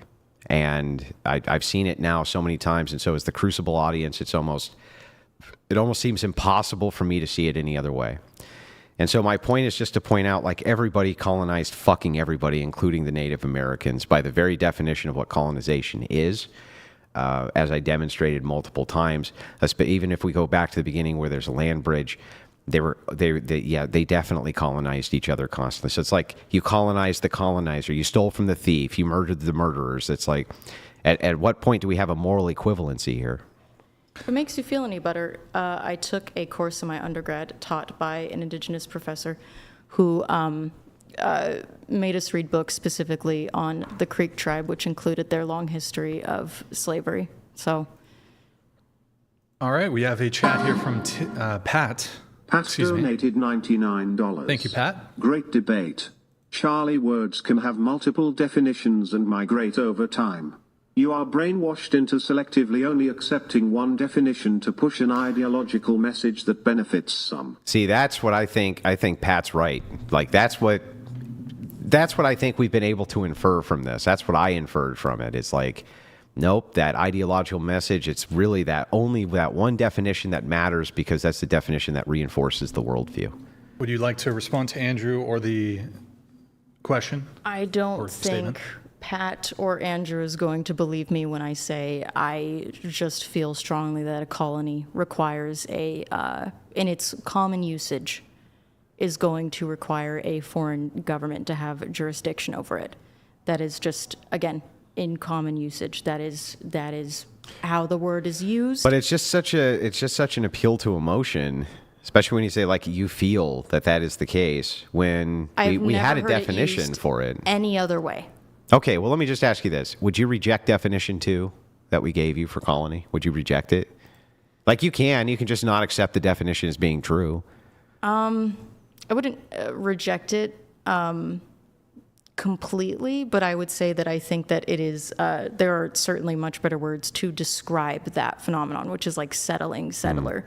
Like, again, because colony just has a very strong implication of foreign government in charge of that.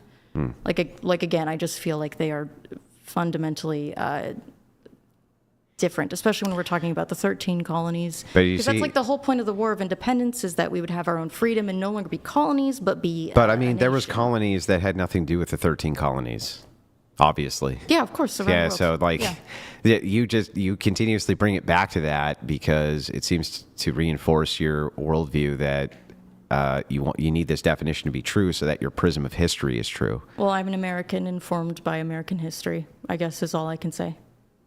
Yeah, well, I mean, that American history was British history too, right? Sure. Yeah, yes, because they were was British colonies. history. British so. and French and Spanish. But anyway, et cetera. the point is like, yeah, it just seems like there's a bias operation there. That's all I'm saying. I won't deny that, yes, many, many, many people on the left use colonizer in a negative way. Including They do. you. I have used it before in a negative way when I'm referring to negative things, and I will say that, yes, it has been used in ways that I think are disingenuous. Bees donated $100. How else could the vast natural and human potential of the Americas have been organized into globally influential, technologically advanced societies without the disruptive, but ultimately transformat? I couldn't have. Like I can concede that it could be logically possible that it could have. I mean, I But think that, it's not likely. I mean, it's not like Europe itself, all technological innovations sprung just from Europe. Like, we very much borrowed from, like, the Middle East and China when it came to, like, gunpowder and stuff. Like, No. I think without the, No. First of Okay. all, like, if you talk about the origin of a chemical, in a chemical compound, or in this case, a powder compound of gunpowder, probably, fuck, I don't know. I don't even want to hazard a guess. I would guess that 99% of all technology based around gunpowder has been European. sure, yeah. Probably but- 99% or what I mean I'm saying maybe is, I don't- like 99.9, but I mean the innovations around gunpowder from Europeans, fucking it's insane. It's incredible. I mean, I'd want to read up on that, but I also think it's like, unfortunately, we did bring disease to the Americas, which I think would have really heavily impacted our ability to trade properly. But Because of animal husbandry. yes, Yeah. I think that it is possible. Well, and also we had Europeans had immunities built up that Native Americans didn't Because of animal husbandry. Yeah, because of animal husbandry. Yeah. We could have traded. We could have, passed the technology on. We did trade with many We did. tribes for many years, We and did. they became very Yes. upset with us over various different things, including, well, I mean that's a long, complex history. But Yes, the it point is. is Yeah. that it is not the case that it is the case that we colonize colonizers. That is the case, and that's why I guess that's what frustrates me is I know. Again, I guess we're circling, but I know that it's anti-white rhetoric. I've seen it now so many times that I just know it is. I think I can easily demonstrate it is by putting the person who calls me the colonizer to the question, and we see very quickly that it's designed. It's like, who have I colonized? Nobody, but you're the beneficiary of colonizers. Therefore, you're calling. Who are you to tell me that we can't immigrate to this country, colonizer? That's how it's used. Isn't it? It's used as, who are you to tell me who can immigrate into your nation? You're a colonizer. You just decided you're the conqueror, so if you get conquered, you fucking deserve it. Well, I Isn't that guess how it's the being used? Hispanic guy was using it in that. How does anybody use it on the left except that way? Who are you, colonizer, to tell people that they can't immigrate to this nation? Like, that's what it's mostly used for. When you're calling someone a colonizer, that they have no justification to say who can come in and out of their nation because they're colonizers. I think it's just trying to remind people that they were once immigrants too, because I do think that again, it's not like all white people showed up at once and we all decided, yes, we're the same. We're culturally the exact same. It was a long, difficult process of assimilation. Look, I agree that there have been many waves of migration to various nations, okay? But I also think that the peoples of these nations eventually are going to be able to determine what they want their demographics to look like, which Japan has done, for instance. They decided they were pumping in immigrants in order to offset the fact that their birth rate was massively declining. And most recently, their president came out and said, we're not going to do that anymore. And if the birth rate declines, so be it. I don't care. And they get to, like, the people themselves get Sure. to control the demographics. Yeah, they can do that, and then their elderly will rot and die alone in their homes when the population has more old people than they do young people. Or they'll create a renaissance for incentives to create young people. Well, they'd have to change their work culture to do that, and that's not likely. Well, it's likely if you start running out of people. Yeah, I guess. Hassan Piker is not Zeus donated $100. Charlie, heard a rumor you and Hassan had a little tryst. Is it true? If not, would you date the shitlib? What do you think about the whole dog shock thing? I've never spoken to Hassan in my life, and I'm not a fan of his. I've never spoken to Hassan in my life, and I'm not a fan of his. Would you date him? No. Dog No. shock thing? What do you think about the whole The dog collar shock thing? that thing? Yeah. I don't want to say anything because I do not want this to be clipped by weird people and spread around. That is a discourse I am just wholly uninterested in. I don't.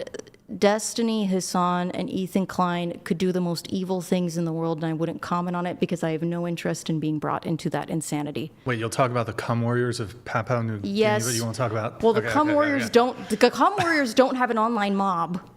They don't have an online mob of people to attack me.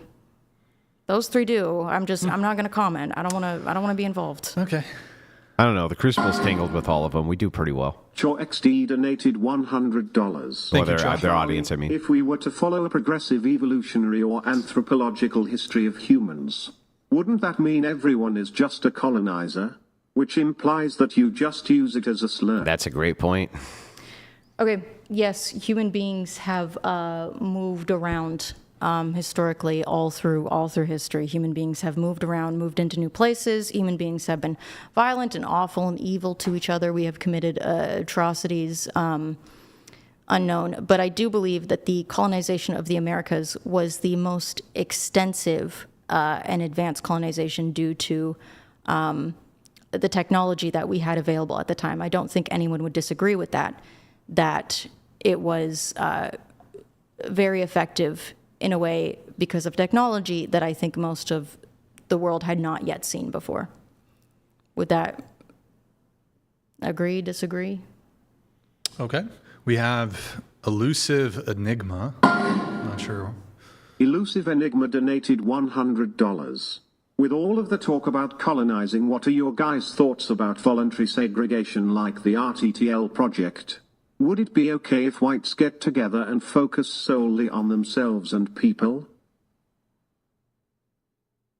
I mean, what are white concerns? And who are we counting as white people? So I think that the project that he's talking about, if I remember correctly, they're focusing on people who have specifically Western European blood, and it excludes people who they don't consider to be white.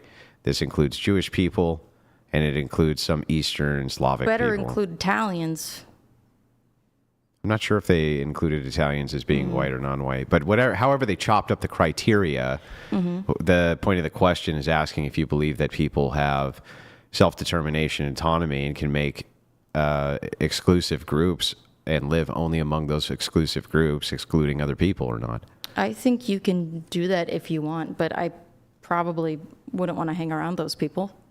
You can, if you want to have a little commune, do it. I've seen it done. Well, it wouldn't be a commune. Or like a little area where it's only you guys. Like I guess you could do What if it was a large area? Like, I don't know, half of a state. I think it would be difficult to get that many people together that But if they wanted to do could, that. And do you have any objection if to they it? could,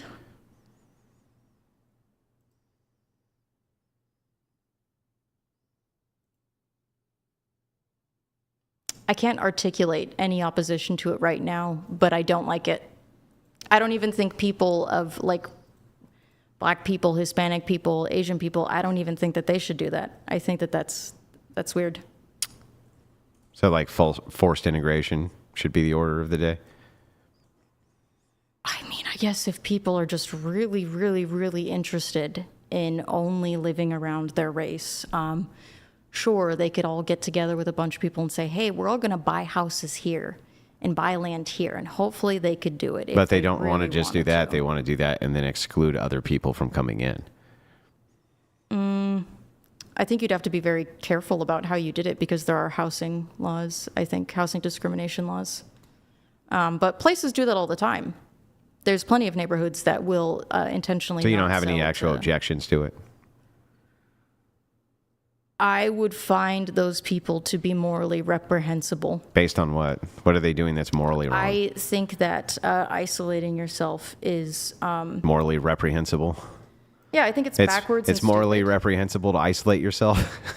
I had for a time, So the Papua New Guinea people, they're just morally reprehensible because they isolate themselves?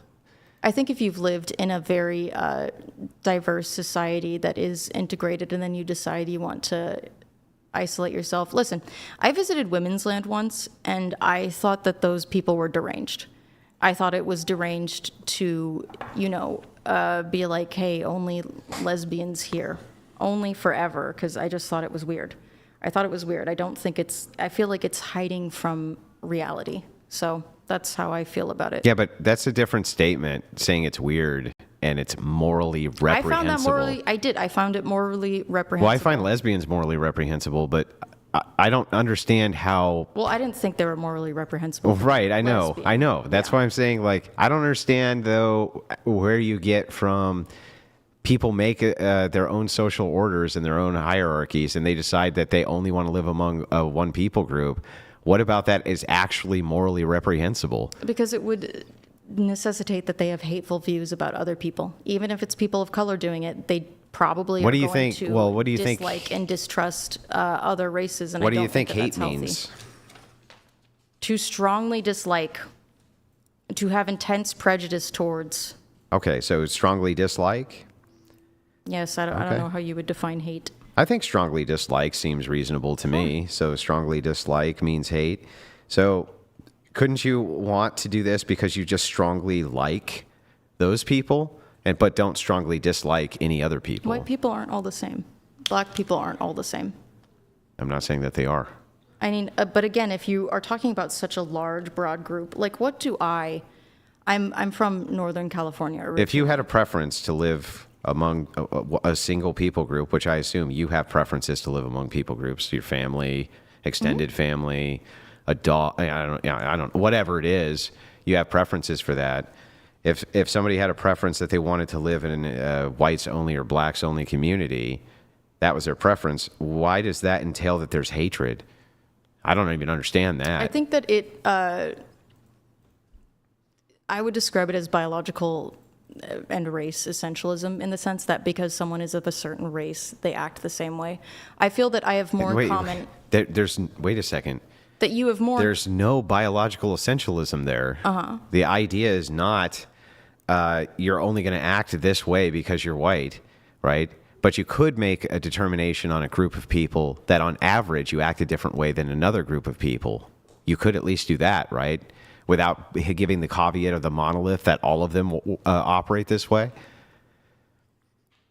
I guess, but Like, if you again, just really didn't like- I am yeah. also from California. Is a very diverse state, and while I'm from a very red part of California originally, I still feel that the Hispanic kids I grew up with, I have a lot more in common culturally with than like a white person Look, from the South. I'm you not know? disputing like any of those that. are people more like me, even if Get it? they I get look it. different. I It's- totally get it. yeah. But that really doesn't answer to the question of strongly dislike. Why can't you strongly like one group and not strongly dislike another? Like if I strongly like white people, I have some preference for it, all right? Why would that entail that I strongly dislike anybody else? Just because I strongly like. Do you strongly like white people? Yeah, sure. What about white people? Yeah. But like, what about white people? Oh, I don't know. It's just a preference I have. Sure. But like, if you had to think about like what you really like about white people, like, okay, I have a strong like for LGBT people. And if you were to ask me why I like them, I would say Isn't it because more you're fun. one of them? Yes, but also more fun. But I have all more hang on, fun. hang on. But also because you're one of them. Yes, they understand me more, but also they're more fun. So That doesn't change the You're fact one that of my them, best friend is a straight and man. they understand you more, and that's why you like them. It's part of the preference of why you like them. Why wouldn't you understand that with other people's preferences? Because I also have plenty of straight friends who understand me. But- and believing that other LGBT people, But you just by being strongly like LGBT LGBTQ people because they're like you and understand you. Got it. Why would that not be the case My for best people with friend racial preferences? Is a heterosexual man, So, and he understands me just fine. yeah. So if white people have friends who are black too, doesn't Yeah, mean of course. Yeah, what does that have to do with if they strongly like white people? And Like, why? Why but strongly why? like white Because the people? same reason you gave for strongly liking LGBTQ people are fun? people. No, you didn't just say What? fun. Don't gaslight me again, Charlie. I You would say said that the because they primary understand me. reason is You fun. said because they understand me and they're like me. Okay, listen. Hang on, Charlie. Can did you for admit that one you time- said because they understand me and they're like me? Yes, but I can sacrifice understand me as long as they're fun. For the first time in my life, about a year ago, I What? had. What? Hold on, listen. I had a primarily heterosexual friend group who did not understand me. And the reason I was like, wow, actually, this sucks, is not because they didn't understand me, but because they were boring. And that's why I did it. Because again, I can sacrifice not being understood as long as someone's a good time. Okay, so help me out here. Let's pretend that you have a black child who's raised by white parents. Okay. Okay, and he gets to where he's about 14. Okay, and he finds his biological parents. Okay, and they were like lost at sea or some shit.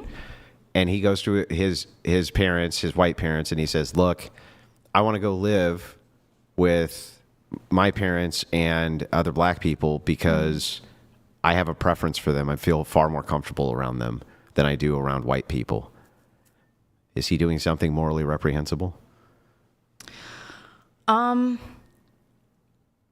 I would be curious about his actual comfort. He just feels better around them. He feels like they understand him more and like him more, and he likes them more. He just likes them. I can imagine someone wanting to, for a time, go live around a lot of people like that and get to know them, but I can't imagine that this person would decide to then spurn all of his, Oh, his he's not white spurning. adopted Wait. parents. Where was that ever in there? He didn't spurn him. He just said he'd prefer to live over here. It doesn't mean he's not going to see him or talk to him or anything like that. He just would prefer to live over here. But we build communities with the people we live by. Yeah, I know. But can you engage with this for a second? Sure, Okay, yeah. so what is he doing that's morally reprehensible here? Well, we're also talking about a young adopted child who has probably been living with like the weirdness of being raised culturally white while being treated Sure, as black. absolutely. So I think that changes things a little bit versus someone who is, white, raised white, and has no interest in being around other races. I would find that person to be No. weird. Yeah, why? So, do you see how you keep smuggling little sneaky shit in there? Like you said, they want to be among whites, but not among any other races ever, or something like this. It's like that. None of that was said. It's the preference of who you want to live near and who you want to live among. Does not. You still haven't actually answered this, and you seem to be very evasive about it when I continuously ask you about it. Mm-hmm. What actually makes the same thing that you would say that black kid is not, he doesn't strongly hate his white parents. He doesn't strongly hate white people. He doesn't have strongly dislike them. Why would his strong like for being around black people entail that he had a strong dislike for white people? Because I think that diversity is strength. I think it's good. What? I think diversity is good. I'm Diversity just is going to strength. grant it. And I Diversity think is that- diversity I is think our that strength. Yay! You but build community with the people that you live around. do you understand how you're not answering the question again? Like, What would be wrong with it? No, that's not my question. Okay, so I'm going to ask the question again. I Why know is it you bad believe. to just want to live around white people? No, and that's not only my sometimes see question. black That's people? Like, not what my is that? question. Okay, go ahead. So you keep saying that if you like them, you like this group, that means you strongly dislike this one. Mm-hmm. How do we get to this strong dislike? How does me liking this group mean that I strongly dislike this group? How does that work? Because you would have assumptions about them that make you not want to live with them. That doesn't mean you You dislike would be them. essentializing them into all one type of person and behavior You know, I have on a the basis of their race, which I don't think is. I have a sister, cool. and she's really fucking annoying. Okay, she Okay. really well, she's not. She can be fucking annoying, and I wouldn't want to live with her. Yeah, that's Does that mean I strongly dislike her? Would you never live with anyone who's ever been a sister in their entire life? Does your wife have siblings? Yeah, I wouldn't live with them either. Okay, yeah, but she is a sister. Yeah, but what does that have to do with anything? Because the point is, it's not just your sister is kind of annoying sometimes. Right. It's because of who she So is I have a as preference to not person. live around her, right? It's because of who she is as a person, not the immutable quality of being your sister. Yeah, but even if it was the case, even if I just grant this, how would that infer that I disliked anybody? Anybody else because I had a preference to live with this group? How do we get from that to that means you dislike this group or have a strong dislike for them? You could like them just fine, just not want to live with them, right? I think that isn't that the not in my backyard kind of dealio is like the hypocrisy of being like, yeah, I'll tolerate them, but I don't want them in my backyard. I don't want them near me. You know, like I just don't think that. I think it's racist. I don't like it. But to be honest, I would prefer people like that do go off and live in their own communities because I don't want to be around them. Because you dislike them? Yes.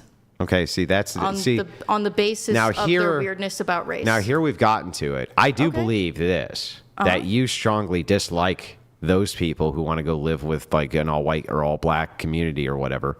I agree that you 'cause they're dislike them. probably lame. The problem is like, you have not made an argument that would be convincing to anybody on planet Earth that they dislike you. I agree that you dislike them. That I agree with. That they dislike me? Yeah. I'm white. Why would they hate me? Exactly. Why would they hate you? I'm white. They're also white. They want to live around the white people. They don't hate. They'd be- Okay, they'd be like- wait. Why wouldn't people who you hate you? What? Why wouldn't people who you hate you? Wouldn't people you hate you? Oh, I mean, if I said I hate you, but like look. You just said that you have strong dislikes for them. But I don't think that I any do. of those people that you claim that you would have a strong dislike for would say that they had any feelings about you one way or the other. Yeah, I don't think that they would either because I'm Caucasian. I think that they would if they saw me walking down their all white What would colony street. if you I were think that they Hispanic would be right now? fine. What would change here? What would change if they were like, I don't have any opinions about her one way or the other, or wish her a great life? It's because they wouldn't allow me to live next door to them if I was Hispanic. Well, that's true, I guess. Yeah, in a it's sense. like not wanting to be around Yeah. people. It's not wanting people in your proximity. It's the same hypocrisy. That doesn't mean that of- they hate you, though. That's where I can't get It to. means that maybe they don't like in their heart just feel a lot of rage and anger towards me, but it means that they're not really about who I am. They're not really they are uncomfortable being around me. They're uncomfortable with me being next to them. Okay. Let me Right? just finish this off with this because maybe we can tie it off finally. Okay. I feel like we're going around in circles. Yeah. So let's try not to go around circles and finish it. So, do you believe that when we talk about attraction, we're not just talking about sexual attraction, that we have attractions to people? Sure. Yes. Okay. And do you think that people should be allowed to have preferences in what they're attracted to? They're not attracted to black people. They're not attracted to white people. They're not attracted to Hispanic people. Sure. Okay, that's the end of that argument. All right. Smoke break? I'm going to have a smoke break, yeah. He's going to have a smoke break. All right, guys, here, really quick. If you guys are watching, there's 10,000 people. Is that go okay? Yeah, go for it. Charlie's going to use the restroom. Andrew's going to take a smoke break. We'll resume the debate in 2 to 3 minutes. While I have you guys here with me, guys, one of the easiest ways to support the show, to enable us to do more of these debates, is just through your patronage, but I mean, just watching the video. If you guys can pull up Twitch, please. Guys, just pull up, refresh it if you need to. Guys, go to twitch.tv/whatever. Drop us a follow and a prime sub. Wow, scuffed already. What's wrong with it?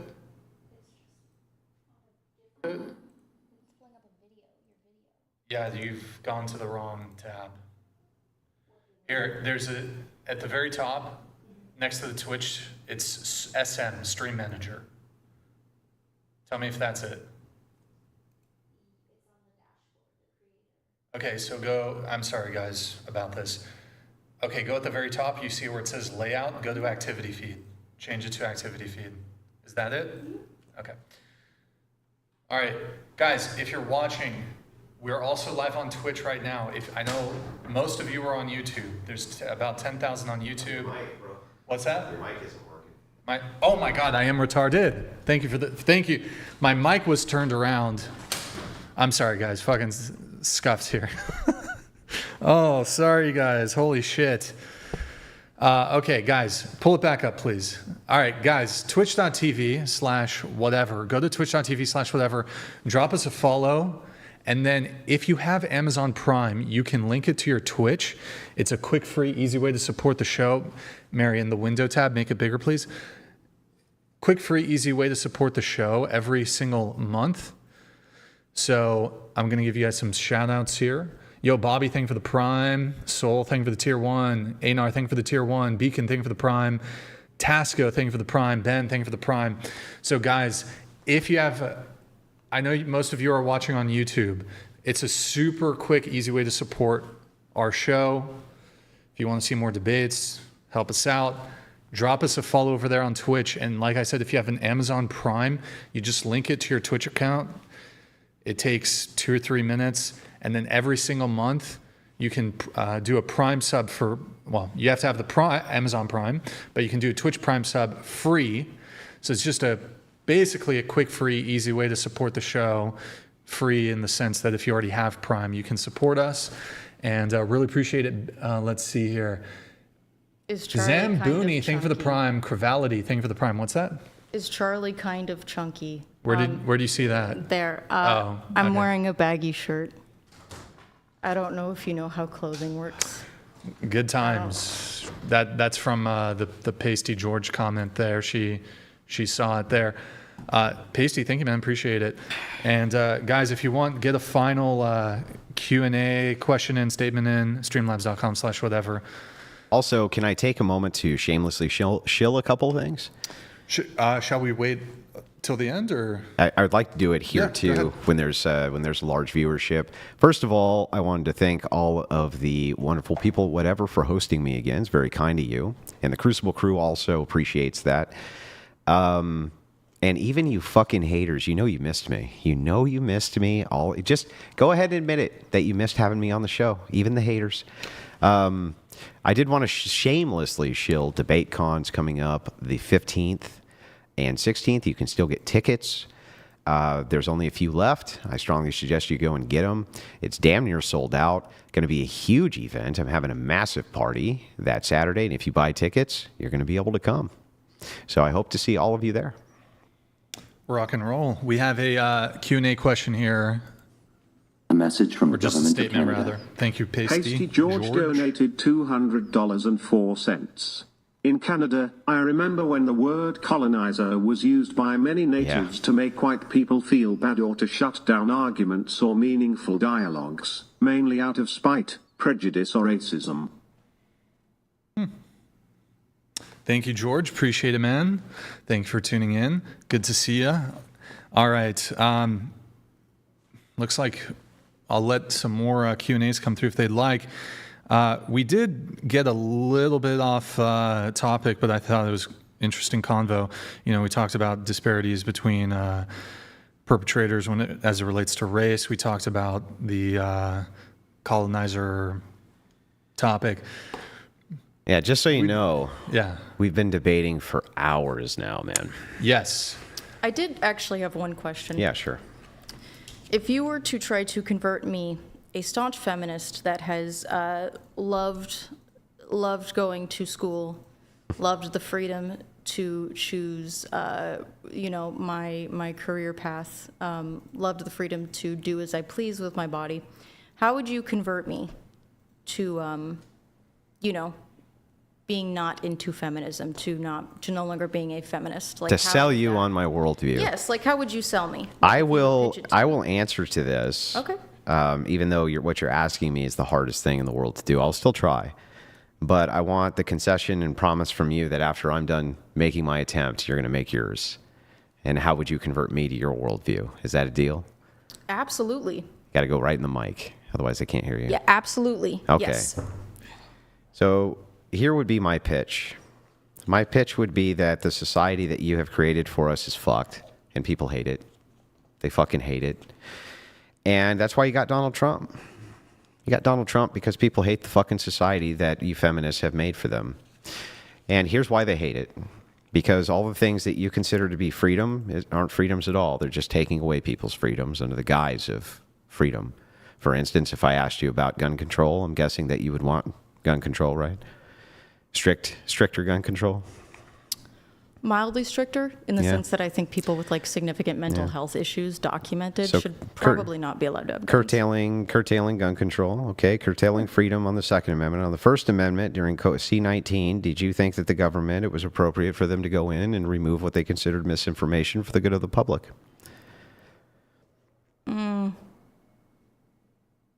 Yeah. I don't have a solid opinion on that one. Well, earlier you did, and it seemed like you you're... said removing misinformation, like going through and yeah, they worked with tech companies to remove what they considered well, misinformation. that's not what we talked about earlier. That's what they did. It's different. I know, it's not different. It's different than we were talking about shutdowns, were we not? Yeah, but the part of the lockdowns was that they were depersoning people because of what they considered to be misinformation, and the government was working with the technocracy in order to do that for the good of all people. And it's like, I guarantee you at the time, if I go back and look at whatever content you were making, if you were making content at that time, I don't know. But I can promise that whatever social media you had, you were probably very much in the we need to get rid of misinformation camp. You know, because all of you guys were. And so it's like under the First Amendment, it seems like, you know, the feminist and the progressive movement, which is basically a part of the feminist movement, does what it can do to curtail freedom there too. And it doesn't seem like you really want there to be much personal freedom, even if people say, look, you know, I just want to live among a people group that I'm familiar with and I have a preference for and an attraction to. And you're like, no, that's unacceptable. And you're a bad person for even wanting to do that.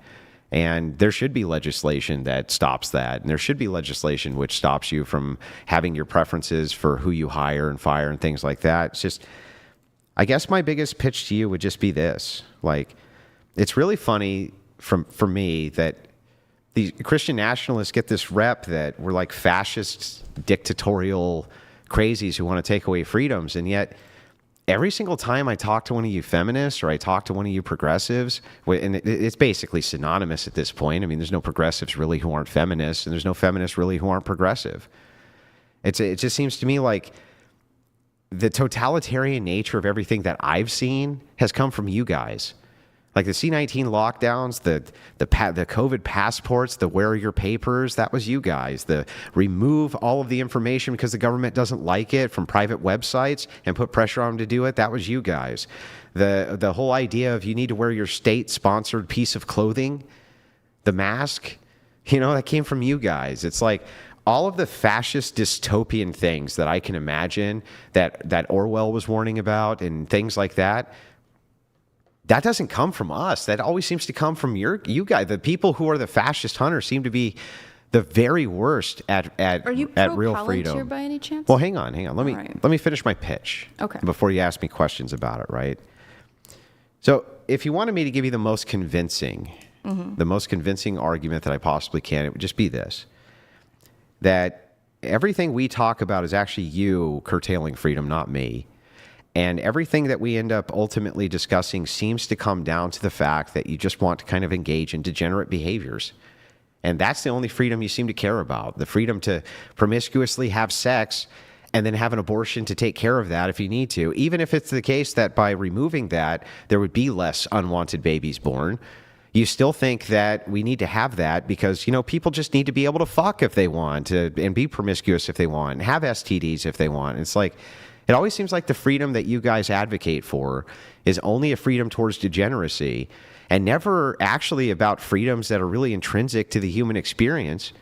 And kind of even more than that, I would just point this last thing out, which is, you know, if you had a society where it was really full of more people like me, right? It was full of people who did take their religion seriously, and they took their family dynamic seriously, and they took the things that they were doing seriously in regards to morality and ethics and how to treat people and not sacrificing the whole for the small percentage of fucking, you know, LGBTQ people and this and that.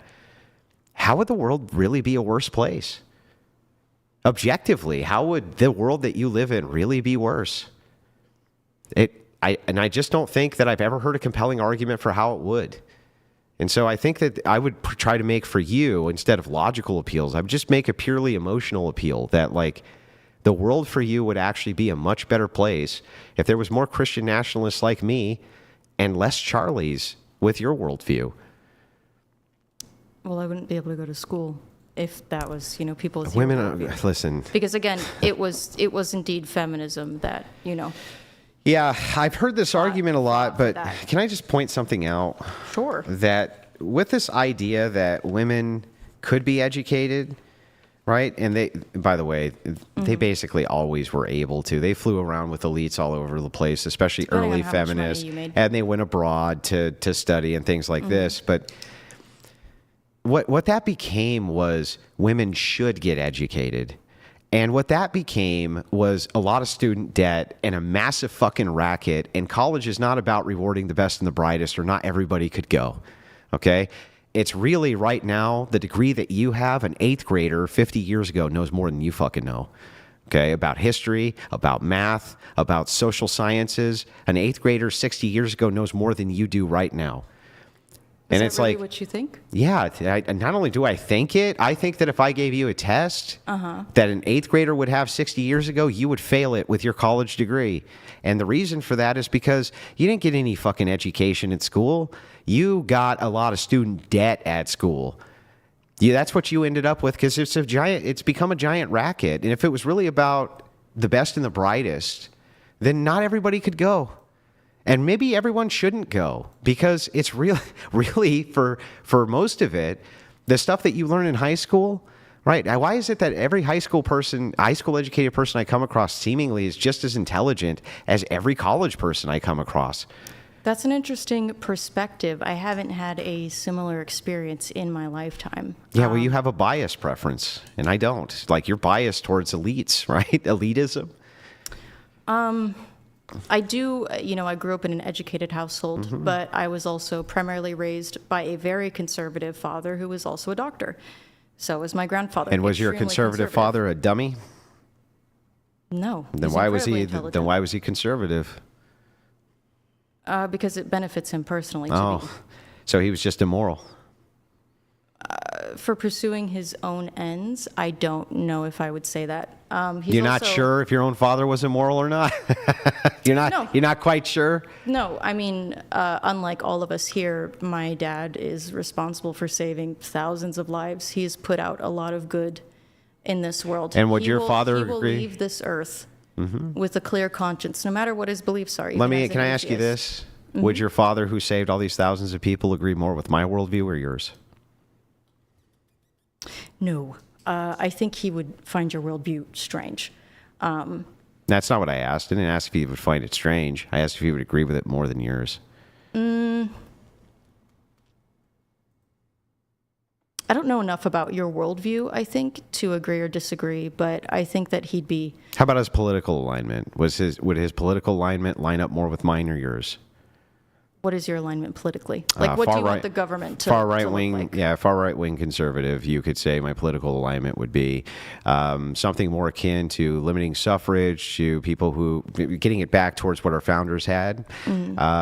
Some other things would be like fiscal conservatism. I have a belief in that. I have a very strong dislike for socialism. Have a very strong dislike for communism. Have a very strong dislike for eliminating people's access to capital, which I know brings more people out of poverty than any other single system on planet Earth. Like, would he agree more with that type of stuff? I have a strong preference against mass migration, and I think the government should be doing more about it. I think that we should lock up our southern border. I think that we should do a lot more when it comes to deregulating gun control. I think, like, stuff like that. Would he be more in line with that? I think that my dad is he skews libertarian more than anything. And I think Well, libertarians are definitely going to like that more than your view. I think your proposal to limit suffrage, I think would Libertarians love that idea generally. limiting access to voting, limiting people's No. individual freedoms. Well, and wait a second. powers. That's not limiting their freedom. What it's doing is stopping. away the right to vote? No, it's stopping you fuckers from collectivizing and becoming tyrants. And that's what you've done with the vote. You've collectivized and become fucking tyrants, a tyrant of the majority, a tyranny of the majority, a slight majority, and you become fucking tyrants, just like you were during COVID-19. That's not, you didn't free anybody. Who are you freeing with your fucking policies? Like, What how are would you making our call lives the power better? that the executive branch has now? I mean, like, the executive branch is the strongest it's been in ages. Like, what do you think No, it's about not. It tyrants? has less power than it did under Jackson. Significantly Okay, less I power said than it did under recently. Jackson. I And by said the way, can I recently. just point this out, right? When you're talking about Donald Trump, he has the same exact powers that the president Joe Biden had before him. The same ones. He doesn't have a single additional power. Not a single one. What about the bullshit that the Supreme Court ruled that he cannot be held responsible for specific illegal acts that he committed? Yeah, well, look, this was early understanding of case law with the president, is that you're not going to be able to allow states to prosecute the president of the United States, or else a state who was just that's upset. tyranny. No, it's not. That's It's the opposite. tyranny. A state that's upset at the president could bring him in for bullshit, trumped up charges, and he's the federal executive. That would create a constitutional crisis. Literally overnight, it would create a constitutional crisis. We have diplomatic immunity for diplomats. They come in and commit a crime, we can't put them in jail. Even though they committed a crime, we can't put them in jail. They have diplomatic immunity. Our own president doesn't have immunity from state prosecution. Yeah, he kind of has to. Otherwise, California Governor Newsom right now, Newscom, would bring him up on charges of treason if he could, and would try him in California under the state code if he could. He would do that. W. Love that. I hope he does. Okay, well then guess what? If that's the case, then why shouldn't the president have the ability to do that to Gavin Newsom? He could. If he wanted to, I don't know, start a case against Gavin Newsom. No, I'm saying, why does the federal authority not give him the purview to do that? For the To same charge reason, him on a state level. to charge him at a federal level. He can't just be like, oh, he committed treason and go charge him. You can't have the state charging the executive branch. You can't have them doing that. I think you can. No, And I think it well, should not be only so. can you not, the Supreme Court even ruled you can't. I think you should be able to. I think that's ridiculous. I think we need to be able to hold our leaders great. accountable and You would not end put up- too much power in their hands, because I am against authoritarianism. Okay, so let's say California does that. Hell They yeah. say, hey, we're going to go ahead and bring up Donald Trump and he needs to appear in court. How does California enforce that?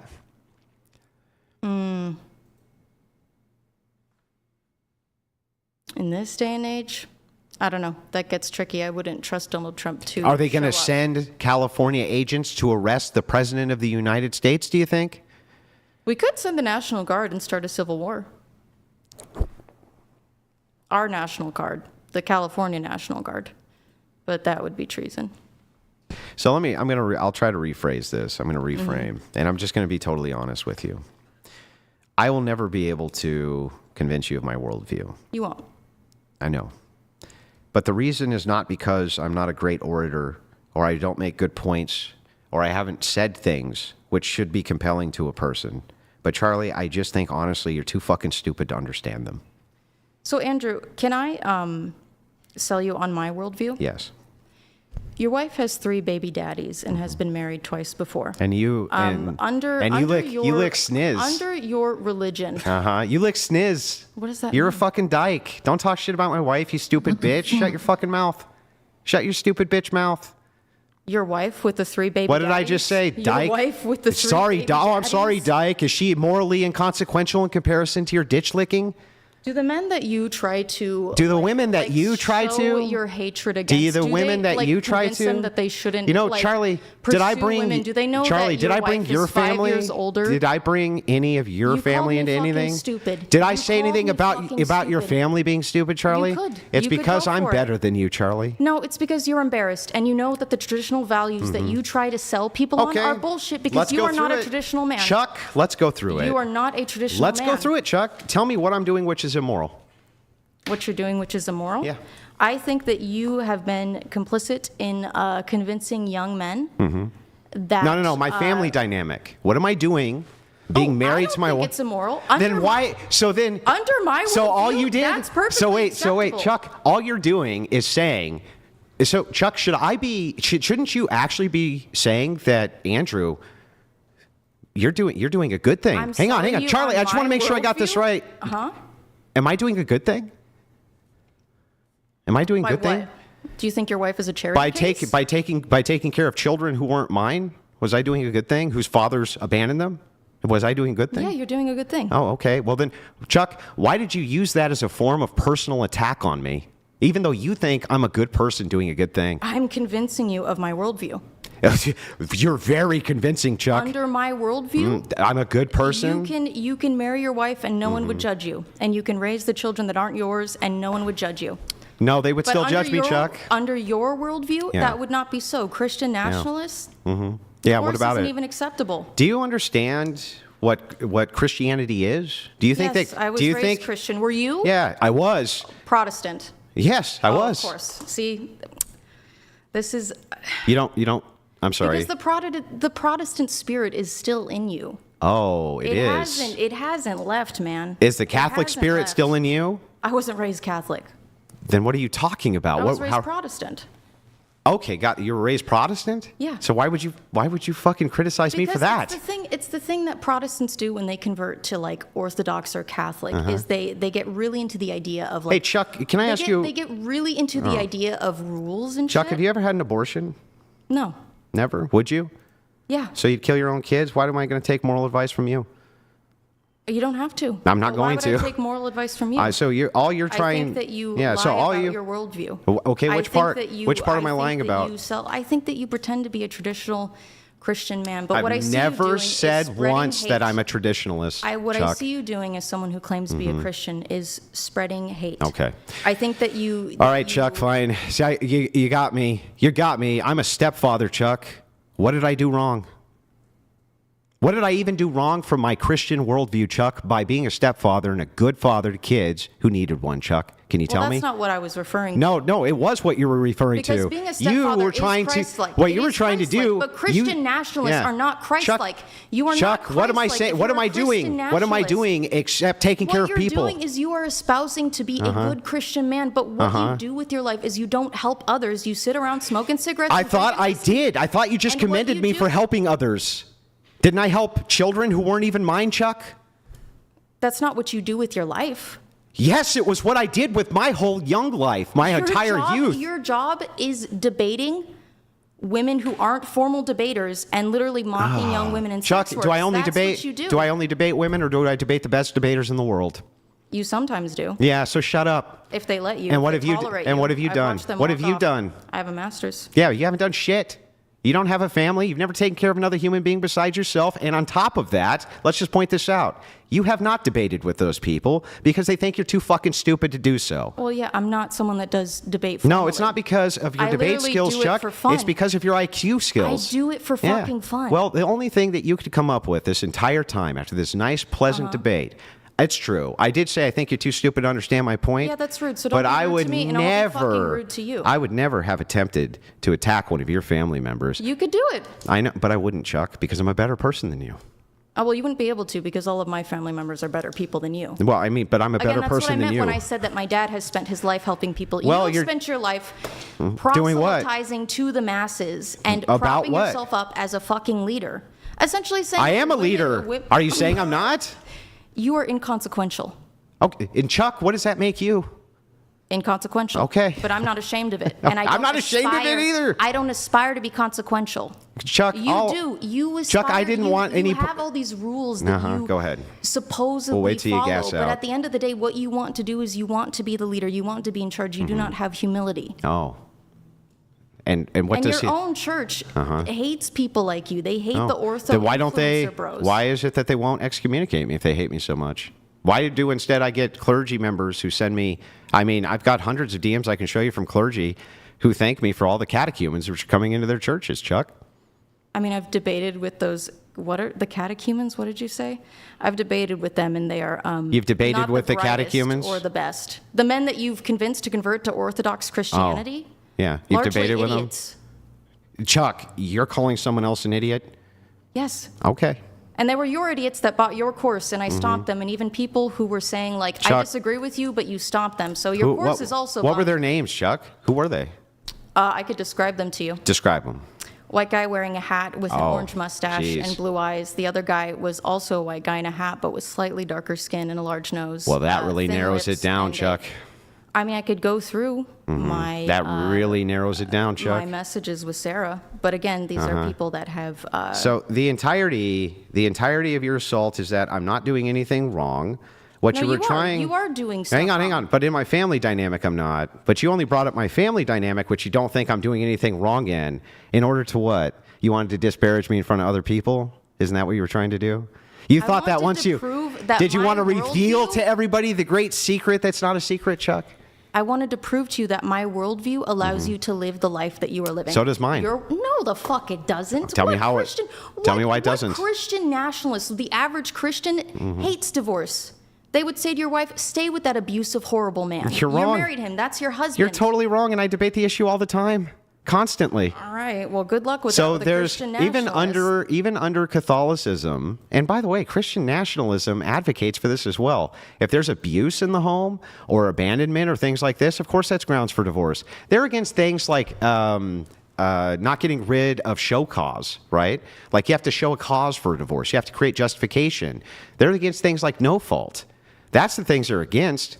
Nobody's like, oh, there are some people, I agree. There are some people who have been like, well, even if you're getting beaten up in a relationship, you should stay. But you know what happens when you actually hone down on what they're saying? They're actually saying, wait a second.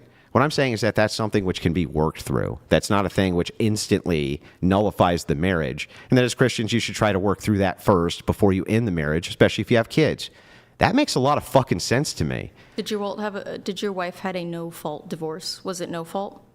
I'm not going to get into my personal life with you, Chuck. All right, but if you're saying that Christian nationalists are, they're pro show cause but against at fault divorce, then it's the same Okay, thing. Chuck. Well, what happened is her ex-husband went in the room and beat her half to death Yeah, and that's ripped. horrible, Shut up, man. Chuck. That's horrible. Shut up, Chuck. But you want me to relive it and you want me to tell you about it, so I will. I'm asking if it was No, show shut up, cause or Chuck. no It's my fault. turn to tell you. All right. And ripped out half of her tongue. Ripped it out of her fucking head. And so the thing is funny, Chuck. I just want to point this out. Thanks, by the way, for reminding me of that. Yeah, you're welcome. Can you just help me out with this?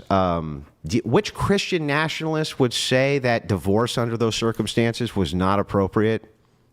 Who's the dude that was berating his pregnant You wife? tell me. Steven Crowder?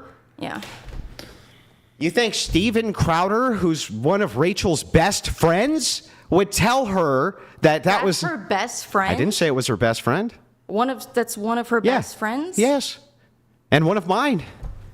Jesus Christ. I mean, that's what I mean, man, is you espouse No, all this man. shit, but What your I mean, man, is you worldview just said that is- Steven no, Crowder. It is pro-woman Steven abuser. Crowder. It is pro You're saying that Steven Crowder. You were telling your wife's like you are talking about her horrific trauma, and then you're saying like that like freaking Steven Crowder. Steven who was Crowder on didn't video lay a abuse- finger and you're on his hanging wife. out- you are hanging out with abusers of women that want to trap women. in Steven horrible Crowder relationships. never laid a finger on his wife, you lying bitch. As far as we fucking know. No, as far as she claimed publicly, you fucking idiot. You don't even know anything about the case. You stupid broad. Can you tell me that Hillary Crowder has said that Steven Crowder ever touched her? Ever? Because she's fucking know. then why are you making But these he's still an allegations? abuser of women. How? It was 'Cause he got into disgusting an and cruel, the way that he spoke to Chuck, her. you've And you brought- support that. You support Chuck, men you've that been speak to in their worse wives like arguments that. in relationships than that. I guarantee it. I haven't. Oh my God, you people are the worst liars. You're the worst liars, the most uncharitable fucking people.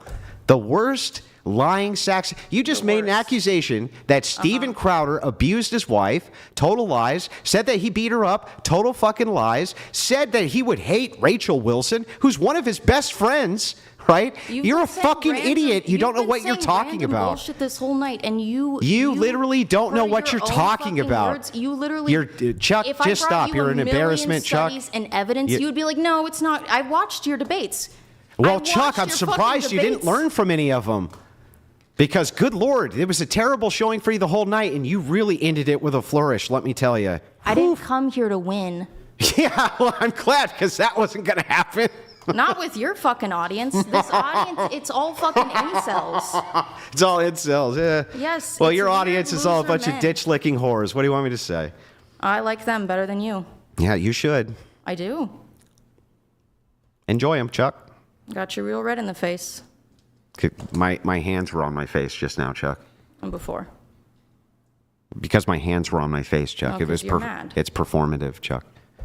I don't know. You looked pretty angry just a second ago, Chuck. You were pretty This is upset. what my face looks like Oh. normally. I told you this even before the debate began. That I Okay. have heavy-set eyebrows. I look angry naturally. You got it, Chuck. And I have a big, scary I know, manly I know, face. I know, Chuck. I know. I get it. I get it. Thank you for making all those baseless accusations about people, though. Sure. That was very kind of you. I mean, thank you for promoting a worldview that is I guess that fundamentally justifies- racist, misogynistic, homophobic, and transphobic. I guess that Thank you justifies. for spreading hate. Thank you for contributing to ruining a generation of young men. Yeah, so I guess that justifies any evil and thing you want to do, huh, radicalizing- Chuck? Radicalizing You know, them Chuck, out of approaching. being with These are the women same that would exact love reasons them that they just shot because Charlie they're Kirk, sex Chuck. workers? Same reason that What? your trans friend shot Charlie Kirk is because you think it's trans friend? you My think transgender you friend. think it's okay. Your trans friends. This is why you think it's It was okay. a cisgender man that shot Charlie Oh, Kirk. give me who's fucking a trans. Yeah, Give me a they do break. that. They do And by that. the way, let's point this out, Chuck. I just want to point this out. That it's the justification that you can do any evil thing you want to me because you think I espouse a bad worldview. That's exactly what got Charlie Actually, Kirk killed. You were the one arguing that we should go in and violently colonize or blow up people because they do things differently, and I was the one. Because that said, they're no. molesting And I said children, to Chuck? Lead with love and Because they're kindness. molesting Lead children? With love and kindness. That's what I Tell said. the audience what the cum warriors do, Chuck. They already know. Do they? Yeah, and you said fucking blow them up. Yeah, I'm sorry that I would blow up pedophiles, Chuck.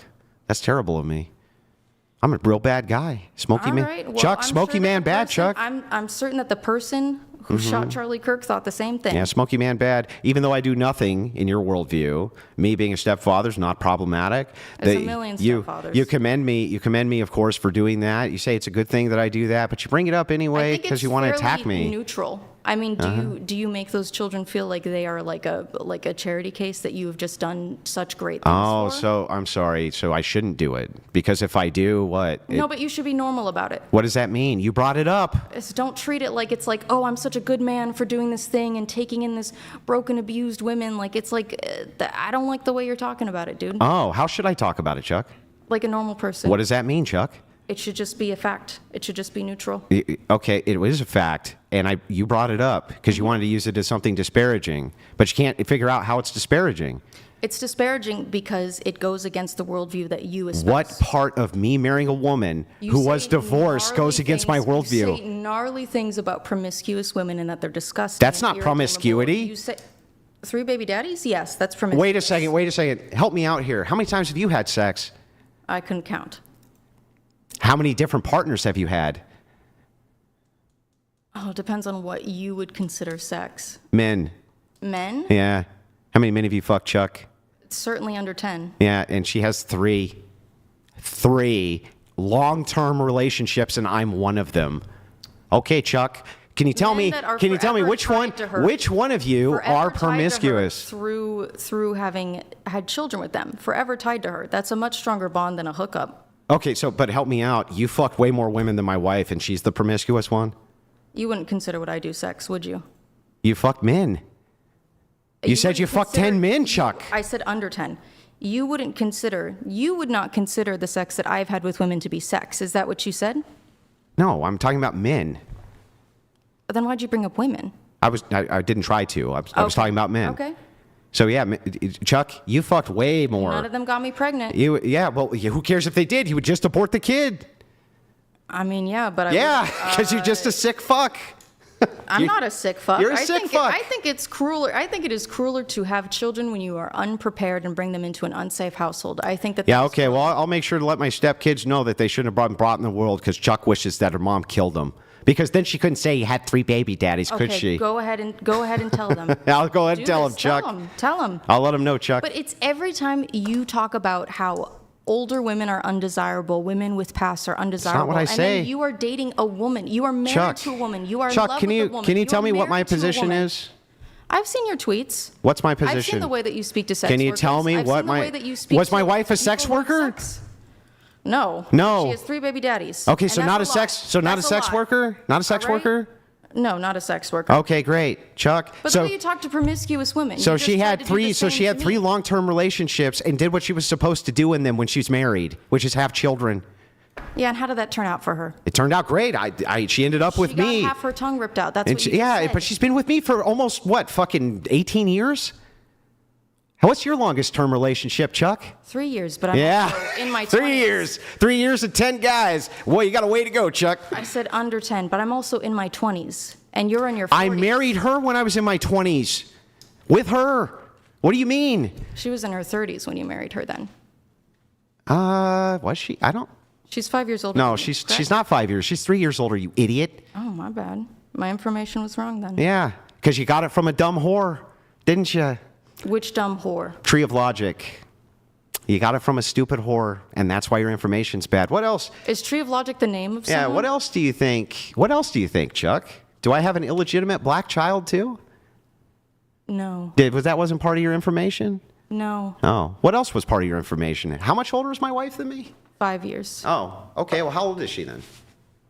She's 43 if you said it was 3 years. Wait, how old am I, Chuck? 40. I'm 41. Oh, okay. Well, she still has 3 baby daddies, which you confirmed. So you were wrong about that, right? You were wrong about that? Does she not have 3 baby daddies? Yeah, Did no, you not she say didn't that have this 3 was baby public daddies. Men you're information? married to aren't baby daddies. A baby daddy is a man that gets you No, pregnant. no, your disparagement there, as fun as it is, right? Remember, she's not here to defend herself either, because she'd knock you the fuck out probably. But She would hit me? yeah, oh yeah, if you had personally attacked her, I'm sure she would. Well, I wouldn't have personally attacked her. So I might have gently suggested that, Oh, you know, gently telling suggested. women to submit to their husbands and blah, blah, blah, blah, blah is kind of, that created great outcomes for her, Chuck. Is this a great outcome? Sure seems to be for her. Because, I mean, being with you and I think dedicating your life to being a content creator that just like debates and that's the extent of your Christian goodness, I wouldn't consider that the high living. Wait, I is that wouldn't the consider that Chuck? Is that the virtuous. extent of my Christian goodness? Probably. Tell me what I do. This is what you do with Tell me your what I do with all that money I make, Chuck. I don't know. But I thought you just told me what the extent of my Christian goodness was. The impact that you leave on the world, whether you donate to charities So or it not, which I justifies- strongly doubt that you do. You strongly doubt that? What you do with your worldview is you use it to feed your ego. What you do with Ego? your career. My ego? Yes, your ego. My ego? Your ego.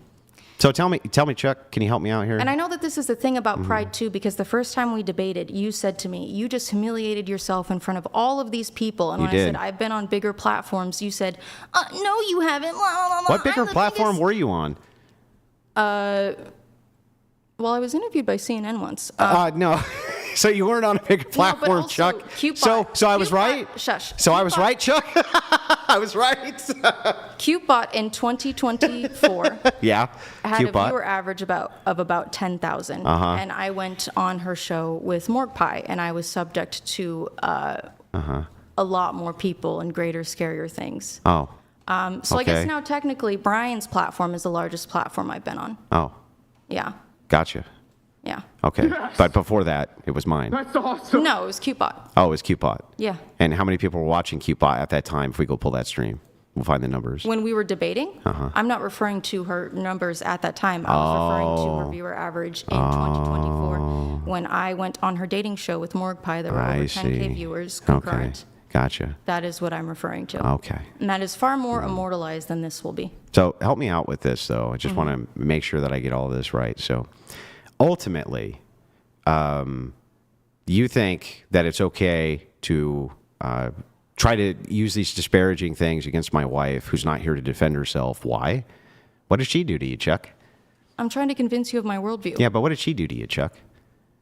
I mean, I think that being married to you is, It's enough to do whatever evil you want to her, isn't it, Chuck? was what I said evil or wrong? Was it inaccurate Do what I you- said? was- it inaccurate what I said? Was it inaccurate? You remember how earlier? Was it a lie? Yeah, but was it? Were you trying to use it as disparaging, like you I'm do trying with to point out your colonizer? hypocrisy. Where's the hypocrisy? Because of the worldviews that you espouse. Tell me what I espouse, which is hypocritical. You spend your time convincing men that older women are undesirable, that women with past are undesirable. You're You lying. do. I have scrolled through your freaking tweets. Chuck, I've seen this Chuck, shit. I've seen what you gi- said. to give me, you have built your give me the career off of, position, like, Chuck. Give me the position I have. The position you think I have, which is Older hypocritical. women are undesirable. An 18-year-old will always be more desirable than a fucking Total fucking 30-year-old. lies, Chuck. So here's my actual That position. was actually one of the first. I guarantee you, things I you'll ever never find the saw from you. tweet. And when we're done here, I'll send you $1,000 per tweet that I'm wrong about. Promise. So Okay. here we go. You ready? My actual position: as women get older, they're generally less desirable than when they were younger. Anything else, Chuck? Am I wrong? But do you think putting Hang that on, out there Chuck. in the Am I world wrong? rather than Chuck, am I wrong considering- though, Chuck? Depends on who you ask. I'm I like asking older you. women. I like older women. I'm asking you, Chuck. In general. And my mom and all of her Yeah, heterosexual yeah, Chuck. I know, friends but in got a lot general, of play. yeah, but Chuck, in general, is it not the case that in general, as women get older, they become less desirable to men than younger women? In general. Not now, I don't think so. I think there's an age cap. So if I were to show you stats of when men respond and say that they would prefer younger women over older women, they're lying? Maybe. Oh, okay, gotcha. I don't know. You can never trust So you were- statistics or where they're from. So you can never trust. never the said that recent either. studies or blah, blah, Never blah, said blah, that blah. either. I said that I every watched the study needs to be debate. vetted. But okay. So anyway, what's the next position that I espouse, which I probably don't? That makes me a hypocrite. So I want to say that as an outsider looking in, what your platform looks like is it's teaching young. Yeah, I men don't care about to that. How am I a hate women. hypocrite? What am I saying that's hypocritical? You're a hypocrite because you are married to a woman that the men that you are influencing Uh-huh. to feel these things, you are married to someone that they would find completely unacceptable. Because I don't think talked you to know these my red pill audience. men. I know their audience. I don't have a red pill audience. You do, dude. I don't. I'm not a I've red had to pillar. lock down all of my I'm socials literally locked down not a for red week pillar. after this because every time after I debate Uh-huh. you, what I have is a bunch of dudes hopping in my comments calling me a stupid whore, a bitch, and a slut. What does that have to do with me? That's your audience. No, my That's your audience are man. Christian nationalists. That's my audience. Yeah, and they're assholes. Maybe, They're but bad that doesn't make people. me a They're hypocrite. not Christians. What things do I advocate for that are hypocritical to how I live my personal life? What? What, dating- Chuck? You're dating a promiscuous woman. How is that You are promiscuous? dating a woman who has 3 baby daddies. I'm not dating anybody. I'm married. And how is Married. it promiscuous? She had 3 long-term relationships and was married. Children with 3 different men. It's How not a is that problem to me. promiscuous? So It's if not a problem to So me, if but her it's husband something- died in war and she got remarried, me as a Christian, that's promiscuous? It's different. How? How's that different than Death. he leaves her? It's death. How's that different It's than not he leaves violating her? the great sanctity of a Christian marriage between a But man Chuck, and a I've woman. never advocated that ever. So how could I be a You do, hypocrite? Dude, and everything you When? say and do, you fucking advocate for this Here, shit. You I'm going to start advocate pulling for out. this shit. I'll tell you what. I'll start pulling out cash. I don't want your Pull fucking up the money, tweet. man. Pull up the tweet that shows me a hypocrite to my worldview. I'll keep pulling out cash until you can. Keep pulling it out. Okay, how much do you want? I'm not playing your game. You're not going because you don't have shit. No, because I'm not going to sit here and dig through your fucking tweets. Because there's nothing there that would make me a hypocrite to my view. Do you Yes, think? dude, your platform is literally to Uh-huh. normal people reads as insane, dude. Everyone That I has know- nothing to do with the everyone claim I'm I a know hypocrite. that Chuck, is fucking, Chuck, yes, dude. show me everyone how I'm a is hypocrite, shit. Chuck, from my view. You spend your time shitting on women. I don't. That is all you do. That is all hardly. you do. You discourage. But even men if I from did, even if all I forgiving did women was with shit on promiscuous women, past. how am I a hypocrite? Because you are married to a woman with 3 baby daddies. And do I ever make a prescription that that's immoral or wrong? I think you made up rules for yourself that it's okay to fit your worldview. Bro, when have I think ever that- I think that- advocated, I think when have that I if ever you were not- advocated I that you think can't be a you would be stepdad? So proud. I think you would be so proud of your chaste Christian wife. That's Are you never been ever married. I going, think that are you would. ever going to show me how I espouse views, which I don't believe, ever? What do I can just have, actually like, say? Watched the shit that you make. You can just watch your clips and see the things that you say. Chuck, tell me my position that makes me a hypocrite, please. I just told you. I've told you. What? several times. What? I've told you What is several it? times. What? I just told you. No, you several didn't. Times. Do you not have fucking ears, dude? What did you just tell me? What? You are married to a woman that would be considered by the men that you proselytize Me, to, Chuck. that they are Me, Chuck. What do I advocate for that makes me a hypocrite, Chuck? What? to look for chaste young women. That's not even my. Women who are not stained. You spend all Oh your my time God, this shitting all fucking over idiot. sex workers. Yeah, they. All the Yes, time. good.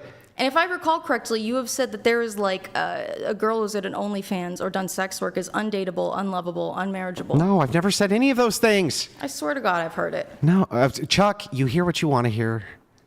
So here's my actual position, and I'll tell you.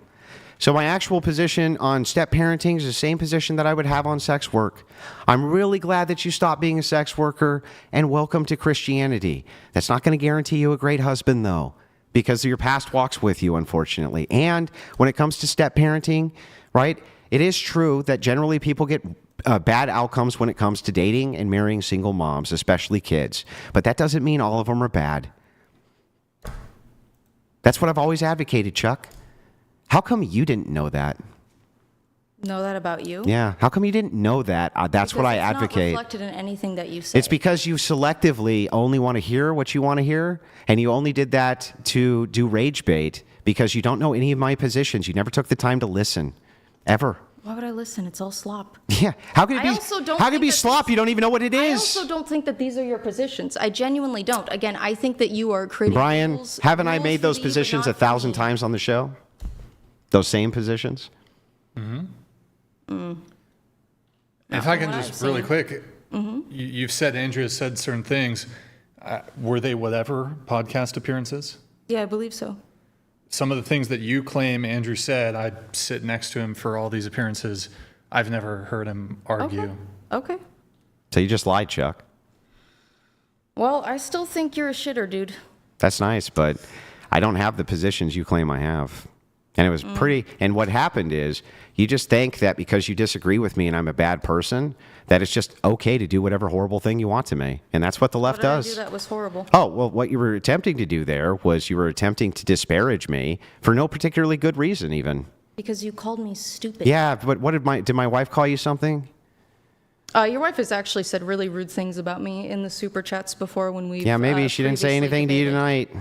But, you know, the thing I don't is. care. I'll fucking remember it. Yeah, I know. Well, here's the thing. I'll remember this too, Chuck. And I'm just going to point this out Okay. so that you then know. hold on to it. Well, I'm not going to hold on to it. I'm just pointing this out. I'll always know you as a hypocrite. The person who said I was doing the bad thing, and then when I asked her about it, said it wasn't a bad thing. That sounds like hypocrisy to me. I said it was hypocritical to your worldview. And when you can tell me how, I'm listening.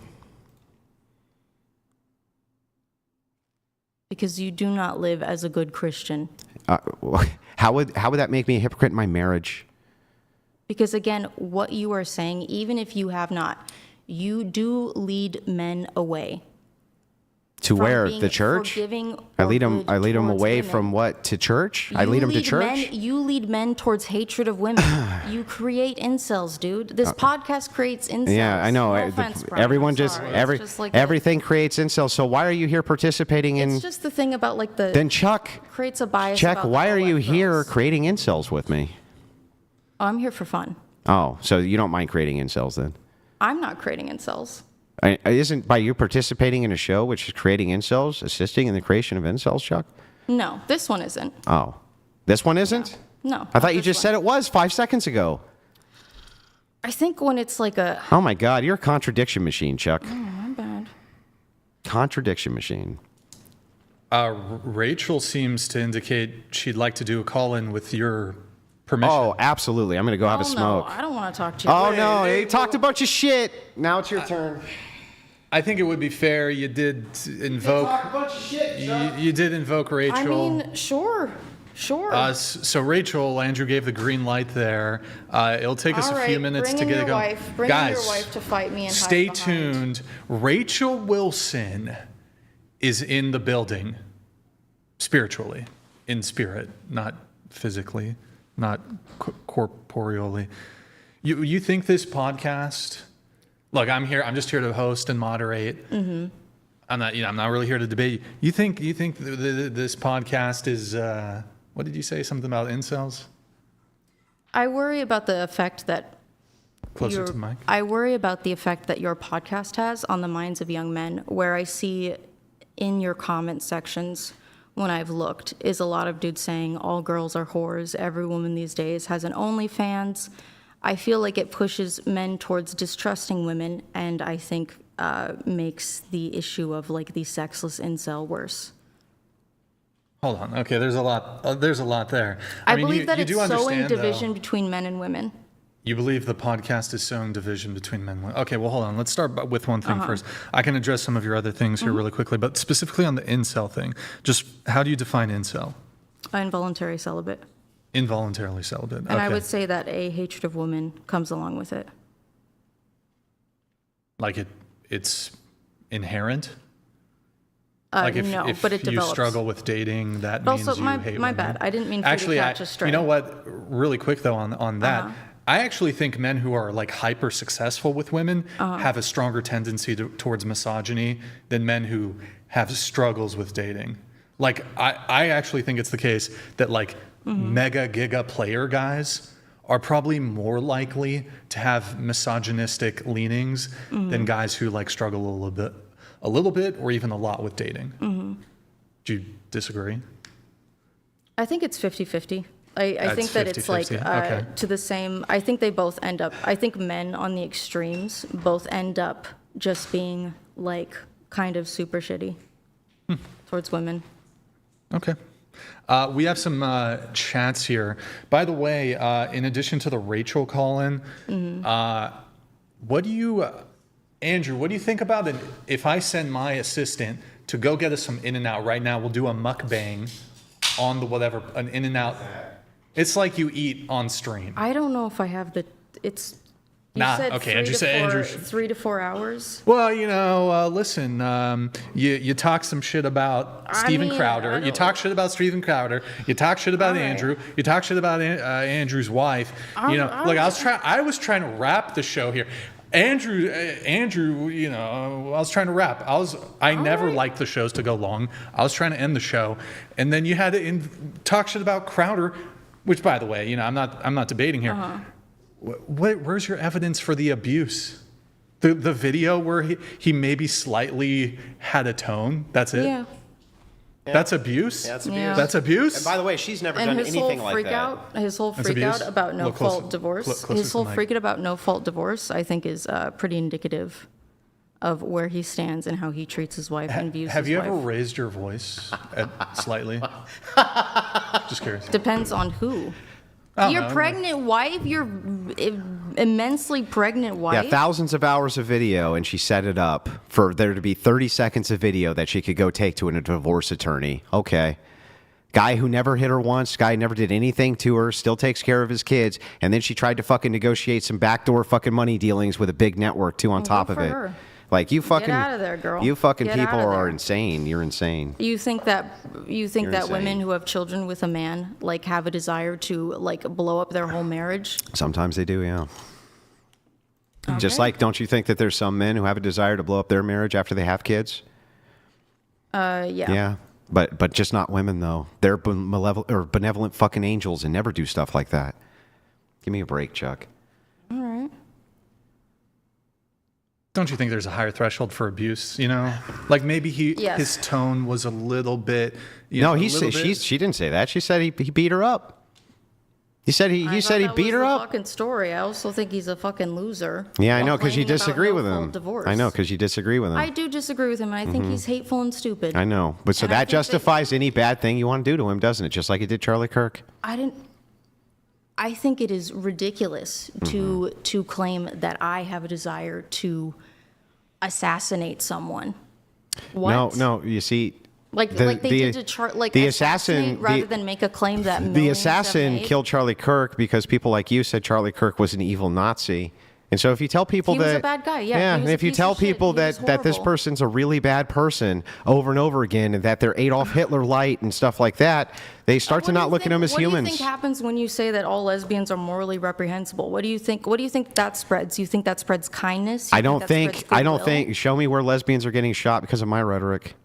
Because if you're, I mean, yes, hate crimes do occur because people are Mostly with homophobic. lesbians, it's between lesbians, and they beat each other That up. statistic is inaccurate because it was just asking about relationships, which do include past heterosexual What about the latest relationships. statistics on it, though, for domestic violence and with just I don't know. Maybe with you just can't straight trust statistics. when maybe you just we can't. can. I'd have just, to double check. I'd have to double check. You the can study and check the validity some. of the study. Those aren't. That's not a study.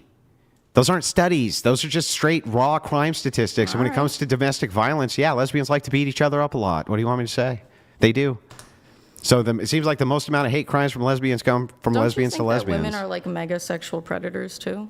Isn't that like a thing? You said that to me once, that you think like women in positions of power tend to be like extreme. Do you want the actual position, Chuck? Do you Sure. even care?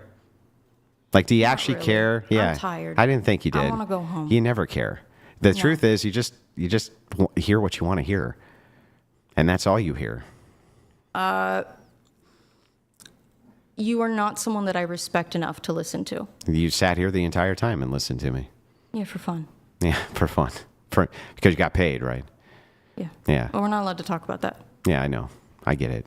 But it's Yeah. real. It's funny though to me, hilarious to me, that you would make like these horrible fucking claims about Steven Crowder beating up. Like, what a horrible thing to say. What a horrible thing to say about someone.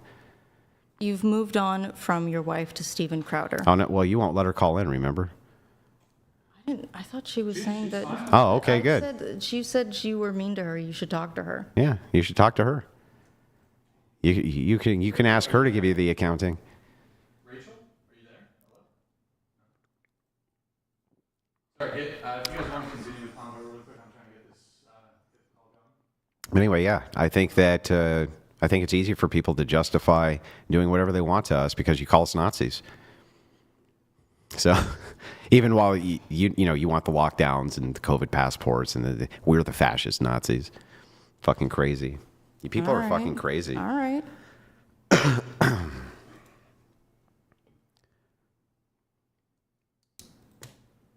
Sorry, guys, I'm trying to get it going, but continue.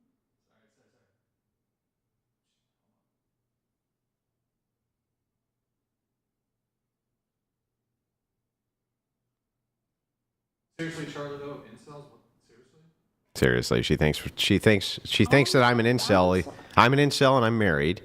And I don't think you're an incel. and most I of my think that- audience is I married think and that they're you- incels. You create incels. Yeah, That's but what you most of do. my audience is married, so how are they incels? You do realize that we can see our demographics, and I know most of my audience is between the ages of about 32 and 41. Do you think that those men are? Do you think that there are men at that age that aren't incels, aren't sexless? I think that if most of them There's are a lot married, of them. if most of them are married, they're not incels you can by check definition. Those demographics Yeah. because I also have YouTube demographics and Check I can 'em. check if they're married or not. Oh no, Charlie. There's outside groups that do all sorts of audience polling and things like this, and yeah, we've checked what our audience is all about many times. And the thing is like it's funny. right. We even ask them internally. Well, it's literally like the worst people possible. Yeah, the that worst married that people possible. That are making my country dog shit. That's That are you. making That makes my the country dog country shit for us, worse. Charlie. All right. Well, it's just All that freedom Are to you give us no pro-ICE? freedom. Yeah, I think that pro ICE people being disappeared, families torn apart. people weren't supposed to be here. A lot of them are citizens that are being snatched up. No, People there's who are not a here lot of them who are Yes, citizens yes, it being is. And even snapped if they up. aren't, you know what? It's mostly I think not. That you, as a follower of Christ, you should welcome them. Oh, should I? But you're not legit. What should You're I? Not really how about it. how You're sh- not how really should I about how it. should I welcome them? With love and kindness and open arms. Okay, should I let And them live? assistance. Should I let them live in my house and give them all my money? No, you don't have to do all that. Why not? Why should I? Assist them. Well, wait a second. Why should I you just? should welcome Why them should I with just open arms. stop? Why should I just stop at just like yay? Why shouldn't I let them into my house and have all my money, Chuck? How come? Wouldn't Christ want me to do that? No, that's not how that works. Well, what do you, the atheist, think Christ would want I'm me not to an do? atheist. I'm agnostic. Oh, what would you, the agnostic? What do you think Christ would want me to do? I think that Christ would want you to give some of what you have To to the poor, to immigrants, oh, migrants. well, gee, That's Chuck. what Jesus would do. I give 25% of my money to the poor. How much do you give? 25%. Uh-huh. Oh, can you verify that? Yes. All right. How much do you give? What Well, I I mean, I can. give it to the church and they dispense it to the poor, so yeah. Okay, so you give it to the church. Are you saying that my church doesn't dispense to the poor? I think that you ought to be wary about it. Wary Oh, of it. should I send it to a private charity to pay a CEO a ton of money instead? Even though we know that direct charitable contributions from the church actually get to the people, and when you send it to a charity, it usually goes to administration fees.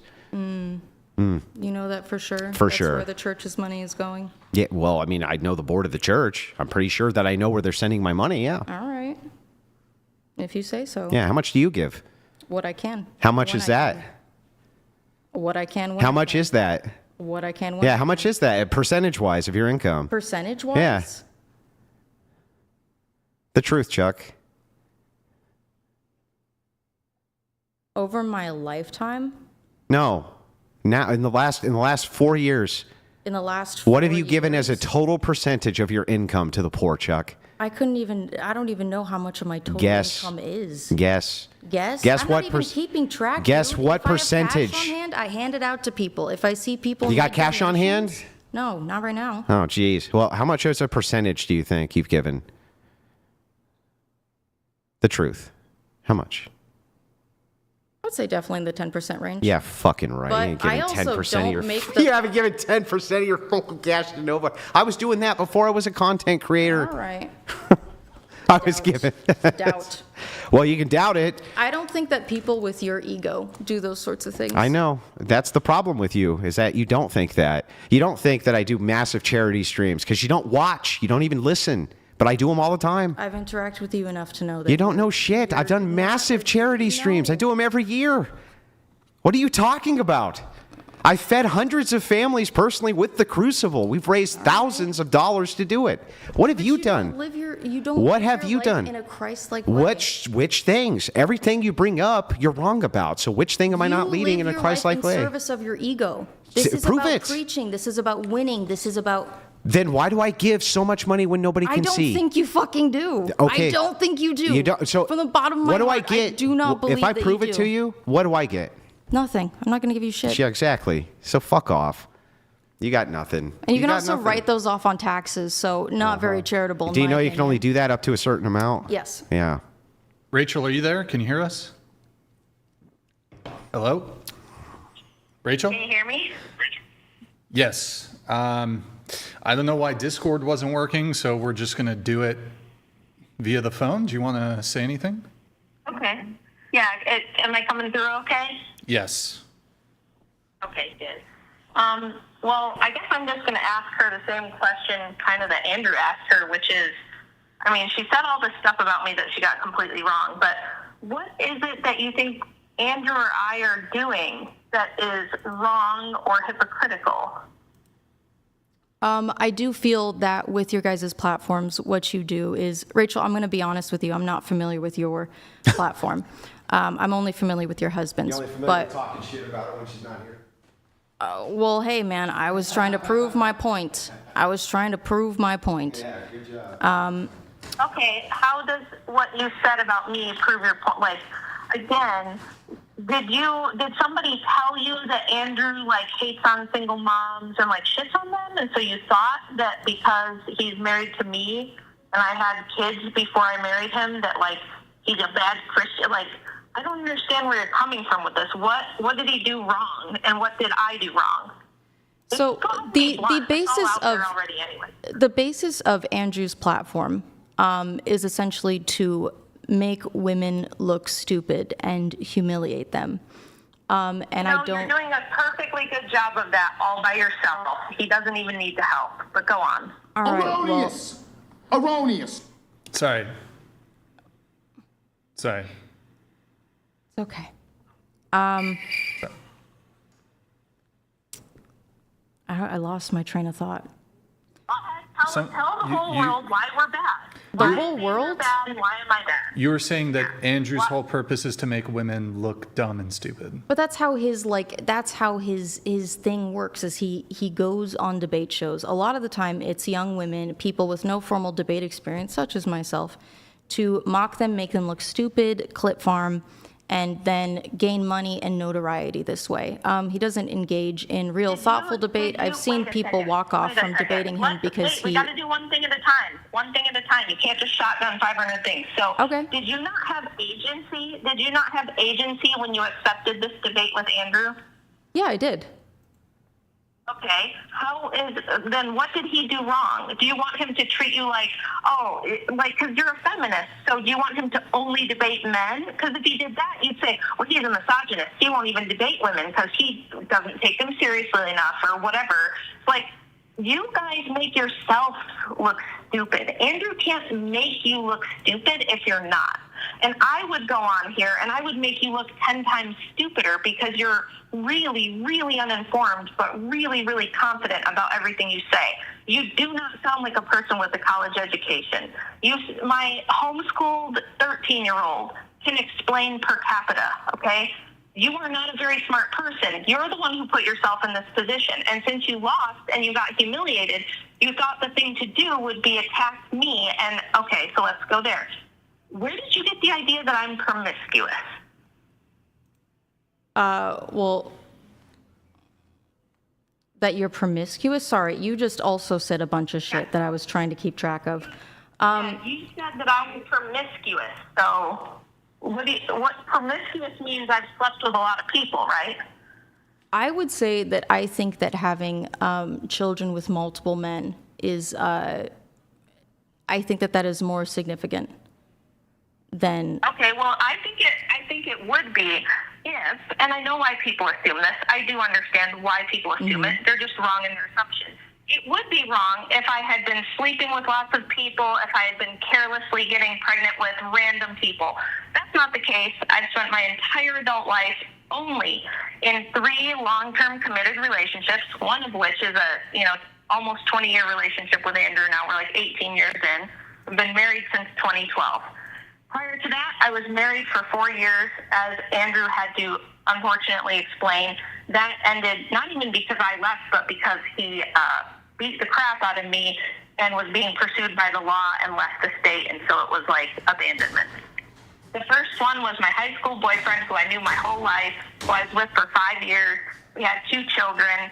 He had his own personal problems, and that did not work out. So I understand why people make the assumption, but the truth is I'm not promiscuous. I have an extremely low body count. I've never had one-night stands. I've never cheated on anyone. I've never just carelessly or casually had sex ever. So I've only ever been with men that I, at least at the time, felt certain I was going to be with forever and have a family with. Maybe you should have. I did get nerfed on the first two. I will admit. But Hey, Charlie, I did wonder, hang on, Rachel, I did wonder one thing. If she had slept with 3 men but had aborted all of the children, would she still be promiscuous? She would have lived her life. It would have been better for her. If she had only slept with 3 men but aborted her children, hang on, Rachel, stop for a second. Would it be the case? Was that too abusive? Shut up, Rachel. Was that too abusive, Charlie? So, Charlie, tell me, if she had aborted her children with those 3 relationships, would she be less promiscuous or not?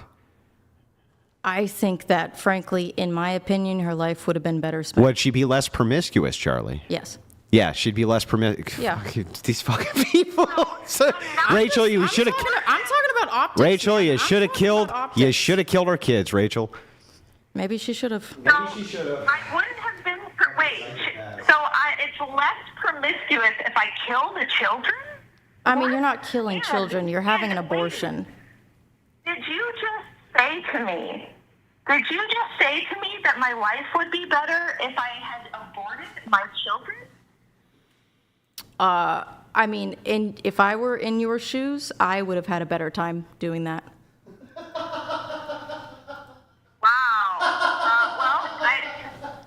I regret to inform you that I love all of my children. I would never unalive them. I would never wish that they weren't born, even if there was some mild inconvenience to me along the way, or maybe I had to do a little work to raise them. I love my children. I would never wish that they had not been born. And I'm certain my life would not have been better without them. Would you deny that under patriarchy you are seen as like I hate to use this phrase, but as a damaged woman on account of having had children with multiple men? Would you deny that is unfortunately the common perspective? I actually think it's people like you who think that about me. Andrew is a patriarch. He is a patriarchist. As you said, he's the one out here representing the patriarchy, and he looked at my situation and said, she is worth marrying, because if I had been divorced because I was a bitch, or because I was not submissive, or because I was a cheater, or because I was mentally unstable, any of the normal reasons that you do have a woman who's got kids from two guys. The usual reasons. I happen to be an outlier for the reasons why I was in that situation. And despite the fact that, and I've said this before, I thought Andrew was way too good for me. I tried to break up with him multiple times because I thought he's got a great life with no baggage. Why would he, he could pick anybody. He should pick someone else other than me. That was my opinion. He was the one who looked at me and said, no, I really think you're great wife material, great mom material. I know that based on the fact that you're already a great mom. Yeah, your situation isn't the best, but all things considered, it's a deal I'm willing to take. Because he thought I was that awesome. Isn't that cool? What a good guy. And he was a great stepdad. And he loves all the kids. He never treated the older ones like they were any different. There was never any drama with him, talking bad about their dad or anything. He was a great guy. He's a great guy. And it turns out that you're the one who thinks I should have killed my kids. You would rather party and have fun and get bullshit degrees than produce human beings who are going to go off and create the future. Hell yeah, I would. It turns out that you are the hateful, selfish, awful one I see. who's willing to lie about people, say things that aren't true when you don't know what the truth. You've just defamed multiple people in front of millions. You're willing to lie about people, and you don't care. Not millions. Millions who see So this. it turns out that Your it is not Andrew. shows is the charitable rarely one. go that Andrew viral. is the selfless one. I've also already had people spread clips around me that got hundreds of thousands of views, and it was Okay. fine. I'm just letting you know that she was saying something accurate, that millions of people will likely see this, yes. And they'll forget tomorrow. Okay. But that wasn't the But point. again, at the end of the day, do you guys feel that the work that you do makes more women interested in turning towards Christian nationalism than being repulsed and disgusted by Well, it? it's not all about women, is it? It's not all about women. Well, I mean, if we're talking about helping women, We're not just talking about helping women, though. I think helping you're men is interested helping. in helping men. I think helping turn men away from Well, hang normal, on. healthy partners. Normal, Their healthy body count partners. is too high, or they've done. I don't Yeah. know. Yeah. Like and- you. I would love a chance to tell her why I do this. Yes. Go ahead. If I may. So the reason I do what I do, which you said you don't know what I do, so I'll tell you. I write history books about the history of women's liberation. And I regret to inform you that you don't know anything about it. You don't actually know how the movement happened, why the movement happened. You are under the impression that women couldn't get educated. I'm sure you're the average dope who thinks women, were chained to the stove, couldn't leave the house. They were just used and abused by the evil patriarchy who just, for some reason, wanted to enslave them and make them into sex puppets. Blah, blah, blah. The stereotypical bullshit that all you female liberals and everybody else pretty much believe. Well, I never It's said not all true. of that. I wrote a best-selling book correcting the historical record, and that's what I do. I'm more of a historian, and then I do argue with feminists like you, because what you'll do to men like my husband and to Brian is, instead of win the arguments, which you cannot, you can't win the debate, you don't know what you're doing, you're an absolute bonehead at this. So what you do is attack them personally, like you did Steven Crowder. You're probably going to go back after this and write a bunch of bullshit or say a bunch of bullshit about Brian and Andrew, because that's what all of you do after you leave the show, after you get your ass kicked all over the place. Well, The Brian's reason been I'm nice to here- me, so I'm not going to say the shit about reason I'm Brian. I know, it's here just is Andrew. to Smoky Man debunk bad. your nonsense. I'm here to debunk your nonsense and keep families together. I don't give a shit. I'm not willing to sacrifice children and children's lives on the altar of women's feelings anymore. Women like you who think they're expendable, who think they need to be killed in the womb so that you can party. Women like you who think that the family can be a bunch of gay dudes having designer babies together. Women like you who've destroyed society and made this world a nightmare. I'm here to put your ideas in the grave where they belong, once and for all. So I'm here to support the patriarchy. I'm kind of like the secretary that helps the patriarchy, and I just happen to be really fucking good at it. So if you ever want to talk more shit, let me know and I'll set up a debate with you, and I'll make you look 10 times stupider than even Andrew has. Okay. So you're the one who should get back in the kitchen, because you're useless. I don't know what you contribute to society. Nothing.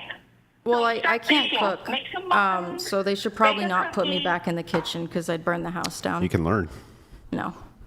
No interest in it. Oh. I'm going to let you guys finish her off because I've said everything that I need to say. But you're wrong. You shouldn't lie and gossip about people that you don't know.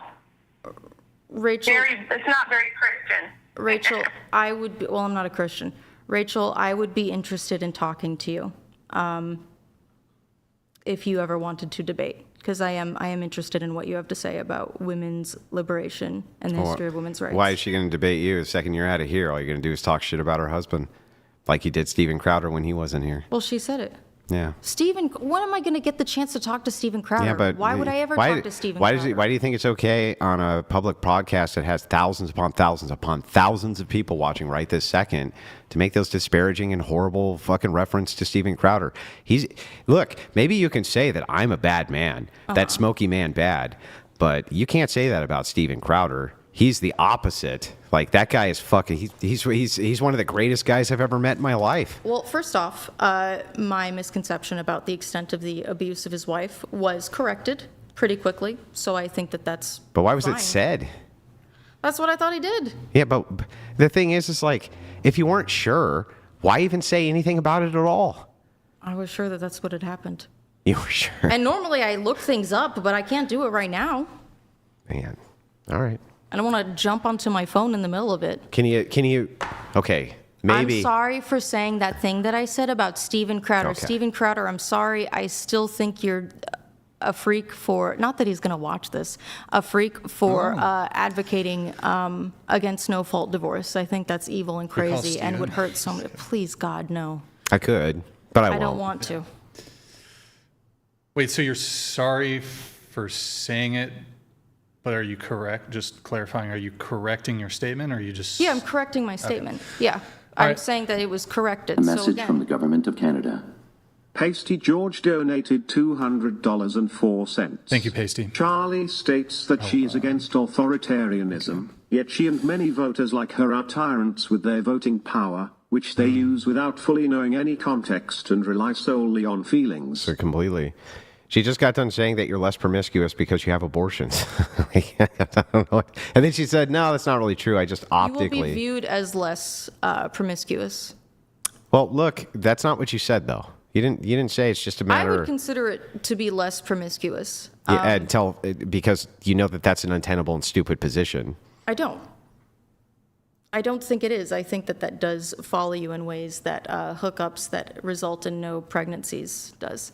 I think you would have to sleep with a Oh, considerably no, high I agree. amount of people. Look, I agree, but on the other hand, Uh-huh. again, I'm a Christian ethicist, not a red pillar. I don't know where you ever got the idea I'm a red pillar or that my audience is red pill at all, because they're not. It is indeed the To be truth. fair, there's the red pill. Is this my blue show? pill. You go in here a lot. Is it mine, though? Or do I have the crucible? You have the crucible. Yeah. So the thing is like, I'm a Christian ethicist. There's many people in the whatever chat who don't agree with me, who hate my guts. Now, not most of them, I will admit. Most of them like you. Yeah, I've won a lot of them over, but they disagree with a lot of the things I say still. I didn't win them over for that. I won them over because I have better arguments. And the thing is like, you don't. And I wish you did, right? I'm not a formal debater. You don't need to be a formal debater. If you tell the truth, you can argue. I mean, I'm honest. I'm saying what I believe is the truth. Yeah. And the truth 5 seconds ago was you're less promiscuous if you have abortions. Like, that's not I true. think that looks less promiscuous. That's not what you said. That's a nice addendum now, but it's not what and you I said would then. consider someone that's had abortions to be less promiscuous. Okay. Yeah, more. We have some chats coming through. Hold on, let me, one sec here. We have Pasty George. A message from the government of Canada. Pasty George donated $200.04. If the Whatever podcast creates incels and men who hate women, then why are so many men seeking traditional non-feministic women in other countries not influenced by feminism? I have one thought on this.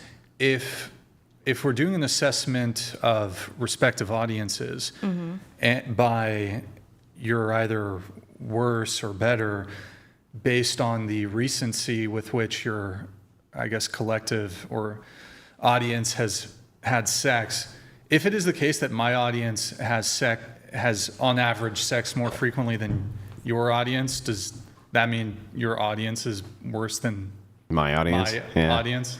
If they have sex more? Like if my audience has more sex or more frequent sex than your audience, It means you win. do I win? You win. You win. Okay. You All do. right. You win. And I'm sorry, A Brian. I message didn't from mean the to drag government you of into that. Canada.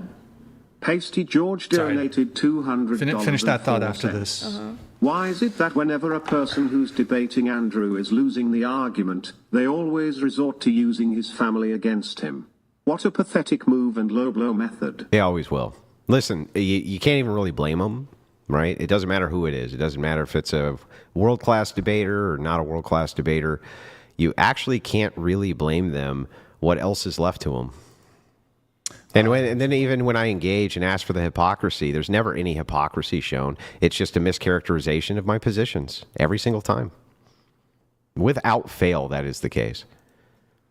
All right, George, thank you for that. Appreciate it. We have some super chats I'll just read. The smug look on her face when told she's uneducated on the topic while she thinks, oh, but you don't know I took a class and paid $10,000 for someone to tell me about their favorite books and grade my homework.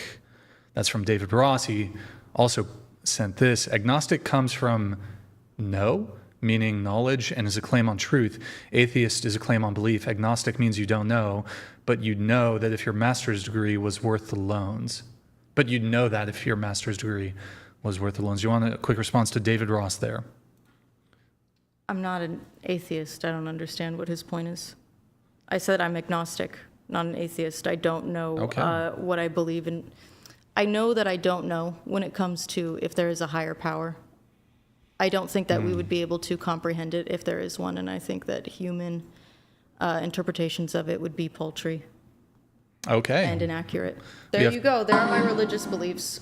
Chor XD donated $100. So, Charlie's performance was so fucking pathetic, because rather than preparing for the debate topic, she spent all of her time prepping for personal attacks.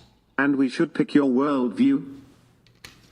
I didn't actually prep at all for personal attacks. That was something that I stumbled across on the internet when someone was arguing with your wife. That was it. It was happenstance. It was a secret surprise. And I went, oh, interesting.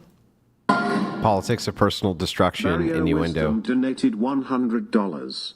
Chuck, this is why we voted for Trump.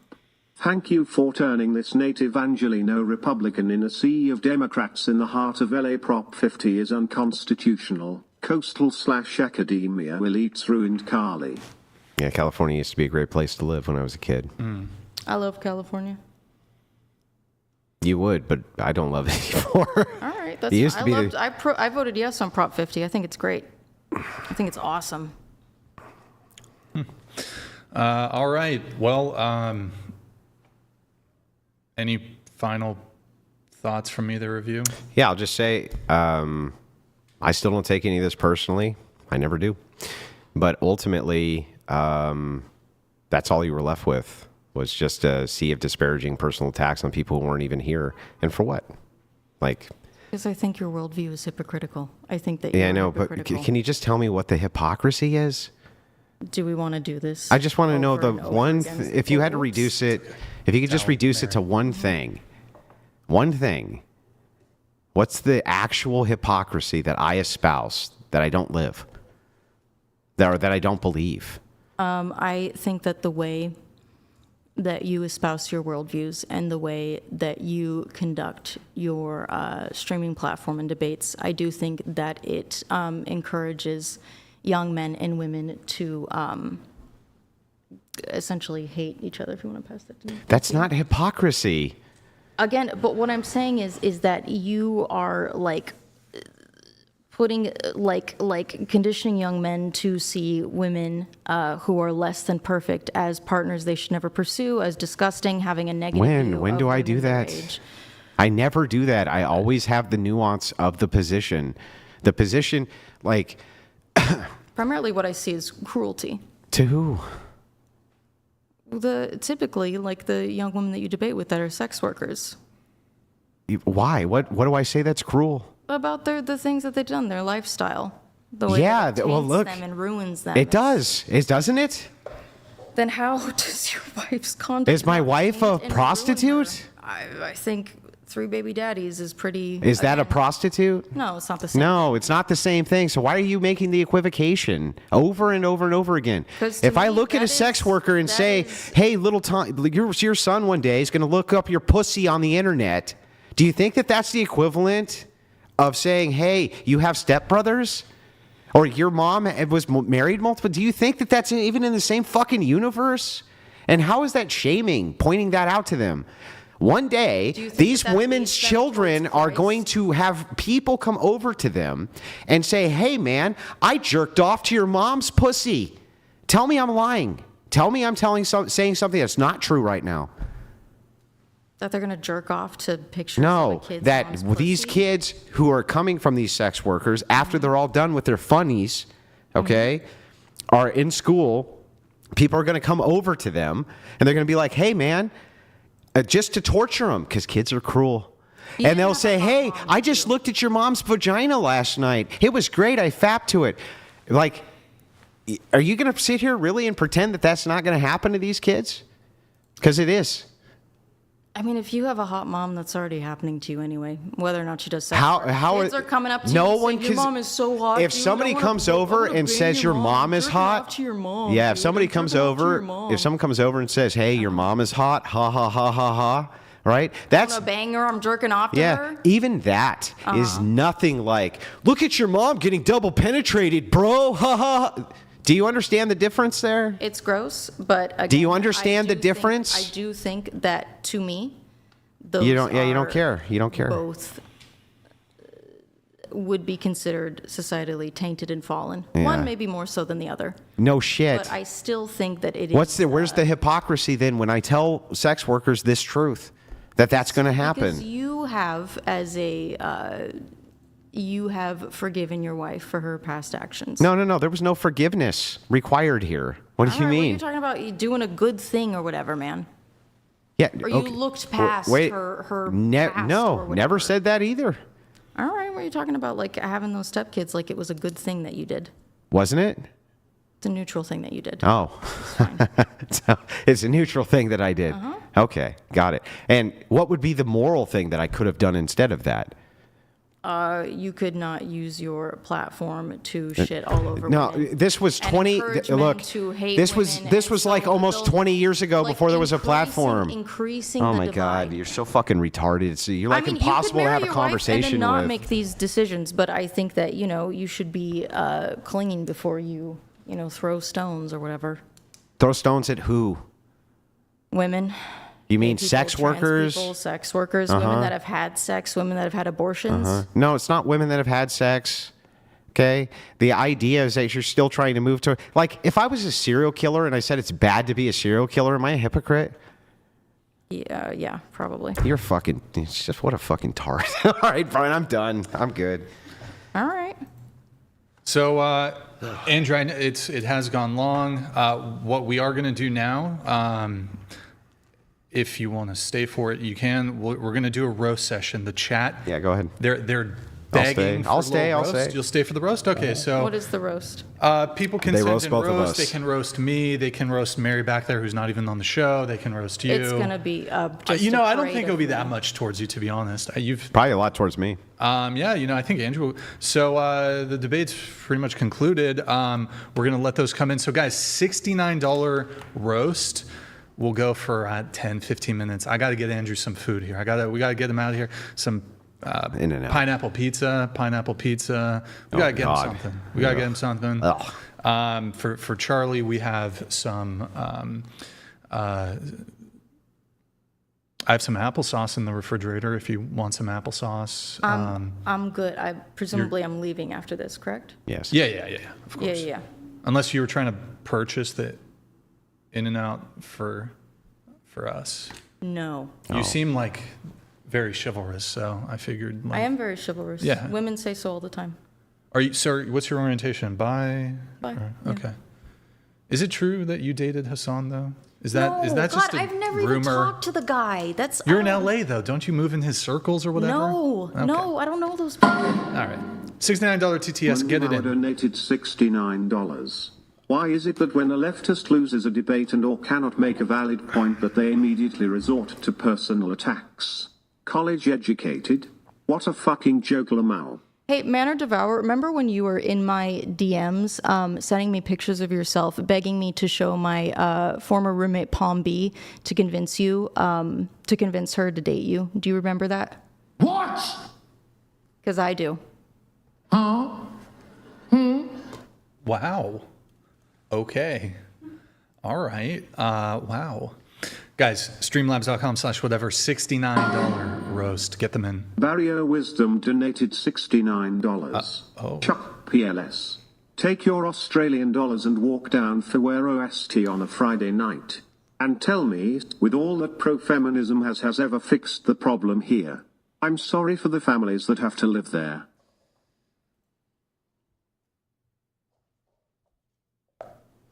This Pasty George seems to be your biggest fan. He's Very enthusiastic. Do you want to respond to the Figueroa Street I don't comment? know what Figueroa Street is. I'm just going to grab a beer. Yeah, do you want champagne, by the way? There's a... No champagne. Never mix beer and champagne. Never? Okay. Never. I'm not much of a drinker, so... there's some super chats that I'm going to read here. Cole Marshall, let me sell you on my worldview, insults his wife, and now you admit you just pulled it out because you were unprepared. Do you want to respond to that, Charlie, from Cole? No, I said I did not prepare. I said I did not prepare on the insults to his wife. That was something that I stumbled upon. Actually, I must admit, to be completely fair, we have debates going on all the way through the 16th to DebateCon. And this debate today was actually the only one I also didn't prepare for, to be totally fair. And I usually always prepare for debates, but not this one. I just didn't think I needed to. Well, you guys have debated before. That's why I didn't think I needed to. David Ross, agnostic means I'm not sure. Atheist means I don't believe. The purpose of a college education used to be to learn things Didn't like we do this one? root words. Yeah, from the Greek. The point is that you throwing around master's degrees apparently meaningless. From David Ross. Thank you for the super chat, David Ross. You have a response there, or I think it's a still don't different know one. what he's getting at. I said agnostic. I'm not quite sure. By the way, I was just curious. You had mentioned earlier on in the debate, just as a curious question, that you were on testosterone. I was just curious why. Let's not get into that. Were you a bodybuilder or? No. You're going to transition, weren't you? Yeah. Yeah. You would have honestly, you would have been a hot dude. I was. I was I'm just saying. I was a beautiful little twink. I was gorgeous. Oh, so you did sort of transition, or? Yeah, for 10 years. 10 years. Presented as a man. Yeah. What was your name that you? Charlie. Still Charlie? Yeah. I guess that's the benefit if you have a gender neutral name and you transition, that's kind of a perk. Mm-hmm. Well, real name might not be Charlie. Whoa, yeah, you know what? Who knows? You look like an Ethel. Like Ethel Cain? Did I yes. Ethel Cain? Yeah, okay. Sort of, I don't know. Red Fox, Charlie, what is your economic framework, socialist, Marxist, capitalist? Socialist. Socialist, got it, okay. Guys, $69 roast, those were just some super chats. Streamlabs.com/whatever if you want to get some roasts in. We do have a few here. Let's go with Chaw. Thank you, man. Chaw XD donated $69. Every time I see Charlie debate, I start off thinking her worldview is dumb, but she's at least being good faith. And every fucking time she proves she's just the moral equivalent of human-shaped slime. Just be nice to me and I'll be nice to you. That's how it works. If I feel insulted, I'm going to bite back. All right, thank you, Chaw. We have Flavius. Sorry, I can't pronounce the last part. Flavius Assasinus is donated $69. This 304 pro-choice sophist had the eyes of Gollum. Be aware, lads. I have done Gollum cosplays multiple times. I love Gollum. Flavius, thank you for that. Right. Guys, if we'll do 5 more minutes or so of the roasts. A quick few final messages, guys. Guys, if you enjoyed the show and you want to learn how to become a master debater like Andrew and a journeyman debater like Charlie. Debate University decide. I mean, it's I don't She's a formally journeyman. debate. Right. Debateuniversity.com. Become a master debater. Andrew's got a course on there. Fantastic. Lots of videos. And he will teach you how to become the best master debater there is. Like the video. Discord.gg/whatever. Shop.whatever.com. Guys, final shout out for Twitch. Guys, if you have an Amazon Prime sub, you link it to your Twitch. Quick, free, easy way to support the show every single month. Pull it up, please. Twitch.tv/whatever. Drop us a follow. Drop us a Prime sub. If you have Amazon Prime, you know, you get the little, the good shipping, the 2-day shipping. Just drop us a quick Prime sub here at the end of the stream. 1.4K on Twitch. Thank you guys. Appreciate all the support over there on Twitch. Venmo, Cash App, whatever pod. And then once again, $69 roast. Well, I'll just read this one. Send it through Streamlabs next time. But thank you, Ashes Rose. I hope you realize how wrong you are, Charlie. You're confused, broken little boy, girl, or whatever you are. You're wrong on every level. What Are you saying I'm androgynous? What are your pronouns, by the way? I should have asked that at the. Whatever. They, them. Are she? I go her? by, she. He? whatever. Can I? You're fine with he? But the thing Are is, you- is that I, very much present as a woman for my job. Leave that guy alone. Thank you. Okay. We have Pasty George here. Oh, okay. Pasty George Thank you, donated man. $70. Charlie, I don't know what else I can say to you other than you are one of the most fact-in-the-head feminists I have ever had the opportunity to listen to, but I do not hate you. Yeah, you do. If you wouldn't live next door to her, you hate her. Pasty George. Thank you, man. I'm a Appreciate great it. neighbor. Paul donated $69. Keep farming those fatherless men. Andrew cheering for you, brother. Crack another tall boy for your wife. Yeah, I'm going to need another one after tonight. Paul, thank you. We have Black here coming in. Thank you, Paul. And then Black, there it is. Bit of a Black delay. donated $69. Why is it that the entire time, Chucky has not made one intellectual rational argument? It's just pure ambling and illogical fallacious statements. I have a master's, but can't form a coherent though. I mean, to be fair, we did have the Into mic, broadest into mic. topic. We did have an incredibly broad topic. And that's how, in my opinion, I would characterize both myself and Andrew. No offense, but you're a great debater. You are. But this did feel rambly today. For me. Not from me. Oh, I was just refuting whatever I gave you a lot of rope. I wanted to make sure that you had a lot of rope. You could. Thank you. Yeah. You have a master's In literature. fantasy literature? Fantasy Like literature. Tolkien? Yes, that was my research focus. Would you like if How old was Frodo? When he left the Shire, he was in his 50s. See, nobody ever knows that. That's actually. See, Chuck. Now that would have been great. We could have really had an olive branch if it was the case that you knew that Frodo was in his 50s by the time he left the Shire. Almost nobody knew. By the way, the audience, put one in the chat if you didn't know that. Almost nobody, because Elijah, is Elijah Wood. He plays him, and he doesn't look 50, but he was 50 when he left the fucking Shire. Yeah, there was a huge time period before they left. Yeah, a huge gap, and in yeah. the movies, it was like that. 3 seconds. Yeah. Yeah, I can talk Tolkien, who, by the way, hated feminism. He's my hero.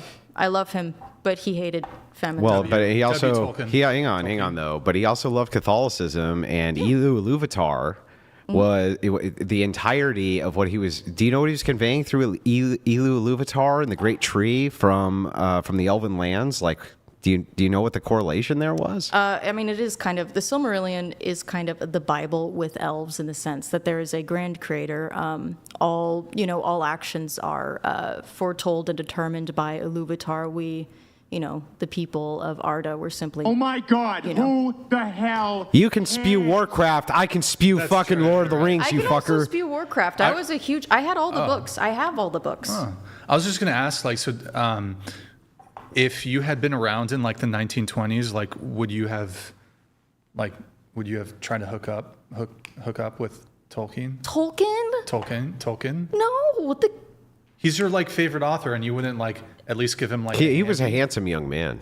No, he was, but he was very religious, deeply in love with his wife. Hell, no. Well, like Before he had the wife. But they were like childhood, from very young teenager. I guess I would have. Yeah, to but if get she in had there. died of the pox. No, She had the- God, She had the no. pox. She had the pox. I was about to say bubonic plague, but that was definitely way before. She had the a few pox. centuries. Yeah, But like, yeah, the wife's not in the picture. the pox. No, it's because it's no, he's He's British, right? Yeah. English. Like, he's- That's why the orcs all sound English. Yeah. Because they all were English. Do you know the Scouse? Like the Scousers? the what? Scousers? What is that? Manchester? Wait, no. What? Liverpool. So Liverpool, sorry. yeah. Liverpool. I got Yeah. my yeah. Like if you were a Scouser and he was just like, I don't know, in Liverpool, like would you like show him your ankles or something? No, that's- if Tolkien was alive today, I would. Hate him. You would fucking hate him. No, I would.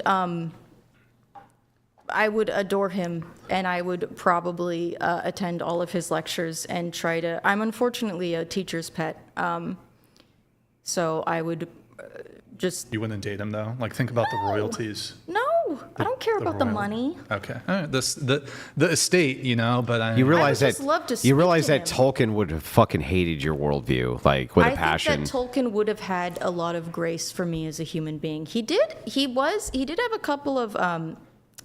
Stop it. Get some help. He would have Gay- loathed. gay He friends. loathed. No. He did. He was friends with a. Oh my lesbian God! poet. No, these are people who came out later and said we were buddies, and then when it's investigated, they're like, "Well, we're not really sure if they're actually buddies or not." That's in fact actually the case, isn't it? With Are you Tolkien, sure about those two? I'm pretty confident. So Tolkien never commented on it, but I'm fairly certain that the only thing he ever said about homosexuality was that at the age of 19, he had never heard the word.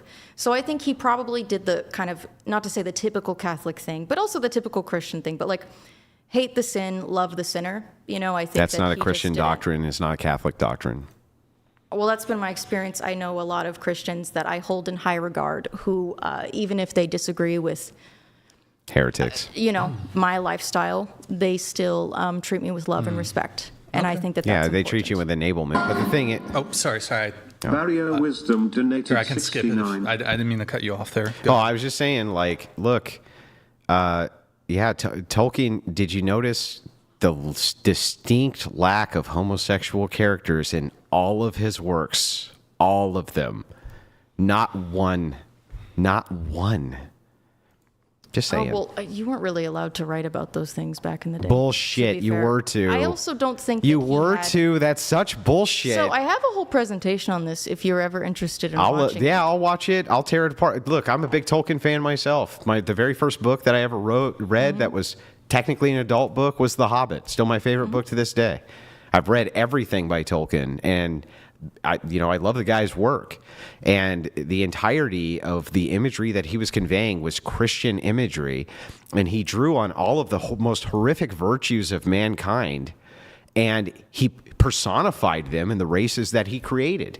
That's what Elo Ilúvatar was doing, and that's, I mean, Gandalf was an angel. Like, all of this was around the idea of Christian ethics. The entire tale was about Christian ethics, and it was about how small people can do great things with the grace of God, and how they can be selected and have angelic protection. That's what Gandalf was. Yes, it was about uplifting the abject. No, it wasn't just about uplifting the abject. It was about the But fact that was, central to Aragorn was a powerful man, and he came into what was his righteous, the thing that righteously belonged to him through the pathway of kings. Like, this was not it was just about the little guy who was fighting his way up. The man was aristocracy, and you were supposed to have faith that the aristocracy was good, even if it was the case that they were thrown out by an order of imposters like Denethor.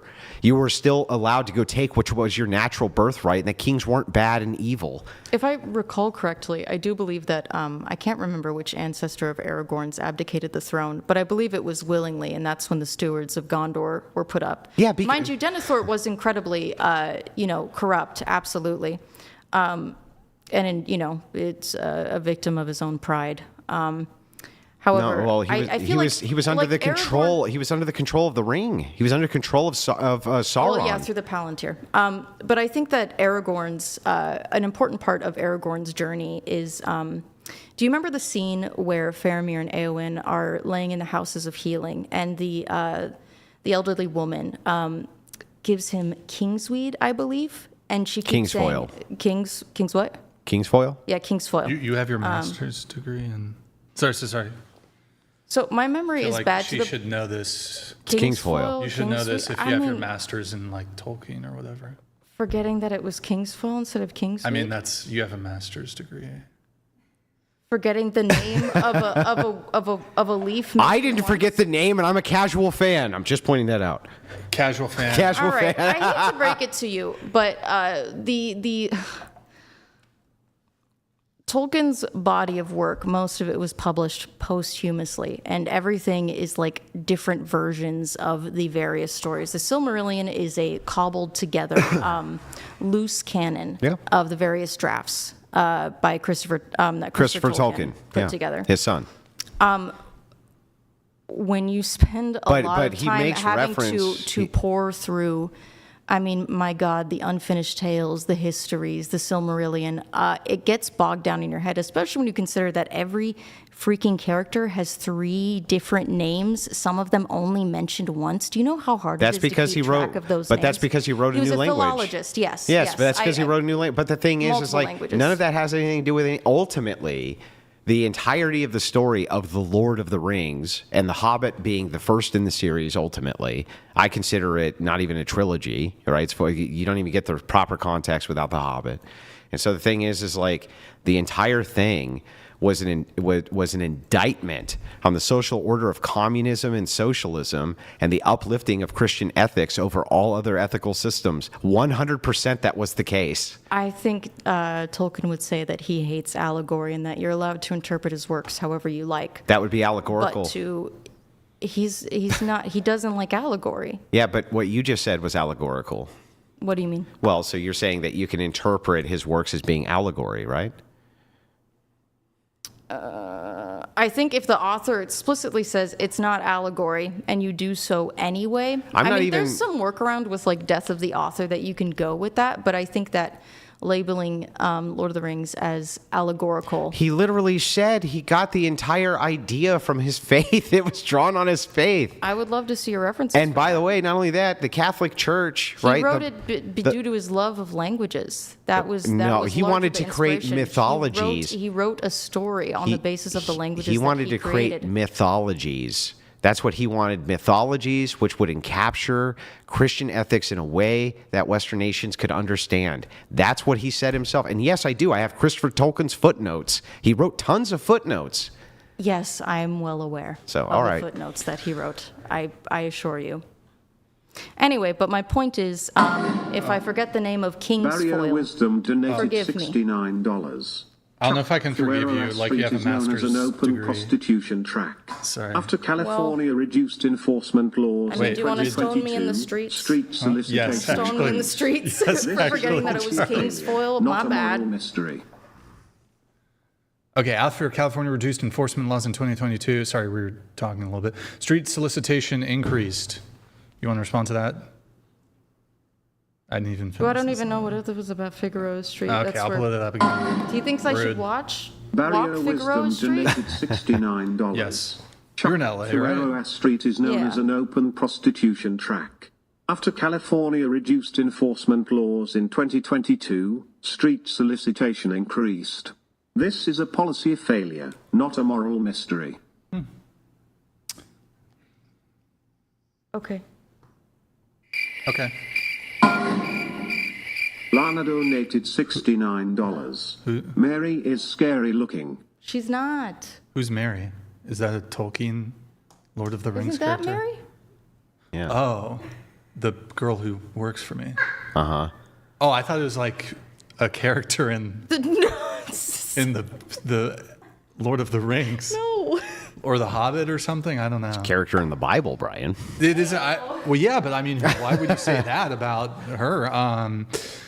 Dane Snyder, I'm 54 years old. My father was a 1% outlaw biker.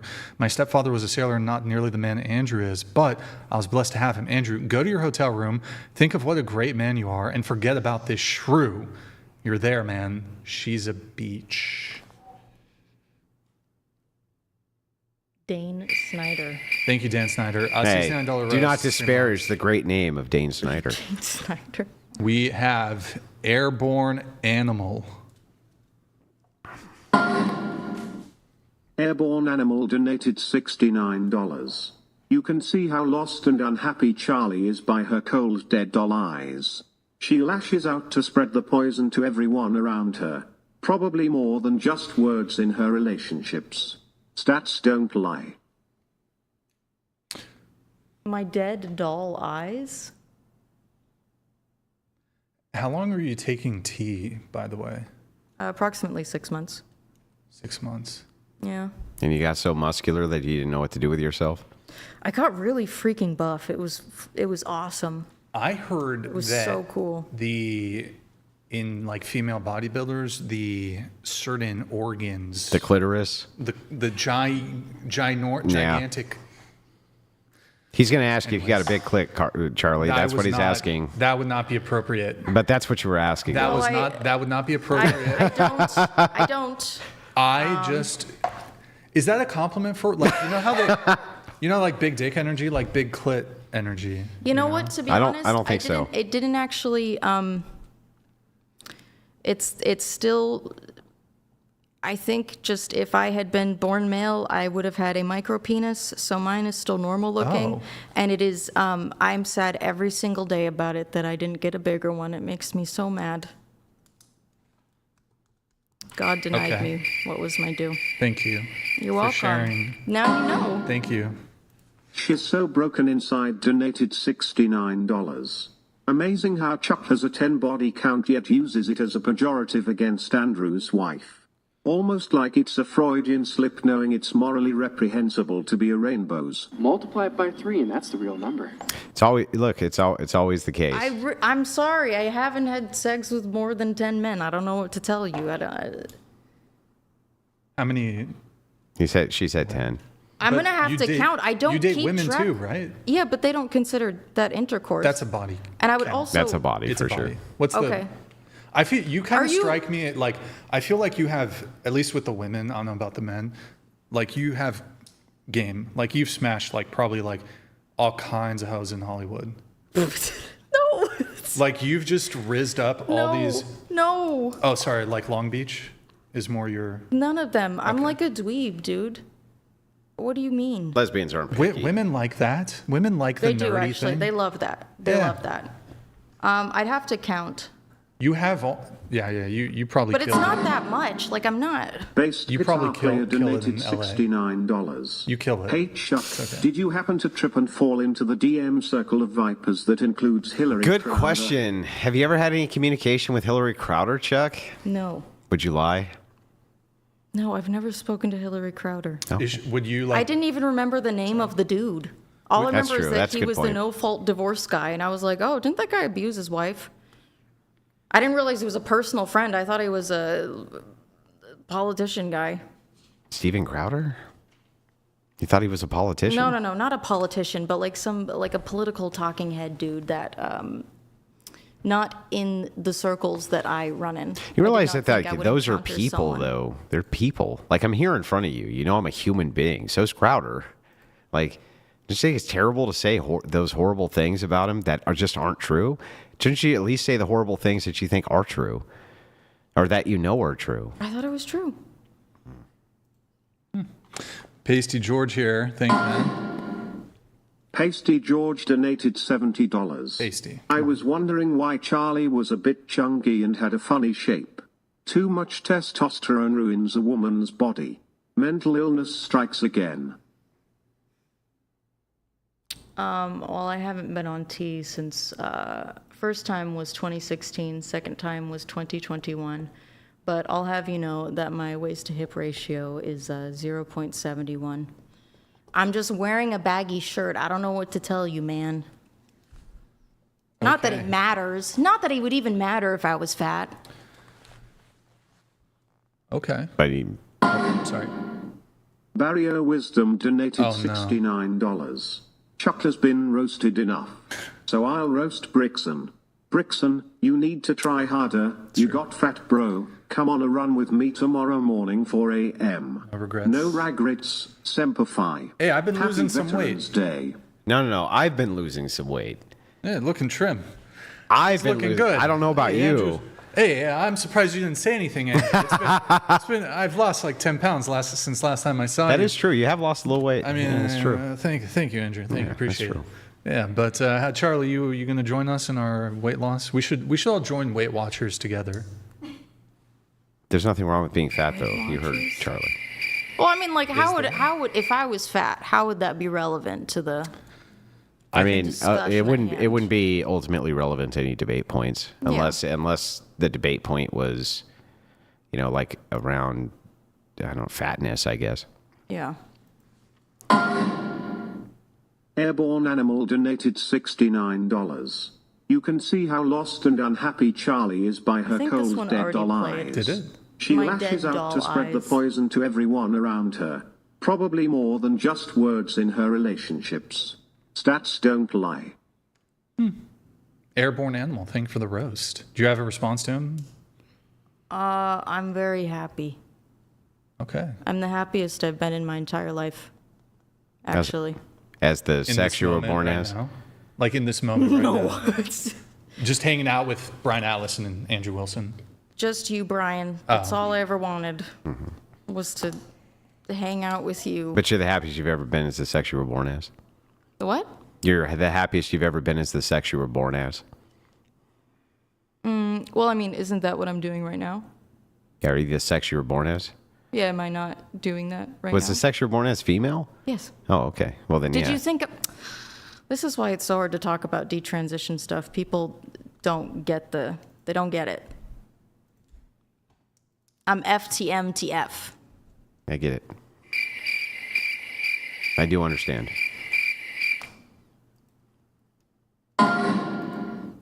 Pasty George donated $70. One thing that confuses me, Charlie was for the phony COVID pre-pandemic, its lockdowns and taking away people's rights, yet is against anti-abortion laws and deportation of illegal criminals. But that's freedom. I don't get it either. I don't get it. Honestly, Pasty George is right. Like, I don't get it. That's okay. You don't have to get it. I'm sure you've argued with this about people that are much better debaters than I am, and you still hold the view that you do. So I don't know if I'm going to change your mind on it. I was willing to listen. We have this. Blawfest. Blafist donated $69. Andrew, why is it that no one can ever explain to me how there can possibly be a gender pay gap, if gender is a social construct and I'm assured it is not real, because I can identify however I feel? Well, what they would say is, the leftists would say, yes, but based on that social construct, there's pre-existing conditionals which then inform people's views. And when they're informed on those views, it creates institutional biases. And it's due to those biases that they believe that if you present as a woman and you're convincing enough, that you're less capable than a man. Literally, I'm not kidding. That's their fucking argument. Ask Charlie if you think I'm wrong. That would be their argument. On the gender pay gap? No, that nobody could ever demonstrate it to him because gender is a social construct. I don't think gender being a social construct really impacts the pay gap wages. I mean, I guess in the sense that, oh, Lord have mercy. I was warned to not discuss anything trans related or gender theory, so I think I'm actually going to stick Who with gave that. you all these warnings? Yeah, wait, who warned you? There's People a have little. done this before. Yeah, Who but- were trying to not make sure I don't fuck up and look like an idiot. Well, they failed at that. But who were they? I don't want to say in case people get mad at them. Well, I'm not going to get mad at them. I'm just And they curious. gave me polite advice, which was don't bring it to trans stuff. Pick out your definitions. Who? People have done this before. Yeah, when but we went who? debates with you. Who? Come on, tell me. I'm curious. Pixie, No. not Pixie. Okay. No. Who done it? Not gonna say. Intel Wild says Trump 2028. What do you think? Would you vote Go for, Trump 2028. Would you vote for Trump? No. Oh, okay. No. Would you be willing to put on a MAGA hat right now? No. Okay, just wanted to ask. No. Jay says, all right, Chuck, doesn't seem you understand what a promiscuous person is. Give your definition and try to apply to Rachel. Actually, I'm curious about this myself. Oh, Lord Thank have you. mercy. This gets into a bit of classism here on my part.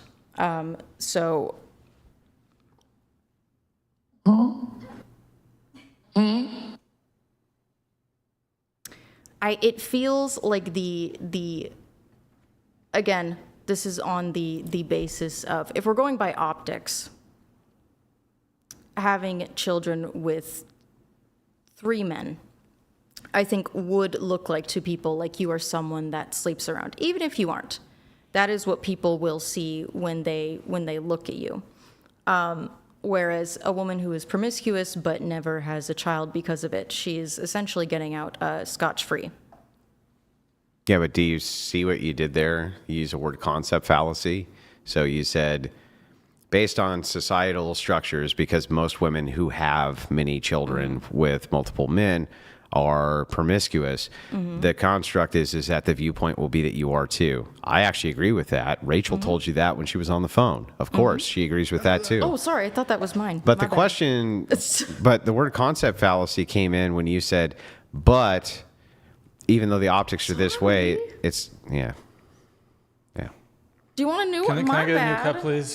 Can I get a new cup? Am I that gross? No, it's really nothing. Do you have Andrew, do you remember that obsessive one time disorder? where, a little bit. I have think, it maybe. too. We have so much in common. We have, what? Sorry, my bad. Sorry. All right, wait, there's a few more coming through. We have, this guy says he doesn't know you, the Mandrover thing. Come in here in just a moment. Is it gonna, why? There it is, sorry for the delay.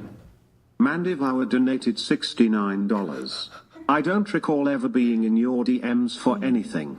But since you brought it up, would you hook me up with Palm B? Anyone that wouldn't want that is blind as rainbows. Fair enough. I could be remembering the wrong person.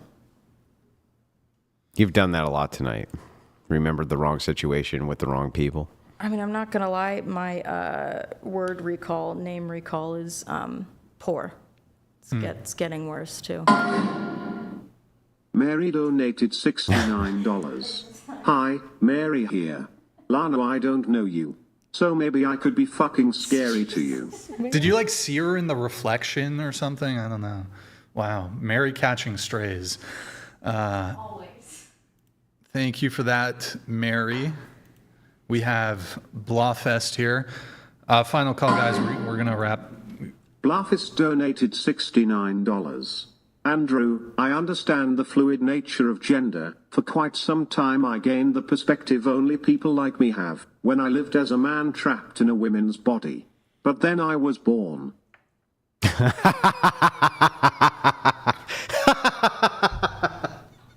Oh, the fact you don't think that's such a clever joke and you don't get it, that's What would you like to explain it to me? yeah. He said he was a man trapped in a woman's body until he was born. Okay. Pregnancy. Gotcha. I'm getting another beer. Well, I'm leaving shortly, so. Yeah, wait. As soon as Andrew comes back, we'll wrap the show. So, guys, that's the final call for the roast. We're wrapped in 3, 4, 5 minutes. Oh, he's quick. He's already got it. Crack it open, Andrew. All right, guys. If you enjoyed the stream, like the video. Like the video, guys. If you enjoyed the stream, Venmo, Cash App, whatever pod. Let me just shout out some people. Caleb, thank you for the 30 on Venmo. Ciara, thank you for the 10 Venmo. Timothy, thank you for the 11 Cash App. Twitch.tv/whatever. Mary, pull that up super quick. Final call out for Twitch. Guys, twitch.tv/whatever. Guys, if you have Amazon Prime, you can link it to your Twitch. Quick, free, easy way to support the show every single month. Drop us a follow, drop us a Prime sub. Really appreciate it, guys. Thank you. And shop.whatever.com if you want some merch. Discord.gg/whatever. We post behind the scenes.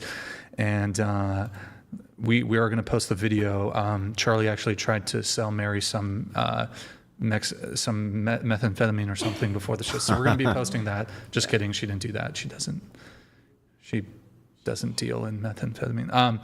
All right, Debate University, no drugs. DebateUniversity.com if you want to learn how to become a master debater. And come to DebateCon, 15th and 16th. 15th, 16th. Where is that? Where is it? Nashville, Tennessee. Nashville, You can go to Tennessee. Modern Day Debate to get your tickets. Going to be a great time. Having a huge party Saturday night. Hope to see all of you there.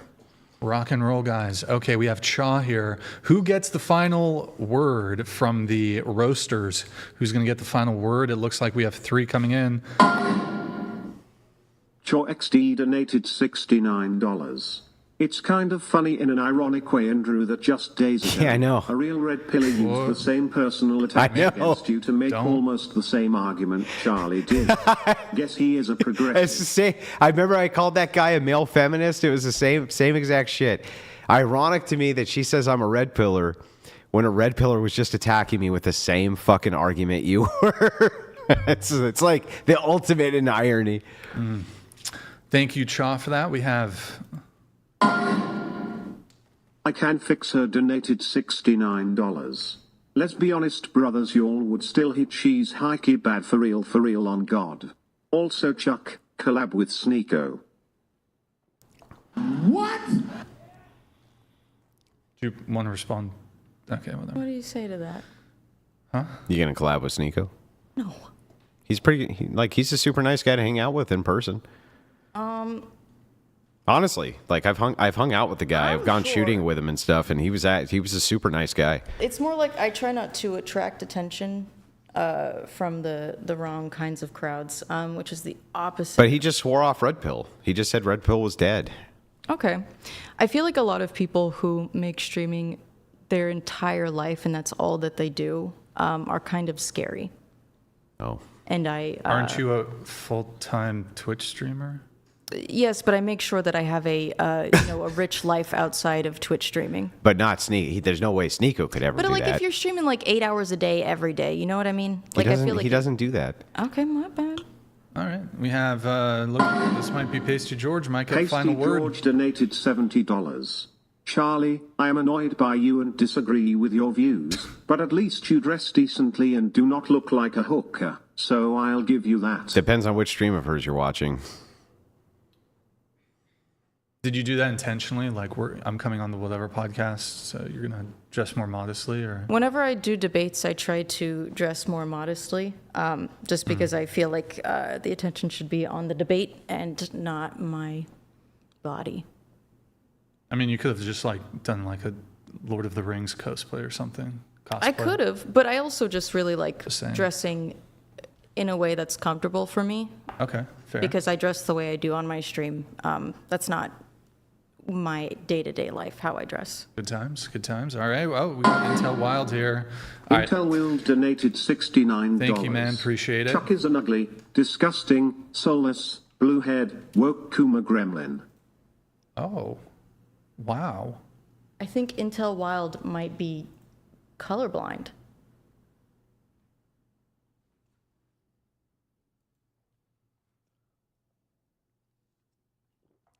Your hair is brown. That is... Oh. Roro's donated $69. Hypocrite trying to unicorn shame a woman who was only been with men she has married. How anti-women, and then you hate men and want it to be one. You need help. Maybe it was just all the years I spent trying to be a man that made me such a vile misogynist. Well, usually it's the opposite. Like, usually when women LARP as men, they end up becoming much more or much closer to the MRAs and men's rights advocacy groups when they actually have to live like one. At least that's the experience of the reporters who go in. And, I mean, yes, that is, I mean, we could have had a very long conversation about that, because I do have feelings on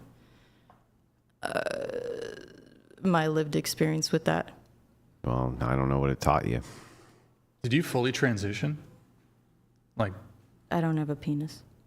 no, I mean, was in like my- social transition. So, like, did you dress up as a man? And at work, I went by he, him. In college, at home. Did you experience? Do you feel you have more privilege as a woman? I will say that it feels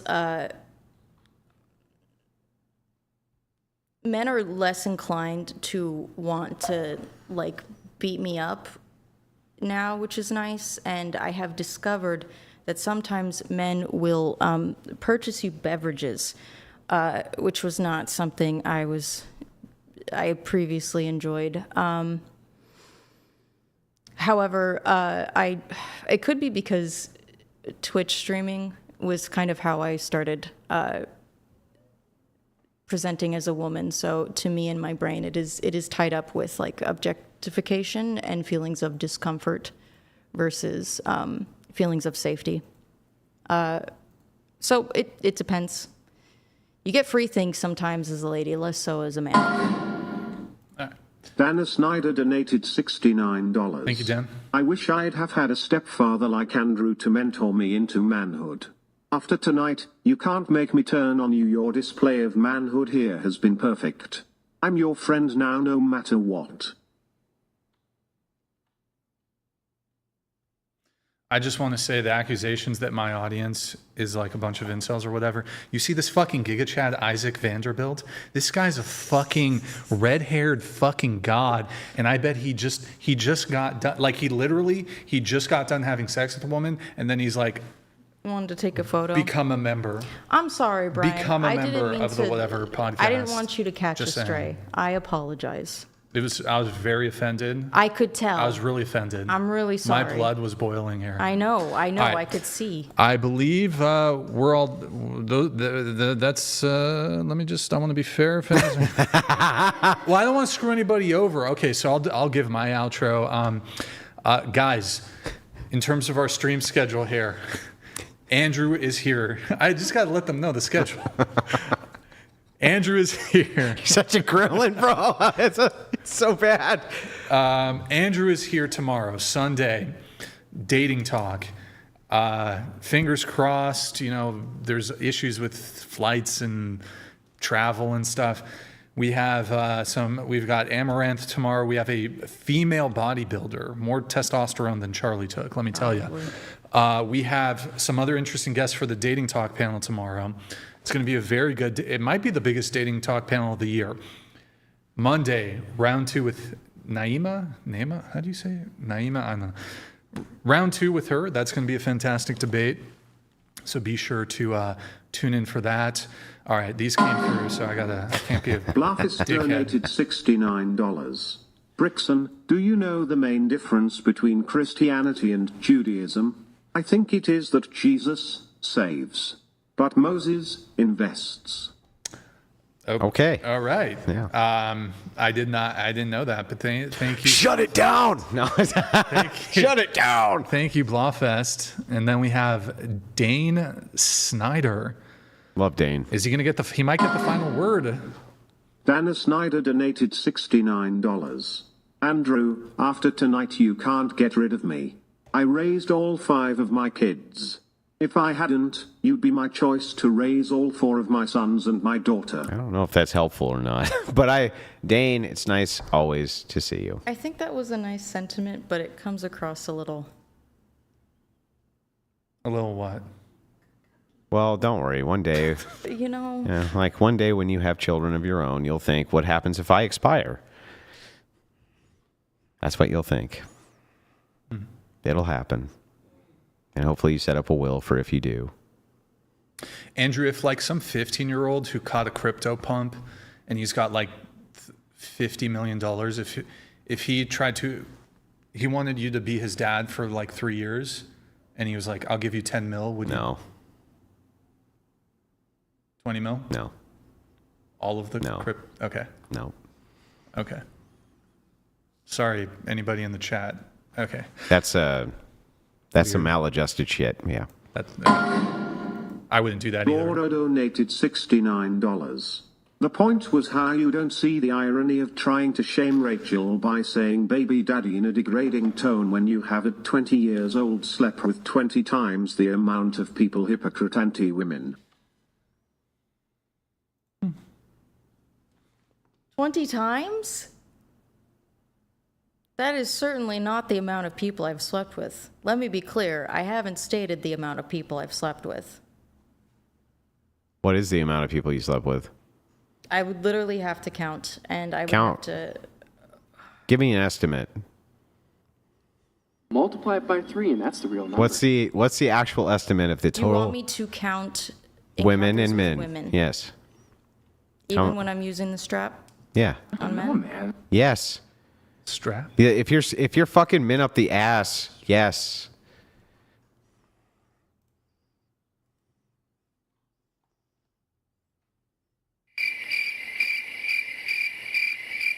Are you like doing I'm tallying. Yeah, yes, let her tally. Okay. I'm thinking Go with ahead, my tally. brain right now. Oops.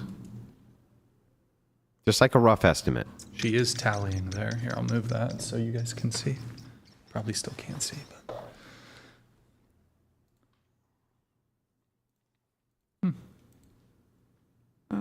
Let's see. Intel Wild donated $69. Her eyes tell it all. She's dead inside. Soulless. Feel sorry for her. Frowning face emoji. Face with diagonal mouth emoji.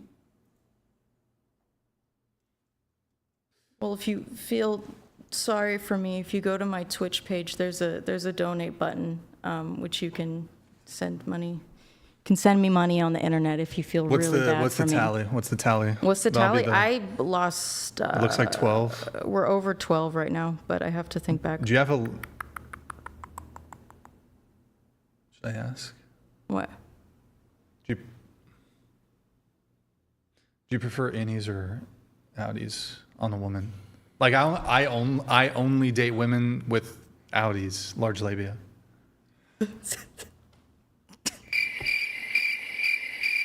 Are you maybe- joking? Are you joking? Or are you trying to bro out right now? Like, what's going on? Like, what is the? You are my bro. Okay. You don't believe in BLM, huh? You are. No, I am. Charlie- I am. BLM. You are BLM, right? Yes, I am BLM. Hashtag BLM. I am. We are broing out Charlie Brown. Okay. Charlie Brown. Okay. Word about estimate. A fair estimate is about 15.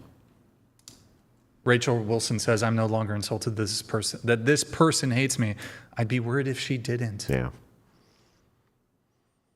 Would you like to take a moment to apologize to the evil things you said to Rachel? Look deep into that camera. Look, no, not the TV. Look, that camera right there. Look deep into that camera and give a heartfelt apology. I can't. Makes sense. Wow. I would feel like a pussy if I went back on it because I said it with my chest. Though I'm very sorry about the abuse that you suffered, and I do apologize for bringing any traumatic memories, perhaps. He didn't seem to care at the time. Bluffist donated $69. 10 million to raise a child. It only costs $3 a week to feed, clothe, and educate a child in Africa. It really makes you think, especially considering how much it costs to send them there. Blawfest, thank you very much for the roast there. It's not funny, Bluffest. All right, guys, like the video if you enjoyed the stream. I want to say GG. Well played. To both of you. Guys, last call, hit the like button, please, on your way out. Also, please leave a nice comment once the live ends. It helps with the algorithm. I read them, and it's just a nice little way to top off the stream. Thank you, everyone, for tuning in tonight. You could have been anywhere in the world, but you were here with us. We appreciate that. Thank you to everyone who super chats, donates, and supports the show. We are going to be live again tomorrow, Sunday, 5 p.m. Pacific, Dating Talk with Andrew Wilson, and then Monday, approximately 3 p.m. Pacific for a debate. Here, Pasty George, thank you for the soup chat, man. Appreciate it. Thank you, Pasty George. Thank you. Let me just make sure I'm not screwing anyone over. Nope, we look good. Let me just double check. All right, we're all good. Any final thoughts from you guys, or are we good to wrap? Good to wrap. Charlie, good? I want to say that when we started talking about Tolkien, I almost apologized for saying I something don't care. mean Shut up, about your bitch. wife. Go ahead and wrap Okay, it. never Go ahead and mind. wrap it. But then you were wrong about Tolkien. All right, So guys. no apologies. Let's see. Did we read do the one about the dead eyes? We got it. Did that one come in just? We I got think we it. could do that maybe Okay. like a third time. Yeah. All right, guys. 07's in the chat. Thank you guys for tuning in tonight. We will see you tomorrow, 5 p.m. Pacific. Thank you, Charlie. Thank you, Andrew. Hope you guys have a good night.